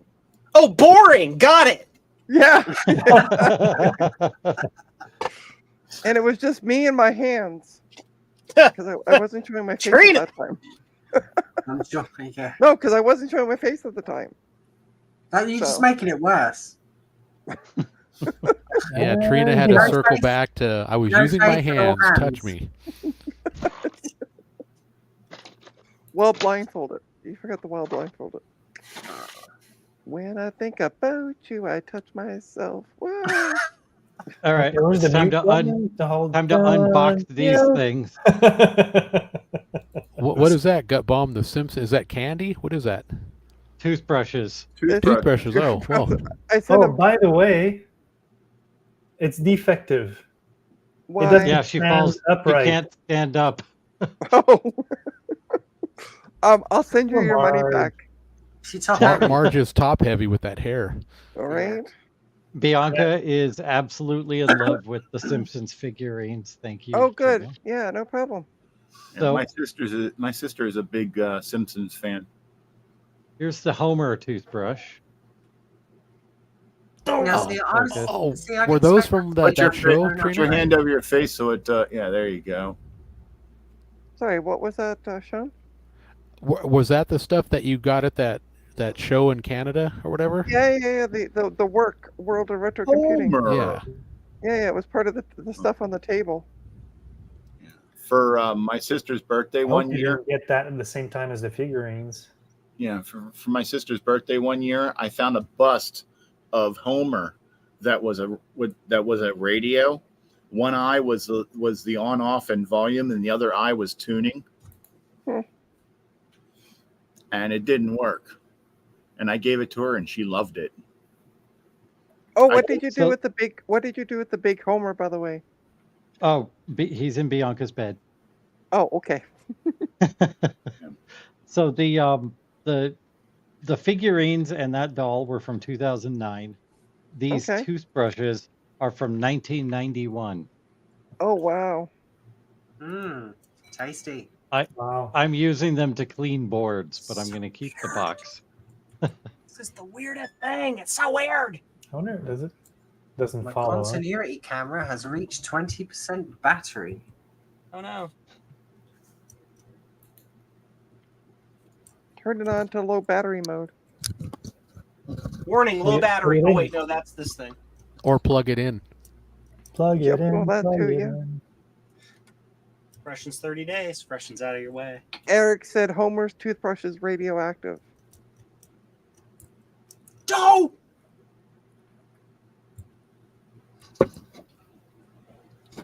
That's the chip enable line on the serial chip that is connected to that external serial port. Did you There we go. put a label on your oscilloscope to make it say Raglol? Yes. That's his Yes, I that's his did. Kai Wheat's scope. Yes. I cannot confirm or deny that there's a website that you can put the serial number of your TS1054 into it, and it Oh, gives I you know. some special things that you can then put into your scope that may or Yes. may not unlock all the features. I was just going may or to may not ask. have something to do with that label. I just bought a Siglent scope instead that has all of those features by default, and I didn't have to hack them in.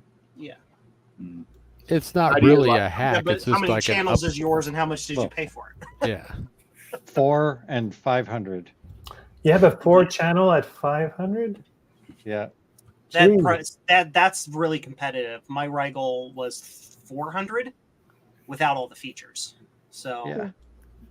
I Yeah, got but it at one Microsoft. download later and a firmware update, and you were good to go. My Textronics was free. yeah, I but you're don't like really, really old and like stole it from a lab somewhere. We know the story. I didn't steal it from a lab. I stole it from someone. Actually, It wasn't a What a- lab. I mean, get the facts right. what I find funny is that Sloopy's like, I didn't steal it from a lab. Get your facts right.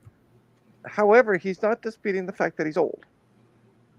Well, Hey, look at I'll admit I'm old. Hey. I finally, after a couple of years of kicking and screaming, here in the U.S. we have something called AARP, and I joined. So I'm getting those discounts now.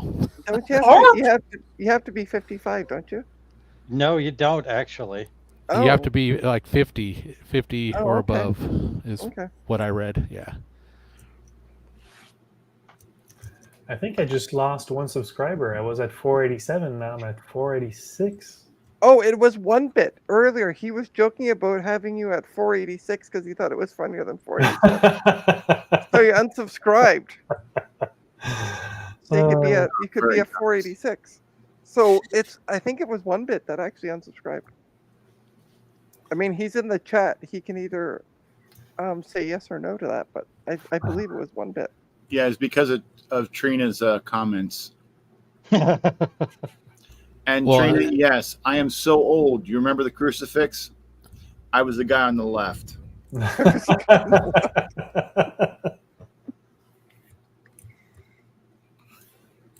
I don't know if you want to admit that to some religious people because they might want to crucify you.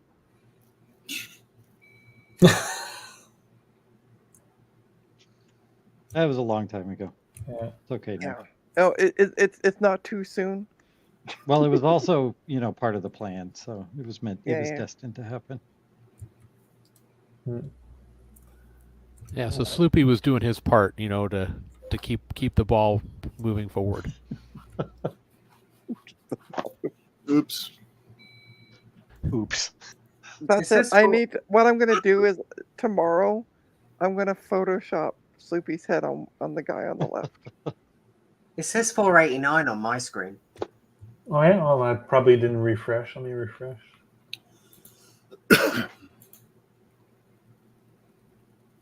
Haha! Nice. Look at that. You Hey. gained. So, just for Cool. the record, thanks to my comment, you gained 2 subscribers. Thank you. Just saying. Hey, you're welcome. While everyone's Just here, they one can more. please go subscribe to me also. I'm almost at 100 subscribers. I don't know how many I'm at right now. I don't keep an eye on it. I just like I have 10 subscribers, folks. 10. 10. You have Yeah, 10 you have 10 to 10? You have more than me. I don't have any. 5 years. Yeah, I don't know who the 10 are. I mean, I think my kids can look. are 2 of them, but Yeah, you can look it up. I think I'm one of them. Yeah. Yeah, I think I'm one of them as well. well, thank you. You're If you're not, 3 I need short to of be. 100. I'm well on my way.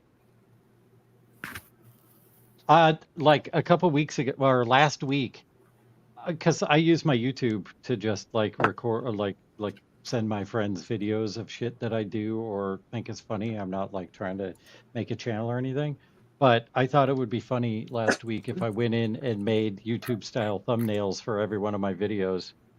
So I just took a bunch of pictures of me making stupid faces and stuck them on all of my old videos. Well, you got to make sure you add some arrows as well, pointing at things, because that's what people like on YouTube is arrows. I found out. I did not use arrows. I did use some text, and like some of it is like faux clickbaity. So what's your channel? It's Gut Bomb Tech, or Okay. at Gut Bomb Tech. One word? Yep. You're about to have subscriber number 11. I think Frederick already subscribes to me. I thought I got a notification about that, or maybe that was on Twitter. Yeah, on Twitter, I know I'm subscribed to you, but Everybody needs to move over to Blue Sky. Stop using Twitter. there's I'll almost stop nothing on using Twitter when everybody else stops using Twitter. It's I'm subscribed already. Yeah. Excellent, Yeah. Thank you, sir. So am I. I'm one of the 10. So I'll look it up later. My poor laptop is dying. I put a link in the public chat. Oh, perfect. That does help. His URL is Gut Bomb Videos, but when you go to the channel, it's Gut Bomb Tech. Yeah. Well, I'm not doing anything with mine until next year because I've got loads of footage I'm still going So through. that means it's only active.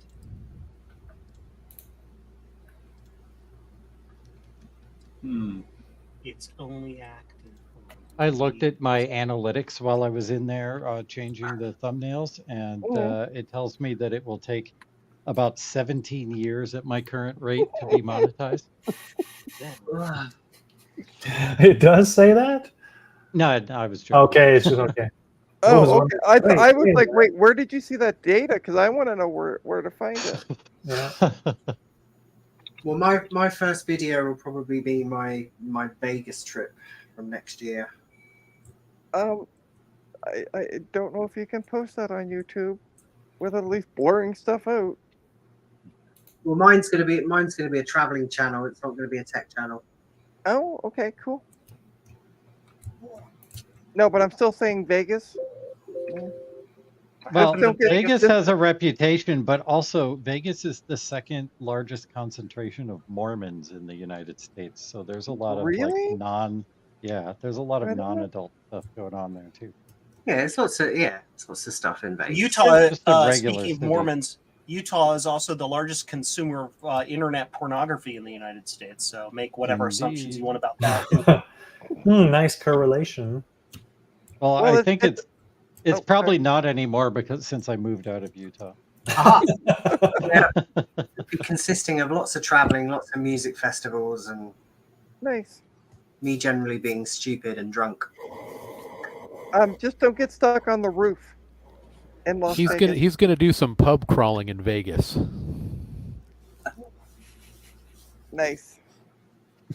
We are going to the Grand Canyon. Okay. So that Trina likes that. It's a big hole in the ground. Wow. Sorry, I have sorry, nothing to say to that, but wow. sorry, not sorry. That will involve a helicopter. I've nothing to say to that, but confirmed. Confirmed. Yeah, Oh, the shoot, Grand Canyon is beautiful. If you've never been, it's really you'll like it, Oh. especially if you go when the weather's good. Yeah, no, I've not been.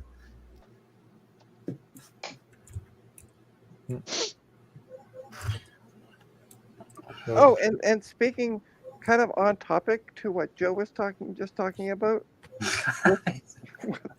with Okay, Utah and which porn, I part? tried to burp, but it didn't work. It didn't work. Sorry. with Utah and porn. Back in 2016. Sorry, Frederick. Or we could replace the word porn by corn, so that way we won't Okay, get dem- but this is Like they do on TikTok. this is not prawn related. So back in 2016 or 2015, when the Republican Party had their big to do in New York City, I know a couple of male escorts who said they were never busier. Yeah, They it's the had- same in They Utah had a during. few in New York City, really?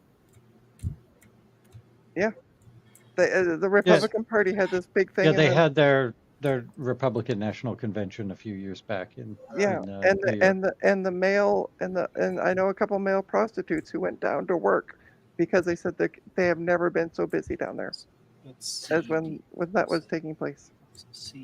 So make of that Wow. what you will. Well, Why am I there's a not lot of surprised? Republican women. I mean, so It wasn't the women. That's all I'm saying.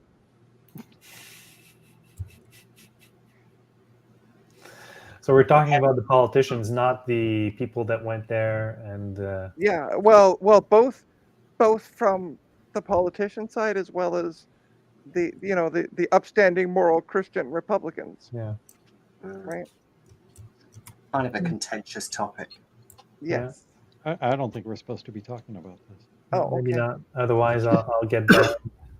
now let's go back to No. talking about Gut Bomb's porn habits. Ah! I'm sorry, I didn't just corn. drop something on the Corn. bench. What? Corn. So, yeah. so what kind of corn do you like, Gut Bomb? Do you like it buttered or raw? Like what? It's know, a do you like big it lump popped? with knobs. It has the juice. This stream's really going Just south. look at this Yeah, thing. it's going really, really. Okay, let's talk about, I don't know, how's the weather? I It's would dark. tell you, but my machine can't show me the weather. I'm 3 degrees away from freezing right now. What? Really?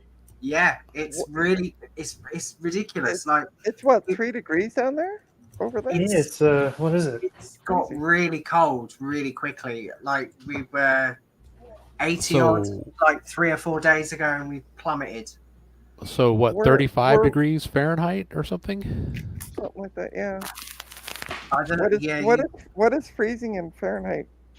32. 32. I will Okay, tell yeah. you what it is right now. Currently in Toronto, it is 11 degrees. Yeah, same here also. Partly cloudy. Okay, it's 41 at the moment, so not quite, but it's heading that way.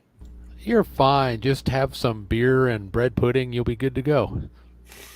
3 degrees Celsius. No, but to be fair, like it's Multiply it by October. 1.8, then add It 32. doesn't normally stay this warm in October. It's normally cold by now. So we've had a really good summer this year.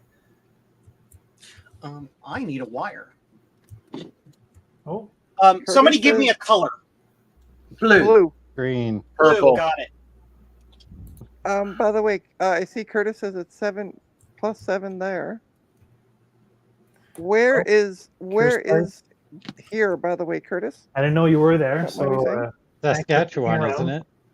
Thank you. Make sure you like I and don't, subscribe. yeah, I don't know where Curtis is. Curtis is in Saskatchewan, I think. 44.5. I am making a mess out of everything. Where is Curtis? Where? What's that? You stop being a douche canoe. Thank you. Oh, Saskatoon. there you go. Saskatoon in the middle of nowhere. Yeah, where's that? Canada. Middle of nowhere. It's what we It's call in- the West. Here in It's Canada. It's Okay. in The west or Saskatchewan. mid-ish west? Yeah, Some call it the West, Three most call quarters. it the rest. the rest. Yeah. Fun fact. I didn't know you were also a fellow Canadian, Curtis. Fun fact. Just before it was 2003, I went to work in Toronto for 6 months Right. for a software company called Parlay. But they were known back then as .com Entertainment. Oh wow. So Kim.com? yeah, so they're like online casino. Oh, was it associated with Kim.com, No, the piracy magnate? no. Okay. They're basically software developers for all their main casino online software and bingo. Mm. So I used to work for those. So, Frederick, the gracious host of this stream, Yes. I have a question for you. What can we expect to see soon on your channel, since it's relatively new, at least for posting public content? Yeah. Well, obviously, not necessarily what we've been discussing lately. We'll see. Why I'm asking is I'm trying to get the stream back on track, trying to help you out here.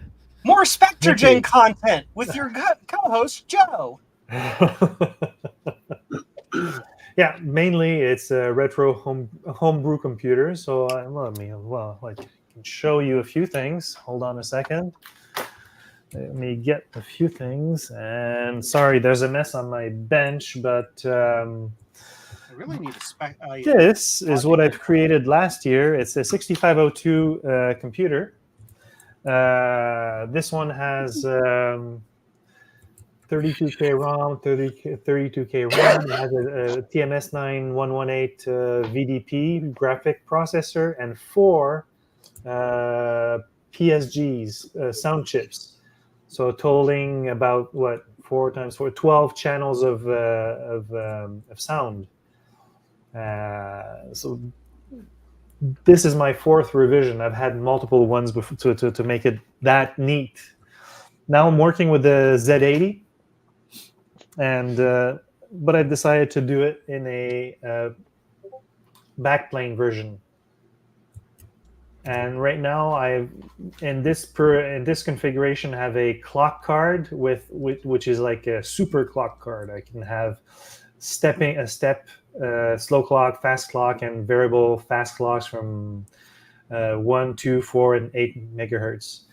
And you have the I/O card, which has 4 serial ports, and two of them being USB, and this one is the Z80 card with the memory. It's a flash memory ROM, and I shadow copy it to RAM, so that ways I can get rid of the whatever delay that flash can have. Whatever wait state is gone after the copying. But yeah, I'm going to do a new series. I'm going to do in parallel that one with more content for it, but I'm developing a new series, a step-by-step series for another CPU, and that CPU is yet to be decided yet because I sent out a few polls figuring out what CPU people want to see in this step-by-step series. It's going to be building it from scratch, designing it on KiCad, then afterwards putting it on breadboard, programming it, and if every section works, it's going to be I'm going to produce a PCB for it, and then we'll assemble it, solder it. I'll try to make it as manageable as possible so that ways people can follow along if people are really interested. Is that poll completed already? Sorry? Is that poll completed already? Yes, people can still answer. The one on Twitter was like time delayed for a week, so it's already completed. But the one on YouTube and the community tab is still open. Right now, the Z80 is pretty much the winner. 6502 is the second runner-up. But there's a lot of people that are still pushing for like the 6809. Can I write in the 68,000? Sure. There's a 6808 and 68,008 also, which like it's more 8-bit-ish. Mm-hmm. But yeah. So essentially, what are you going to run on it? Well, if it's going to be the Z80, I'm probably going to port CPM on it. Okay. If it's the 6502, there's a few OSs that can run on it. There's a one that's called the 6502, but spelled 60 and then the 5 and then O and 2. And that's the way it's run. There's the Gecko S also that can be run on it. But in each platform, I write my own monitor though. So the dump, the routine, the peek and the poke, and all that is written by me. But the OS, I'll try to port something. If it's the 6309 or the 6809, good question, because I would have to have it compatible to, let's say, a Coco 3. But then Sloopy mentioned that there's a specific chip on it that I might not be able to source unless I start ripping out that chip from a good Coco. Am I wrong in saying that, Sloopy? Yeah, the only source for them is a Coco 3. Yeah. Or unless I do a Coco 2, is there a particular chip on there that is specific to the Coco 2? No, well, just the Motorola ones, the CPU, the SAM, and the VDG, but they're all generic Motorola chips. Yeah, the 68, 45, or 47, I guess. Yeah, basically the Coco itself, the Coco 1 and 2, are Motorola's reference design for the 6809 CPU. Okay. So there's nothing special about it. That's why there's so many machines that are compatible with it. So I could build a clone like the Dragon, I guess, of the Coco 2 and put what OS 9 on it. Yes. Level what 1. about the 6309, Sloopy? Aren't those still readily available and being made? Yeah, they're still actually being made. Yeah. Made by who? Hitachi. They have a government contract which is requiring them to be made, and evidently I found out earlier today that government contract is still for another 7-8 years. Huh. Time maybe to I stock might up on those. Yeah. Okay, so what about the 68,000 then? 68,000 would be an interesting choice. I thought about it.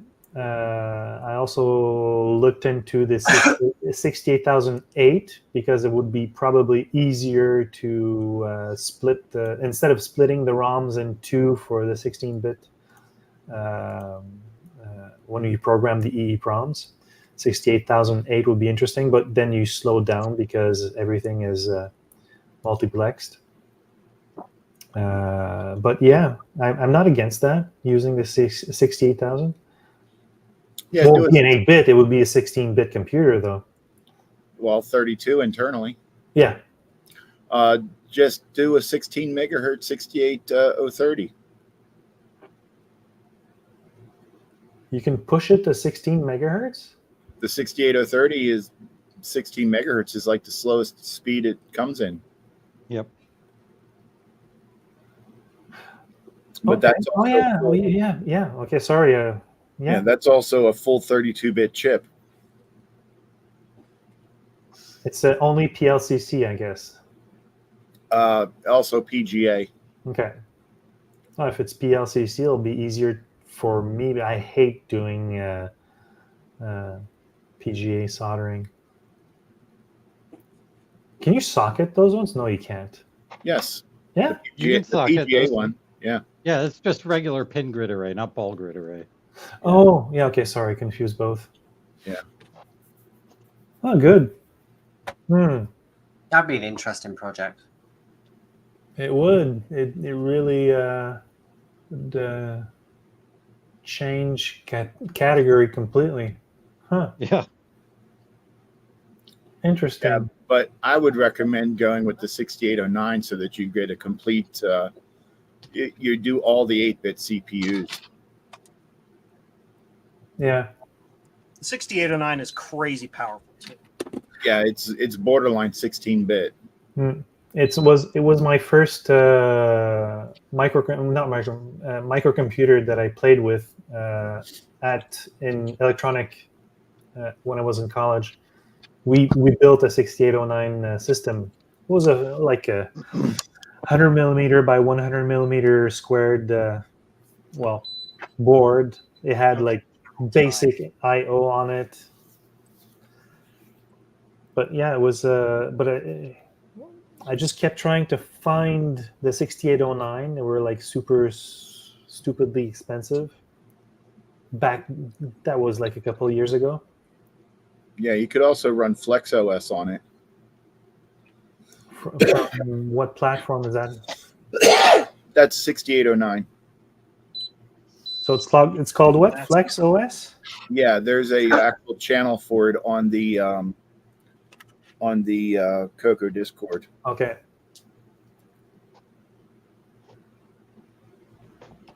And it runs on what normally? On Coco's 3? Yeah, it runs on the Coco 1 and 2. You see, the thing is that with OS 9, you can only run level 1 on the Coco 1 and 2, which is pretty limited. You have to have like a Coco 3 with a MMU to run level 2, which is quite expanded and powerful. Mm-hmm. Whereas Flex, it's more powerful directly on the Coco 1 and 2, but it doesn't have the additional power that that OS 9, Nitrous 9 level 2 has on the Coco 3. It doesn't support banking memory. Yeah, the Coco 1 and 2 don't support the banking of memory like the Coco 3 does. Okay. Oh yeah, and the Flex was the 6800 and the 6809. As Curtis says. Okay. Curtis, why don't you come on here and start smacking him around and tell him to do a 6809?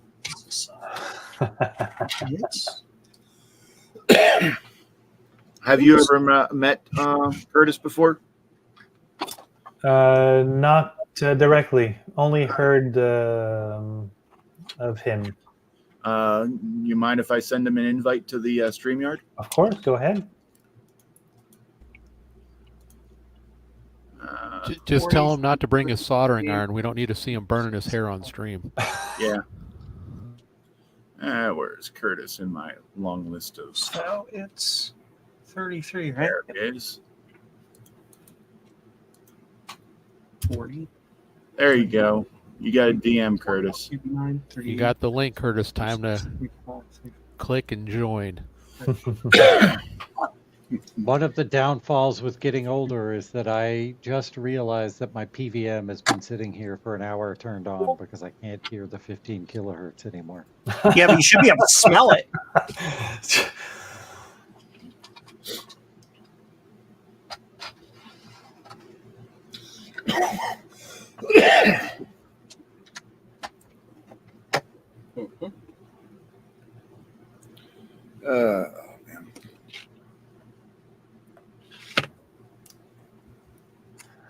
Man. And yeah, Curtis, I do the soldering iron thing, not the OS. That's thing. not helpful because that is a literal raw address line. Okay.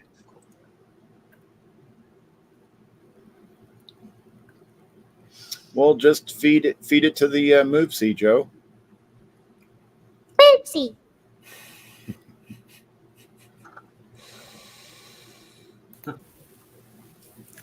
Hey, Curtis. Hello. Curtis. Hello, and welcome to Coco Nation. Curtis. Awesome. Let me mute the live stream here because I'm hearing everybody in echoey.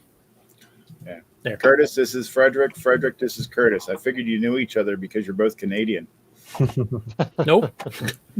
I mean, there's only 8 of you, right? Yeah, exactly. Bigger country than the States, so. Oh, and that means Curtis has a Naboo as well because they No, I don't. originated in Canada. I do not. No, I'm surprised. A lot of the Coco people do, but I don't. That's hardware related stuff, you know. So you're a 6809 fan, I guess. Yeah, 609 and 639 both. Written for them since 81. But isn't the 6309 what people should be using because it runs cooler and has more instructions, that kind of stuff? That's what I hear. Yeah, and it's actually easier to get a hold of. As Sleepy mentioned, it's actually still being manufactured for military contracts, where the 6809 is not. Yeah. If your 6809 fails, get a 6309 anyway, even if it's for one of the older machines or the other. Yeah. Because that's the chip. Yeah, all my Cocos have 6309s in them. So, Yeah, didn't Justin get one for his Coco? Yep. Actually, Yeah, we're you just gotta- about to release. Well, I released one already just today, this morning, but we're releasing a couple more older 6809 Coco games that have been patched with 639 to speed them up. For the Coco 1 and 2. Yeah, I think I may go the 6309 route. You're right. I've done the Z80. I've done the 6502. Might as well do the finish the Trinity of 8-bit CPUs. Yeah. If you use a 6809E too, it's a bit more designed for a multi-processor environment too. So if you want to try to merge another one in there, that'd probably be the one to get. What makes it more multi-user capable? Oh, now you're getting into hardware stuff again. Sleepy, you might know better than me. Is it the AVMA signals and stuff that lets it know when something else is stealing the bus? I don't know off the top of my head. My head's full of Macintosh SC30 stuff right now. But the external clock's part of it. And then there's also, I think it's the AVMA line, which basically tells the CPU when other stuff's accessing the bus and it'll stay off. Yeah. Okay, so basically it's a bus request on the Z80 or the... Yeah, like it could support DMA and it could support multiprocessor. And there's a few, like the Fujitsu FM7, FM77 of Japan do have dual 6809s running at the same time. Okay. Yeah, the benefit of using a 6309 over a 6809 is that you can... They are socket compatible. They're dropping. Yep. The 6309s drop in. And if you don't use any of the additional features of the 6309, a 6809 will work just as well. But there has to be like some sort of extra pin on the E version, right? For it to... No, there's, what is it, 4 pins are different? Yeah. Between the internal and external clock ones? Once again, you're in the hardware details here. Yeah, but there's a E version of the 6309 also. Yeah. That's what we're using the Cocos. Oh, okay. But those, the E version is not pin compatible. You can't. The E version is not pin compatible with the 9E version. Yeah. But they have both non-E versions of the 6809 and the 6309, and they have E versions of the 6309 and the 6809. What version does your store sell? We only sell the E version because they're for Cocos. Okay. If you want Curtis. a non-E version, I've got 5 of them that were sent to me by mistake. I don't know. I'll take the E version. Yeah, the main Curtis, advantages of how- the 609 over the 6809 as far as hardware goes, it takes 10% the power. It has a special sleep mode winning for an interrupt, which takes 1/100th the power. It's capable of going up to 3 megahertz, not just 2 like the Motorola parts. And of course, the extra instructions and registers, native mode, blah, blah, blah, blah, blah. Yeah. Curtis, Well, how many Commodore phones do you have? None. Dang. Oh, I gut don't bomb. do Commodore What here. are you doing? That's a low blow. I can't escape that Actually, no matter I- what stream. Sean doesn't I have a can't Commodore phone. fault Commodore too much because they did make the Amiga and that had a version of OS9 68K for it. So say that again. well, the OS9, the original version of OS9 was 6809 only. We modified NitroSign to do 6309 with this extra stuff. But they also made OS9/68000, which is for all the 68000 series up to the 6860. And then they also made OS 9000, which is a C++ version of the operating system that ran on, what else did it run on? It ran on DEC Alphas, Spark Stations, Intel 386 and higher, 68K, etc. So it was kind of trying to be the cross-platform version of OS 9. Oh, Sean, Yes. I tried to actually, the one thing when I went to the event here in Kitchener, I went around and asked every seller if they had a Commodore phone because I was specifically looking for you. Well, I appreciate that.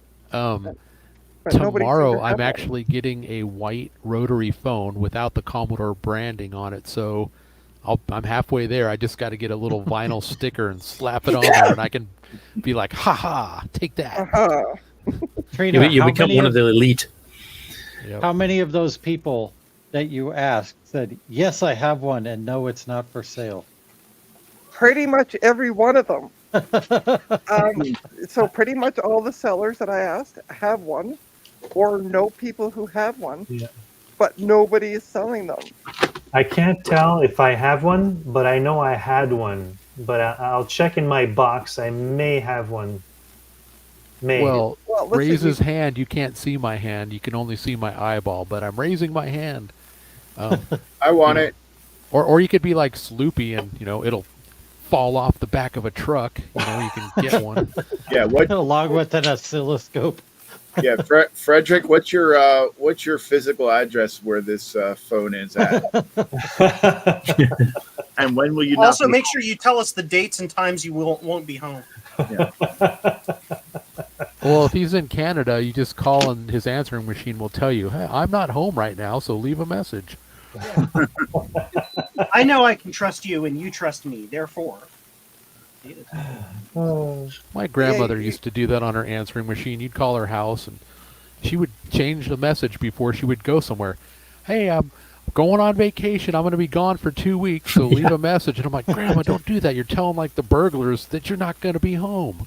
Don't. Right.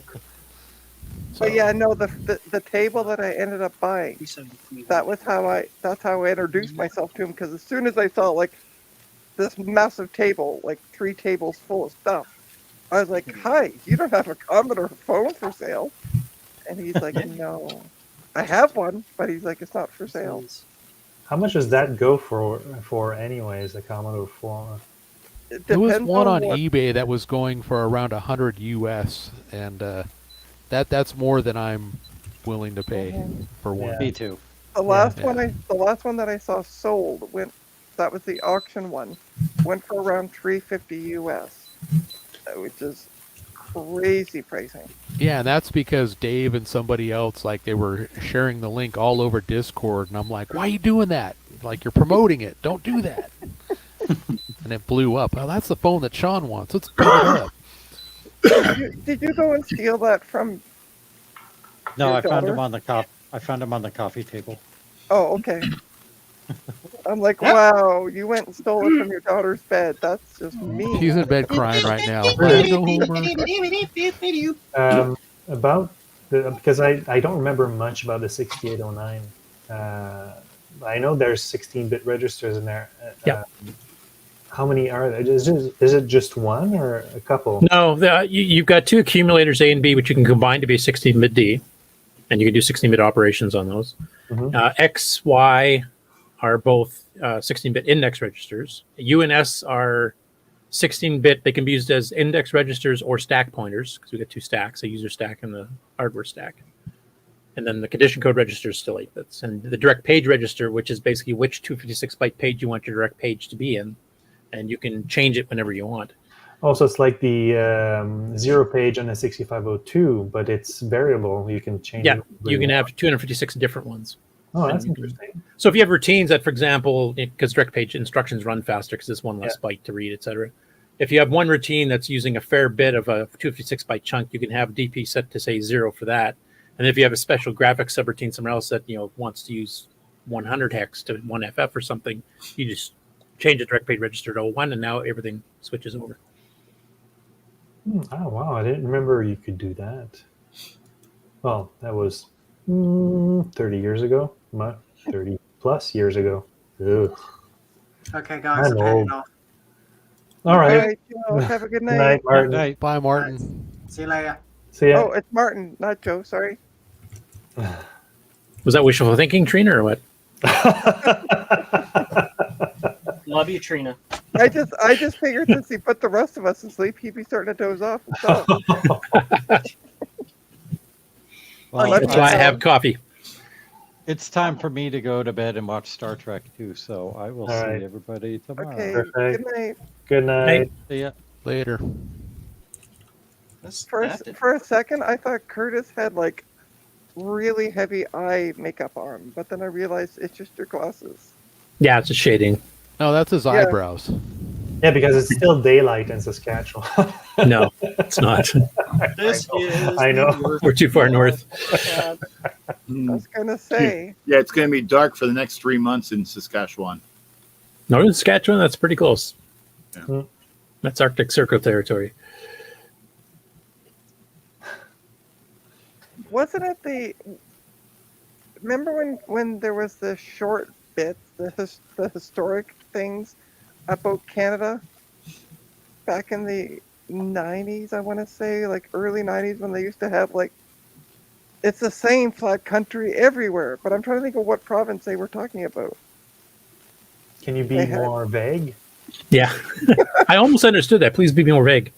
Well, like they had it was like they were called Canadian historic moments or something like that. CBC. Yeah, Global used to do those, right? Heritage Canada thing. Yeah, Heritage Canada things. Yeah. And I'm trying to think what province it was that they said it's the same flat country everywhere, and then they That'd be talked about- Saskatchewan. Yeah. Or Manitoba. Well, we have Cypress Hills down in the southwest corner, and we have the Canadian Shield up north, I guess. But Right, yeah, other than yeah. that, it's pretty flat. But yeah, they had that, and they had a few others that I totally forget about now. But Yes, oh, we the find- basketball. Remember, let's cut Oh, and let's cut yeah. the bottom out of the basket. Oh, Yeah, the Apple. Oh yeah, Pale or whatever it I was. remember that. yeah. Right, those moments. So I just realized we have 3 Canadians and 3 Americans on the stream now. Fight! Hockey here's game, the let's thing. go. Okay, let's. My grandmother on my dad's all the side, Canadians in one row. Canadian, came to the U.S., so I do have Canadian in my DNA. So it fits that I'm in the middle, lower part of the panel here, because I'm part Canadian and part America. America. And Joe's just, Joe's Ohio, in Ohio with love is where Joe You is. see, us Americans are still holding the Canadians up Boom! across the top. Oh, wow. I thought you were wiping our butts. That's what I thought. Yeah. Whoa, look at Trina, you're rubbing off on Frederick. Canada. We have healthcare in poutine. Maple syrup Not necessarily in and hockey. that order. Yeah. Actually, I ordered the other day a thing of it was really good poutine. Mm. Sadly, it went down really quickly. has Trina talked about Kentucky Fried Chicken yet in the stream? We are not talking about KFC in the stream. Okay. Do I want I ordered. to No, Oh, no. Okay. Next subject. Just Please. Right. I'll Let's give you talk the about the I'll give you the lifestyle of lobsters. I'll give you the Reader's Digest version of it. I said I'm going to order KFC. I think it was on Dave's stream, and everybody's like, "No, you'll regret it." And I'm like, "No, it'll be fine." An hour later, regretting it. That's all I'm saying.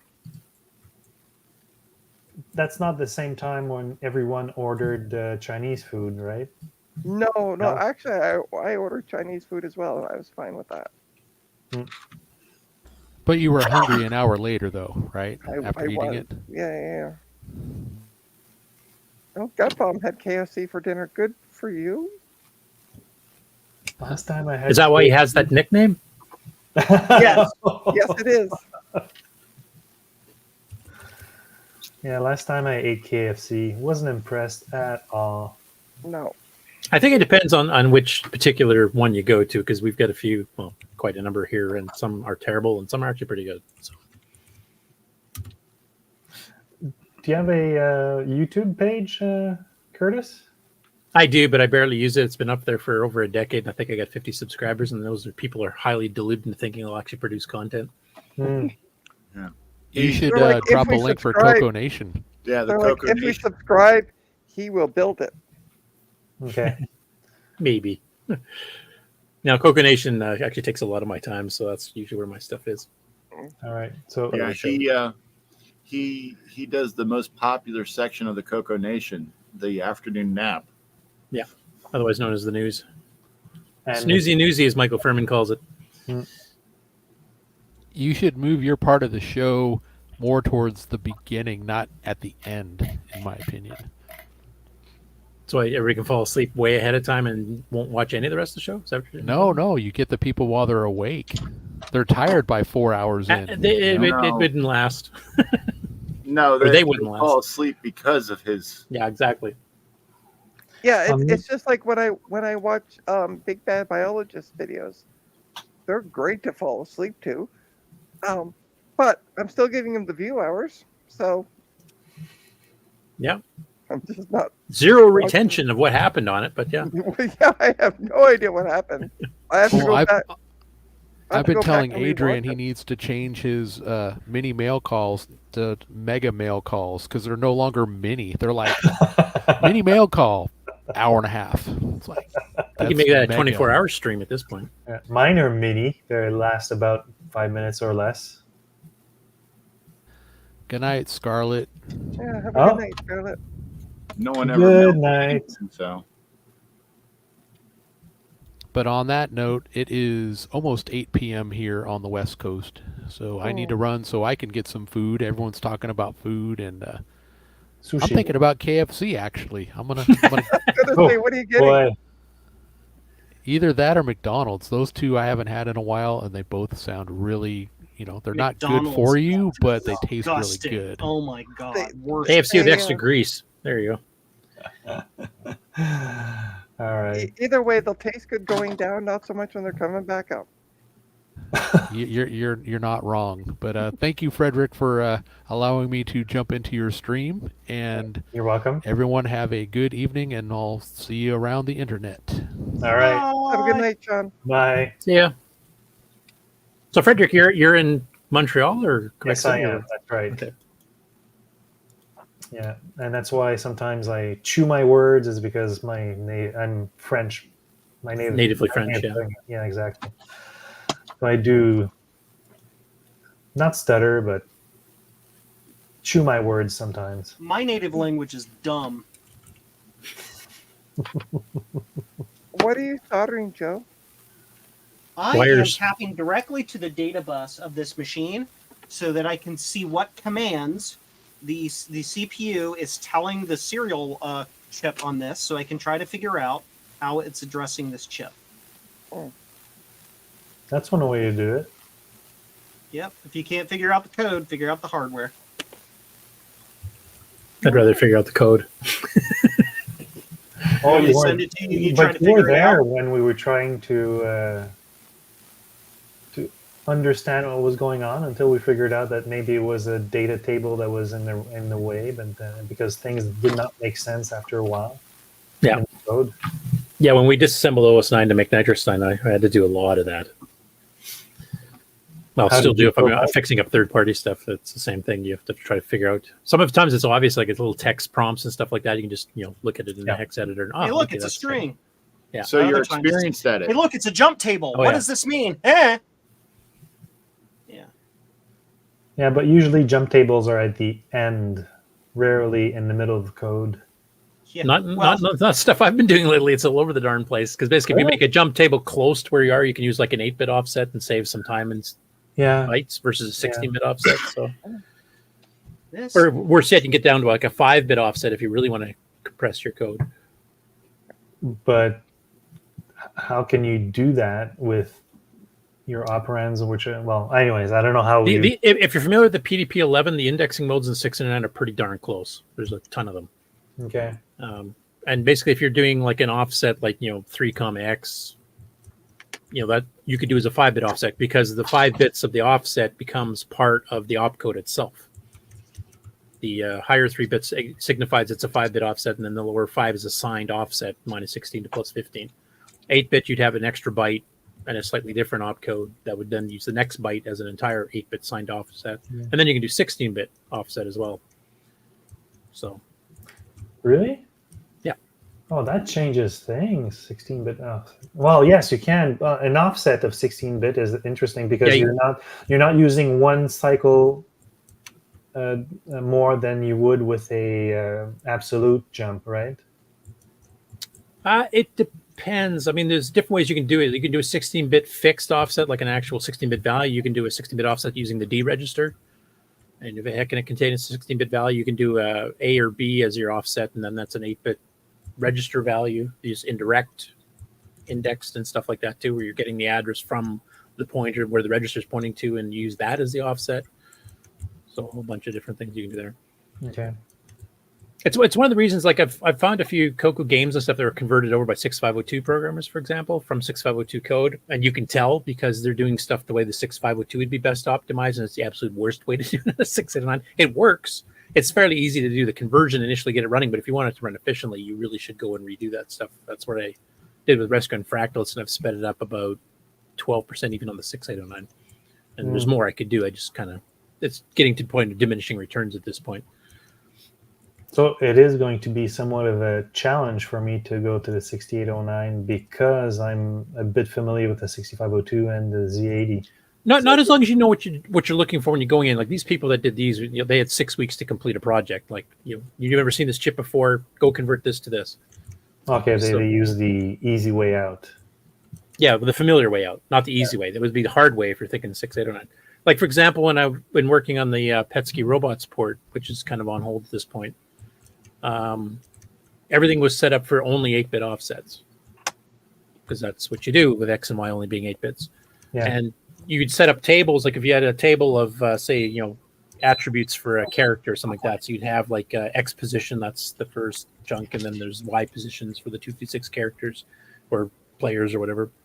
And then you might have like hit points and whatever other things you do. And you'd separate all these into separate 256 byte chunks. So the first player character or enemy character would use the first byte of every 256 byte chunk. I didn't break it. And on 6809, it would make more sense just to make the entire thing one small thing. So if you had 9 bytes of attributes, you just put them all 9 in a row. And then you just, if you want to get to the 15th one, you do load A with 15, load B with the size of your table entries, do a multiply, hardware multiply command, and now you've got the offset directly to it. And everything's within that 5-bit range. So now I can access things much smaller and much quickly, rather than having to do these 256 byte jumps all over the place. Yeah.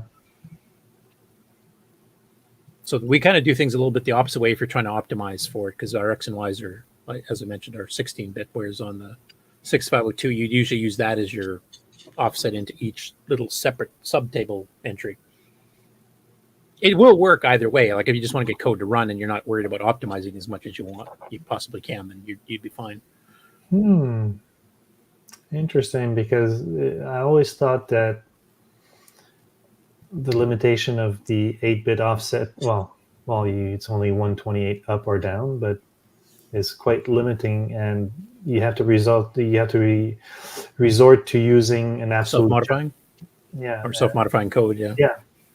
It's like it's not pointless, but I mean it seems wasteful. Yeah, exactly. What's my trigger set to? Menu. Joe, what are you doing? He's still trying to get his weather to work, I think. Bad things. Very, very bad things.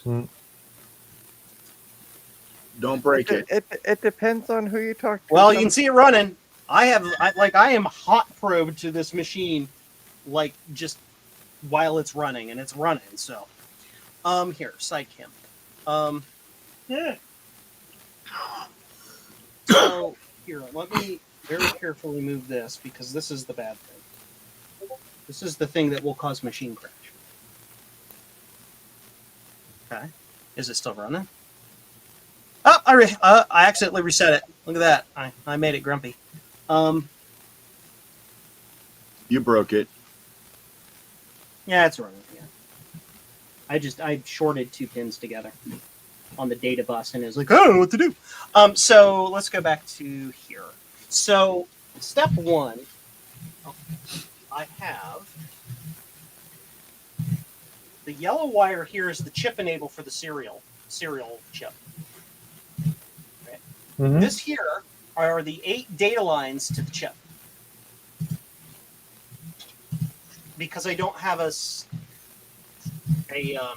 logic analyzer to be able to plug directly onto the chip and like trigger the entire bus all at once off chip enable, I have to probe each line at a time. But anyway, I exposed them out so I could get to them because it has to be in the the machine like that. And so what I can do is I can then go up here, trigger the scope on chip enable, and then see the value of the data on the bus when that was enabled to get an idea, to write a map of, okay, the first time that triggered, it was sending what command to the dart chip. One bit at a time. Drop, it's sending what command, it's either what command or what data from the dart chip.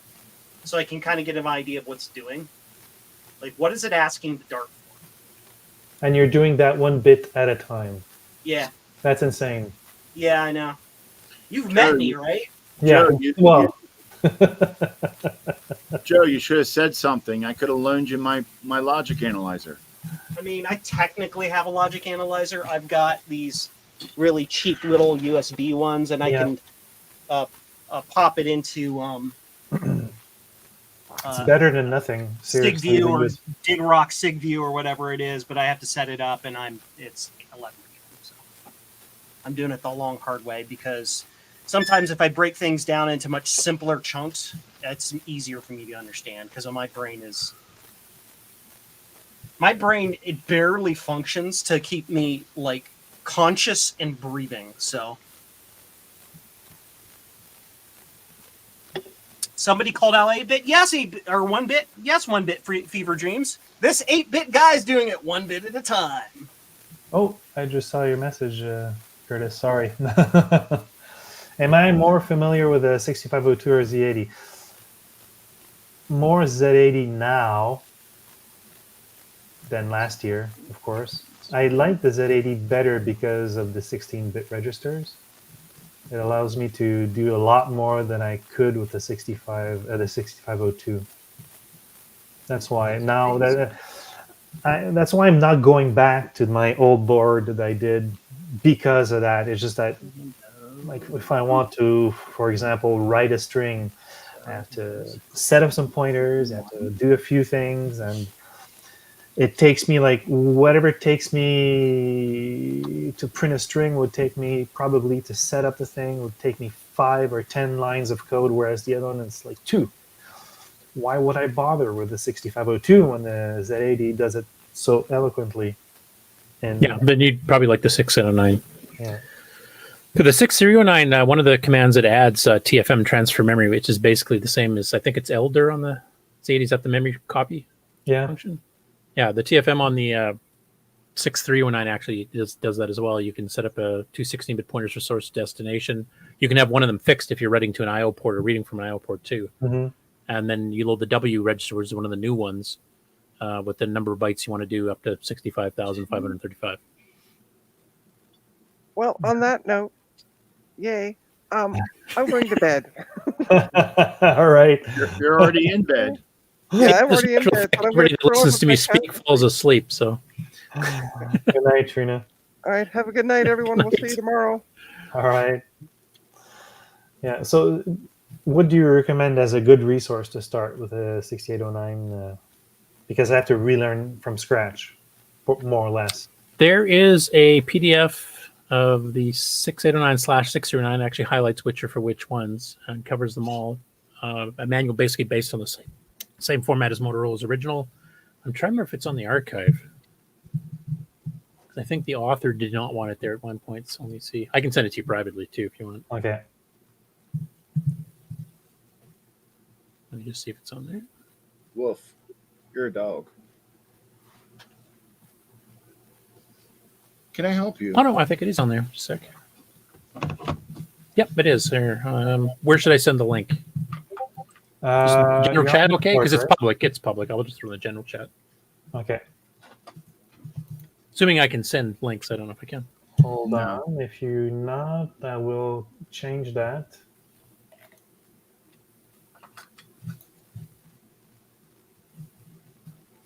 Yeah, I don't think it did. What do you want, dog? Now you can.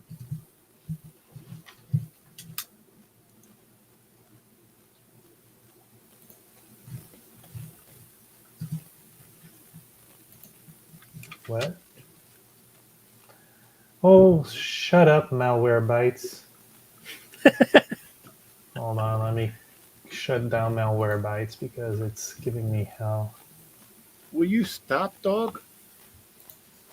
What do you need? Yeah, the second it's just it's a 0 byte because there's no data there. Okay. Link work? There should be a PDF there.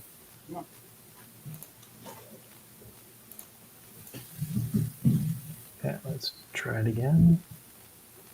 Oh no, that time there's data. There's a 1 in that location. Ah, there, got it.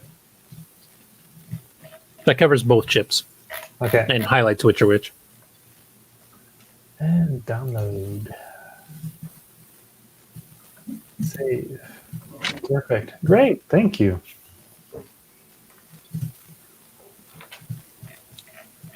And the one page I think you'll be interested probably the most at the beginning. Let me find the page number here.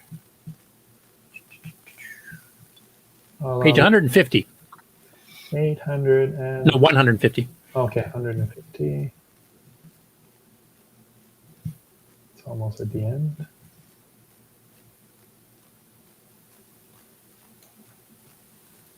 I could have just typed it. Jeez. I'll type it. That gives you all the indexed addressing modes, indirect and non-indirect. Okay. There's a fair number.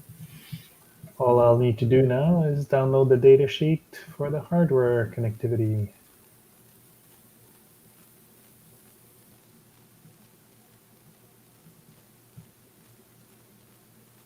Yeah, just make sure you get the E version because it is a bit different. Yeah. Sleepy, you probably have one of those, don't you? Do you have the Apache one? Yep. Oh, he left. Yeah, he does. I talked to him. I think his dog was having seizures. Well, if you were owned by Sleepy, it's understandable. Yeah. Sending command 5. So what does that mean? It's incredible how delayed the stream is right now compared to what it was. There's like a minute. Oh, that's pretty bad. So is it now? We need to go to here and see The register. we were talking about Flex OS earlier. Yes. That's how modifiable is it to fit on a homebrew computer? Well, it existed on multiple machines back in the day. It was on the Coco, it was on the Gimmicks, it was on the SWTPC, Smoke Signal Chieftain. several others. There's also several versions of it for the Coco, depending which manufacturer. Frank Hogg did one, TSC did one. That's the originator of Flex. I don't remember them releasing source. Like Microware with OS9, if you were porting it to another machine, they'd give you the source for everything but the major file manager chunks, which were more consistent. But all your drivers and stuff, they'd give you sample code and how to write a driver for different hardware. Mm-hmm. Flex, I don't remember them, unless TSC did at one point. I don't remember seeing much of those around, so you might have to actually disassemble it first, which might be a bit of a pain. OS9, NitrOS9, of course, all the sources out there, and still being modified as we improve it still. Level 1 or level 2 for your. Like, are you planning on being a strict 64K, or are you planning on putting in like an MMU or something into it to go past that, or? Well, I'm not familiar with the Motorola MMUs, but I could simply just do some bank switching with regular TTL logic. But is there some sort of management for bank? Also, level 2 is based on MMUs because it's for handling more than 64K. Mm-hmm. And how much you add depends on your MMU chip and what size each of your MMU blocks are. The big iron machines back in the day were usually 2 or 4K per MMU block, while the Coco 3 was 8K, which is a little bit high. Okay. Wouldn't by any chance know the chip number for the MMUs? Motorola's was a 6829, but it was pretty rare because not too many people used it. I can't remember what the gimmicks and all them used. I'll have to take a look. I mean, if you don't need more than 64K for what you're trying to build it for, then you probably wouldn't need to bother. Well, Flex OS would run on 64K, right? Oh yeah, easily. It has more free memory left over than OS9 does, because OS9 is a multi-user and multitasking operating system, whereas Flex is not. Flex is more like CPM style. It had a lot like this basic on the Coco was basically just extensions to basic to do some simple disk IO and certain commands, but it's not a real OS. Whereas Flex actually has API calls and everything else that you can abstract the hardware somewhat. And Flex was more like that way too. But what about software? If I get, for example, Flex OS to run on my system, would I be able to port software that are, I don't know, what's existing? What can I get? There's a whole archive of Flex software, because Flex actually was a bigger OS for the 6809 for 64K machines and less than OS9 was. Because OS9 takes a fair bit of memory for the OS compared to Flex. It's more complicated, so it makes sense. So you could write bigger programs on Flex. So like, the first versions of spreadsheets, better word processors and stuff were on Flex up until level 2 stuff started happening when you freed up the RAM. So yeah, there's an archive of, I don't know, 50 to 100 disks full of Flex software. Everything from spell checkers to ELIZA games to whatever, assemblers, C compilers. Same with OS9. OS9 is the same stuff too. And when you get, if you're putting 64K of memory on a system, I suppose you're shadowing your ROM onto RAM so you can maximize your RAM. Actually, we usually get rid of the ROM. We use the ROM to boot. So basically, we load it up and then we kick it into 64K RAM mode once enough of the OS is loaded, and the OS just completely takes over. Or, OS9 is ROMable, so you can actually have part of the OS9 kernel in ROM and it stays. Or you can override it if you have an update and you don't want to have to update the flash the ROM or get a new EEPROM or whatever to boot it. You can load it off the initial boot sequence off the ROM that you got in the machine, then kick it over into RAM mode and then read off floppy or whatever to update the version you're running currently in RAM. And you can use the ROM as just a boot, like a BIOS boot type thing.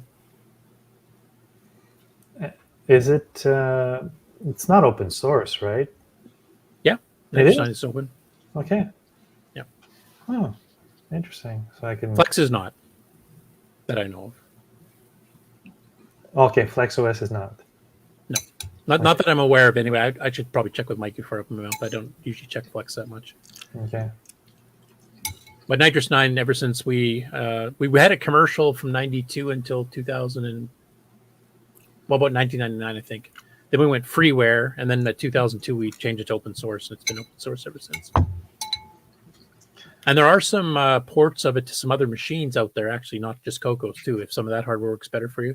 I think Boise made an Atari 8-bit version for the 400 and 800 style machines. Mm-hmm. Actually, he made the he put the Liberate 09 on into the Atari XLXE. Because it uses the Atari graphics chips and sound chips, if I remember, or something, doesn't it? Yeah. With a 689. There was an Apple II card that actually ran OS9 Level 1 too that you could plug in. 32. Pin 32, close side. What's the Nitrous 09? I can run on. Well, there's Nitrous 9 Level 1 and there's Nitrous 9 Level 2, just same as OS9. So the Nitrous 9 Level 1 is for 64K and under machines. Okay. Usually 64K if you want to have any room to do anything. And then Level 2 is for anything with an MMU and above. Okay. So if I want Level 2, I just need to find the appropriate MMU. Yeah. Now, the kernel is adaptable because you load in modules. So you got file managers, and you only load the file managers for the type of stuff you plan on doing in your board. That's why OS9 was used a lot in industrial applications, where you might have a ROM that, you say, doesn't need disk drive system at all because you're running from ROM and you're talking to some hardware, like, say, a weather reporting thing. Just making sure he's awake. So it basically, in that case, you would just need the sequential character file manager because you're only reading a byte at a time off of a porter type thing. So you'd load in the SCF file manager and ditch the RBF, the random block file manager, ditch the network file manager, ditch the pipe manager, and you could actually save a ton of RAM by just including just what you need. I'd say one single driver to read a weather board, a single file manager that handles that and abstracts it out, and then whatever language or programs that you need to use to access it, and that's all you needed for the boot. So it's used a lot in industrial microcontroller style things. I need another lead. I am not crazy, I promise. I'm really curious. Where can I find Nitrous 9? You want the source or just to download it to see what it looks like, or what? Well, I won't be able to figure it out. I can't run it right now because I don't have any 6809 systems. Yeah, unless you want an emulator to fit it with it. Oh, yeah. You can run it on XROAR. Oh, that's right. Yeah, Level 1 and Level 2 if you change XOR to use Coco 3's default. Yeah, okay. He and I set up XOR the other day. Yeah. Remember when he came into the welcome channel? Curtis. Oh, sorry, what? You remember when he came into the welcome channel on the Discord? Yes. Yeah. He and I were talking in Discord, and I showed him. I got him all set up, so he's XOR is fully workable except for PAL Coco 3, which I don't even have that running because I can't get it to run because I can't find the proper ROM for it. Yeah, no, and if it's open source, yeah, I'd love to see the source code. It might be over my head for the first few months, but yeah, I just posted the link to the source forge that has the Nitrous 9 source. Oh, and if you want to run OS 9 in XOR, you're going to have to ask Curtis because I don't know it. Yeah, unfortunately, Kieran, he doesn't, like all the other emulators, MAME, VCC, OVCC, all use the EmuDisk pseudo driver because it saves a lot of memory for Nitrous 9 itself because it's very simplified talking to the host emulator. And Kieran decided to go out with emulation, and he made it run on the IDE driver and the current Nitrous 9 easy view, so I don't have it set up for that. I think Michael's made a version of it, though. He put the driver in and done the patches, but that's level 2, mind you. It's writing a 5 and writing an E0. Right? It's doing it over and over and over again. That doesn't make sense. Okay. Tar GZ, open. So that means it's RD. Love 7-zip for that. Low. A read is in progress. It's high, therefore it's a write. Right? the same every time.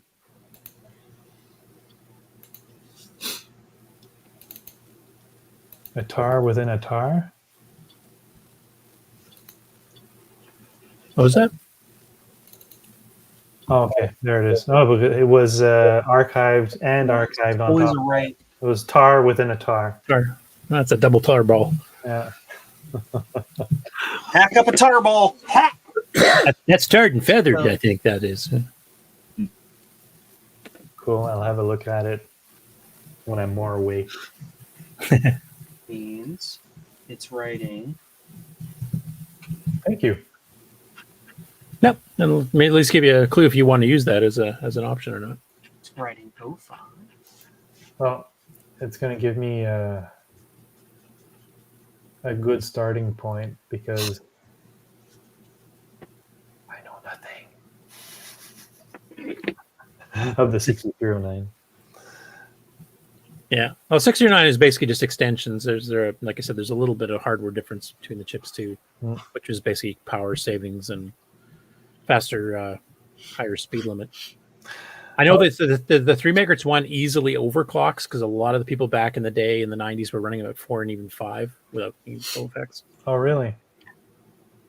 4 megahertz. That's decent.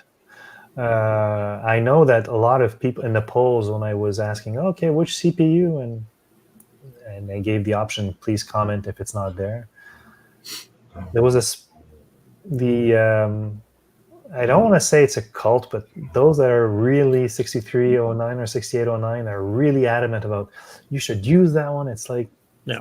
Well, from a programmer standpoint, it's probably the most powerful and easiest 6 or 8-bit CPU to use. The problem that made it not so popular back in the day is it was expensive compared to a 6502 or a Z80 or anything like that. Like Motorola never did bring the price down that much. And, Tandy... We want money, lots and lots of money, but we don't understand how the industry works. Yeah, because Tandy basically said, yeah, you don't need a sound chip. You don't need a sprite chip. Just get a better CPU and you can do it all in software. And that's what they did. So what does the Tandy use for video mostly? It's the 68, 45, and 47s? The 6847 is what they use in the Coco. And that chip's 2 years older than the 6809 is. Shows you how old that is. I think it came out in 78. It was on like the Fairchild or something. I can't remember. There's a few other older systems that have it. Acorn Atom was another one that had.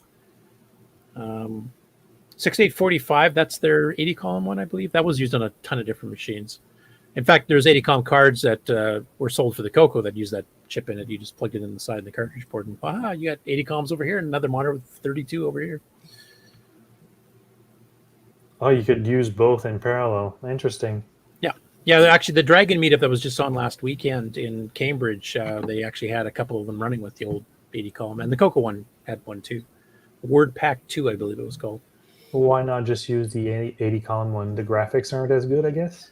Well, the 6845, remember, isn't that a text only video chip? I think so, but it does have some rudimentary graphics capability, but it's really rudimentary if I recall the data sheet. Yeah, I think you're right. From what I remember, that's the same thing. So basically, if you wanted like color graphics and stuff there, you'd be using the 6847. Like the one demo they were running at the Dragon meetup is they had the 80 column showing the source code of the program running, drawing fractals, and then the 6847, another monitor, was actually drawing the fractals. Yeah, that's interesting. And what about sound? What do they use? Do you recall what graphics sound chips they used? What sound chip? Not graphics, the sound chips. No, there's no sound chips on the Coco? The Coco and the Dragon do not have sound chips. What they have is a 6-bit DAC that's driven through one of the PIAs. Really? Yeah. So anything you're doing sound-wise, you're driving with the CPU. Jeez, that's not efficient. No, it's not. But mind you, it kind of was looking forward to the future a little bit because modern machines all use DACs. Nobody uses built-in synthesized chips. You can push data more than... Yeah, you can get some really cool sound effects. There's some really good games and stuff that actually use it, to a great extent, especially on the Coco 3. We have a programmable timer, which really helps. But yeah, it is CPU intensive, which is why in most Coco, you might have a multi-voice sound thing with, drum beats and everything else running in the background as an intro screen. When the game starts, it's bloop, bloop, bloop. Yeah, that's true. It was better than say the Spectrum. Like the Spectrum was 1-bit sound, the Apple II was 1-bit sound. That's worse. At least we had 63 levels of volume and could do some decent quality sound. Hmm. In fact, Sloopy was demonstrating some of that a little bit earlier. I don't know if anybody can hear it that well. We did have third-party stuff, like the Set Beach Sound Pack was and is it the AY3910? Is that it? The 8910, yeah. Yeah, so that had one of those in there, plus a very primitive voice, Votrack style thing. There's the SPO 256, which is a text-to-speech chip. I never see it. I remember buying it at Radio Shack back when it still was selling ICs. Yeah. And it was nifty what it could do. It was a hell to program, but I think there was a Coco add-on for that. Yeah, no, the Speech Sound Pack added a sound chip, a little PIC processor, and the AY3 voice chip. The other one that Tandy sold was the Orchestra 90, which is a sequel to the Orchestra 85 from the Model 1 and 3. That's basically just two 8-bit DACs. It's still CPU driven, but it gave you better quality in stereo. And it was more meant to be a musical thing. Like the ROM that comes with it is a little music language for creating compositions and stuff. It's just my video controller's wrong. Oh, thank God! I thought I broke it. That's fine. I mean, nowadays, if you can get a Mega Mini MPI from Zipster Zone, it's actually got an OPL3 chip in it if you want to go nuts. Zipster. But there's not much software to support that. That's what I was going to ask, is if there's no support, what's the point? Yeah, there's a few demos that use it. There's a music player for OPL3 that Todd Wallace wrote that's included with the Nitrous 90 ease of use that will let you actually play the songs on it, but there's no games written with it yet or anything yet. I know a few people that are working on trying that, but they're not out yet. So it must be hell to program multi-voice sound with a DAC, with a single DAC. It's actually not that bad. You create the waveforms and then basically you just add them together and then shift the result depending on how many voices you did. So if you do 2 voice, shift 1. Yeah. You did 4 voice, you shift 2. And it kind of averages them out and you just blast it out to the DAC. So you can do multi-voice actually fairly easily, but it's CPU intensive. That's the big problem. Yeah, exactly. Depending on how good quality sound you want. Like if you want an explosion, well, you can do it. You can just read random ROM bytes and just jam them out and explosion. Yeah, you just need a noise. Yeah. Random noise, yeah. The default. Yeah, the Coco 3 really helped on the sound. I mean, it's like they were given the mandate. We've talked to Mark Siegel, the project manager, and they were given the mandate. If you want to have a Coco 3 and you want Tandy to sell it, you can do whatever you can fit in this, but it has to be cheaper to manufacture than the Coco 2 was. Really? Yeah. Otherwise, we're not doing it because they wanted a real serial port, they wanted a real parallel port, they wanted an internal drive. And they basically got nixed on all that because they said, nope, we're only going to do it if it's cheaper. So they did the Gimme chip, which replaced the SAM chip, which replaced the VDG, the video display generator we're talking about, and a couple other support chips, and made one custom IC that has the MMU controls, the palette register controls, accesses the memory up to 512K, programmable interrupt timer, some new interrupt sources, all the new graphics modes, all the new text modes, all jammed to this one little chip, and that was the one way they can make it cheaper. Mm-hmm. And the compromise on not having a sound chip was they gave you a programmable interrupt timer that you can really specify to an exact, like by CPU cycle type thing. So you could have your sound, like if you have a game that's fairly casual play, not moving much on the screen, you could do like, let's say 11 kilohertz samples. If you have a fast moving side scrolling, shooter type thing, you might want to drop it down to like 5 or 6 or 7 or something like that, just to keep the speed of the game up. Yeah. But still having some semi-decent sound effects. A lot of compromises on that sucker. Yeah. But I mean, given that mandate, we're not even going to try to manufacture one unless you can get it cheaper. I think the compromise they did were pretty good, honestly. It's a pretty decent machine. It's amazing, though, that they managed to get something that's pretty solid, cheaper. Yep. I mean, there was a bit of a time span. The Coco 2 came out in late 83, and the Coco 3 came out in summer of 86. Well, announced in summer of 86. Mm-hmm. So they had 3 years to get everything crammed down. The custom IC was the main thing that did it, though. If they weren't able to do that, that never would have happened. Too bad we can't easily get the hands on the Gimme chips. Well, Ed Snyder's Zipster Zone has been working on the Gimme X along with Gary Becker, who created the Coco 3 FPGA. And they have got one. I've actually got one here in mine. Unfortunately, the chip that he designed it on, I can't remember if it's a CPLD or if Soupy was here, he could tell you. It's either FPGA or a CPLD, but they programmed it to simulate the Gimme. And they've been adding a ton of extra features, extra graphics modes, and all kinds of things. I am here. It's just you are. Yeah, I was eating, and no one wants to see that. I was wondering, do you remember what the main controller chip that's in short supply that the Gimme X and the Coco VGA use? The FPGA? Is it an FPGA or CPLD? I couldn't remember. It's an FPGA. That's too much for a CPLD to do. No, I think it's like an EPK3 or something. Yeah, basically it's unobtainium since COVID hit. Yeah. Oh, one of those. Great. Makes you wish you could go back to just before and just buy a ton of them, like 1,000. Yeah. Make a mint now. But yeah, they've been going through, for several years doing updates on the software to make sure that, some oddball timing, some weird game use works. And I think it's pretty well, I don't think there's any incompatibilities on the latest firmware edition of it. So basically, if those chips can come back to the market, it should be ready to go with a ton of extra features too. But that was a clean room implementation. I mean, nobody has schematics. I mean, I've had the the electron microscope scans there, Slippy, that Roger Taylor did. Do you remember those? Yeah. Acid soaked it off to each layer to find out what was in the chip. Yeah, didn't he do with it both an 86 and an 87, or just an 86? Yeah. No, both. Yeah, that's going to help a lot, because then you can find the 256 mode. the real one, not the composite one. Yeah. That's a 256 color mode that one of the creators said was in the original Gimme spec. I don't think it survived until production. No. Because that would have been competing with the Tandy 1000s a bit too much. Yeah. It was pretty competitive with it already as it was. So, and of course, you got better commission if you sold a Tandy 1000 than a Coco 3. So why do we want to push the Coco 3? Well, perhaps what I'll do is end the stream, but we can always stay afterwards, because it's been 4.5 hours for my first stream, which I thought you're almost would up to last Coco in 2 You're almost minutes. up to Coco Nation levels there. Well, I'll end it, and we can stay and chat afterwards. So, well, thanks for being around, and if you're still 3 watchers, there might be all of us, I guess, or not. Anyways, if you're watching after this, then hope you've enjoyed. So see you next time. Bye. Oopsie. Where's that Moopsie? I need to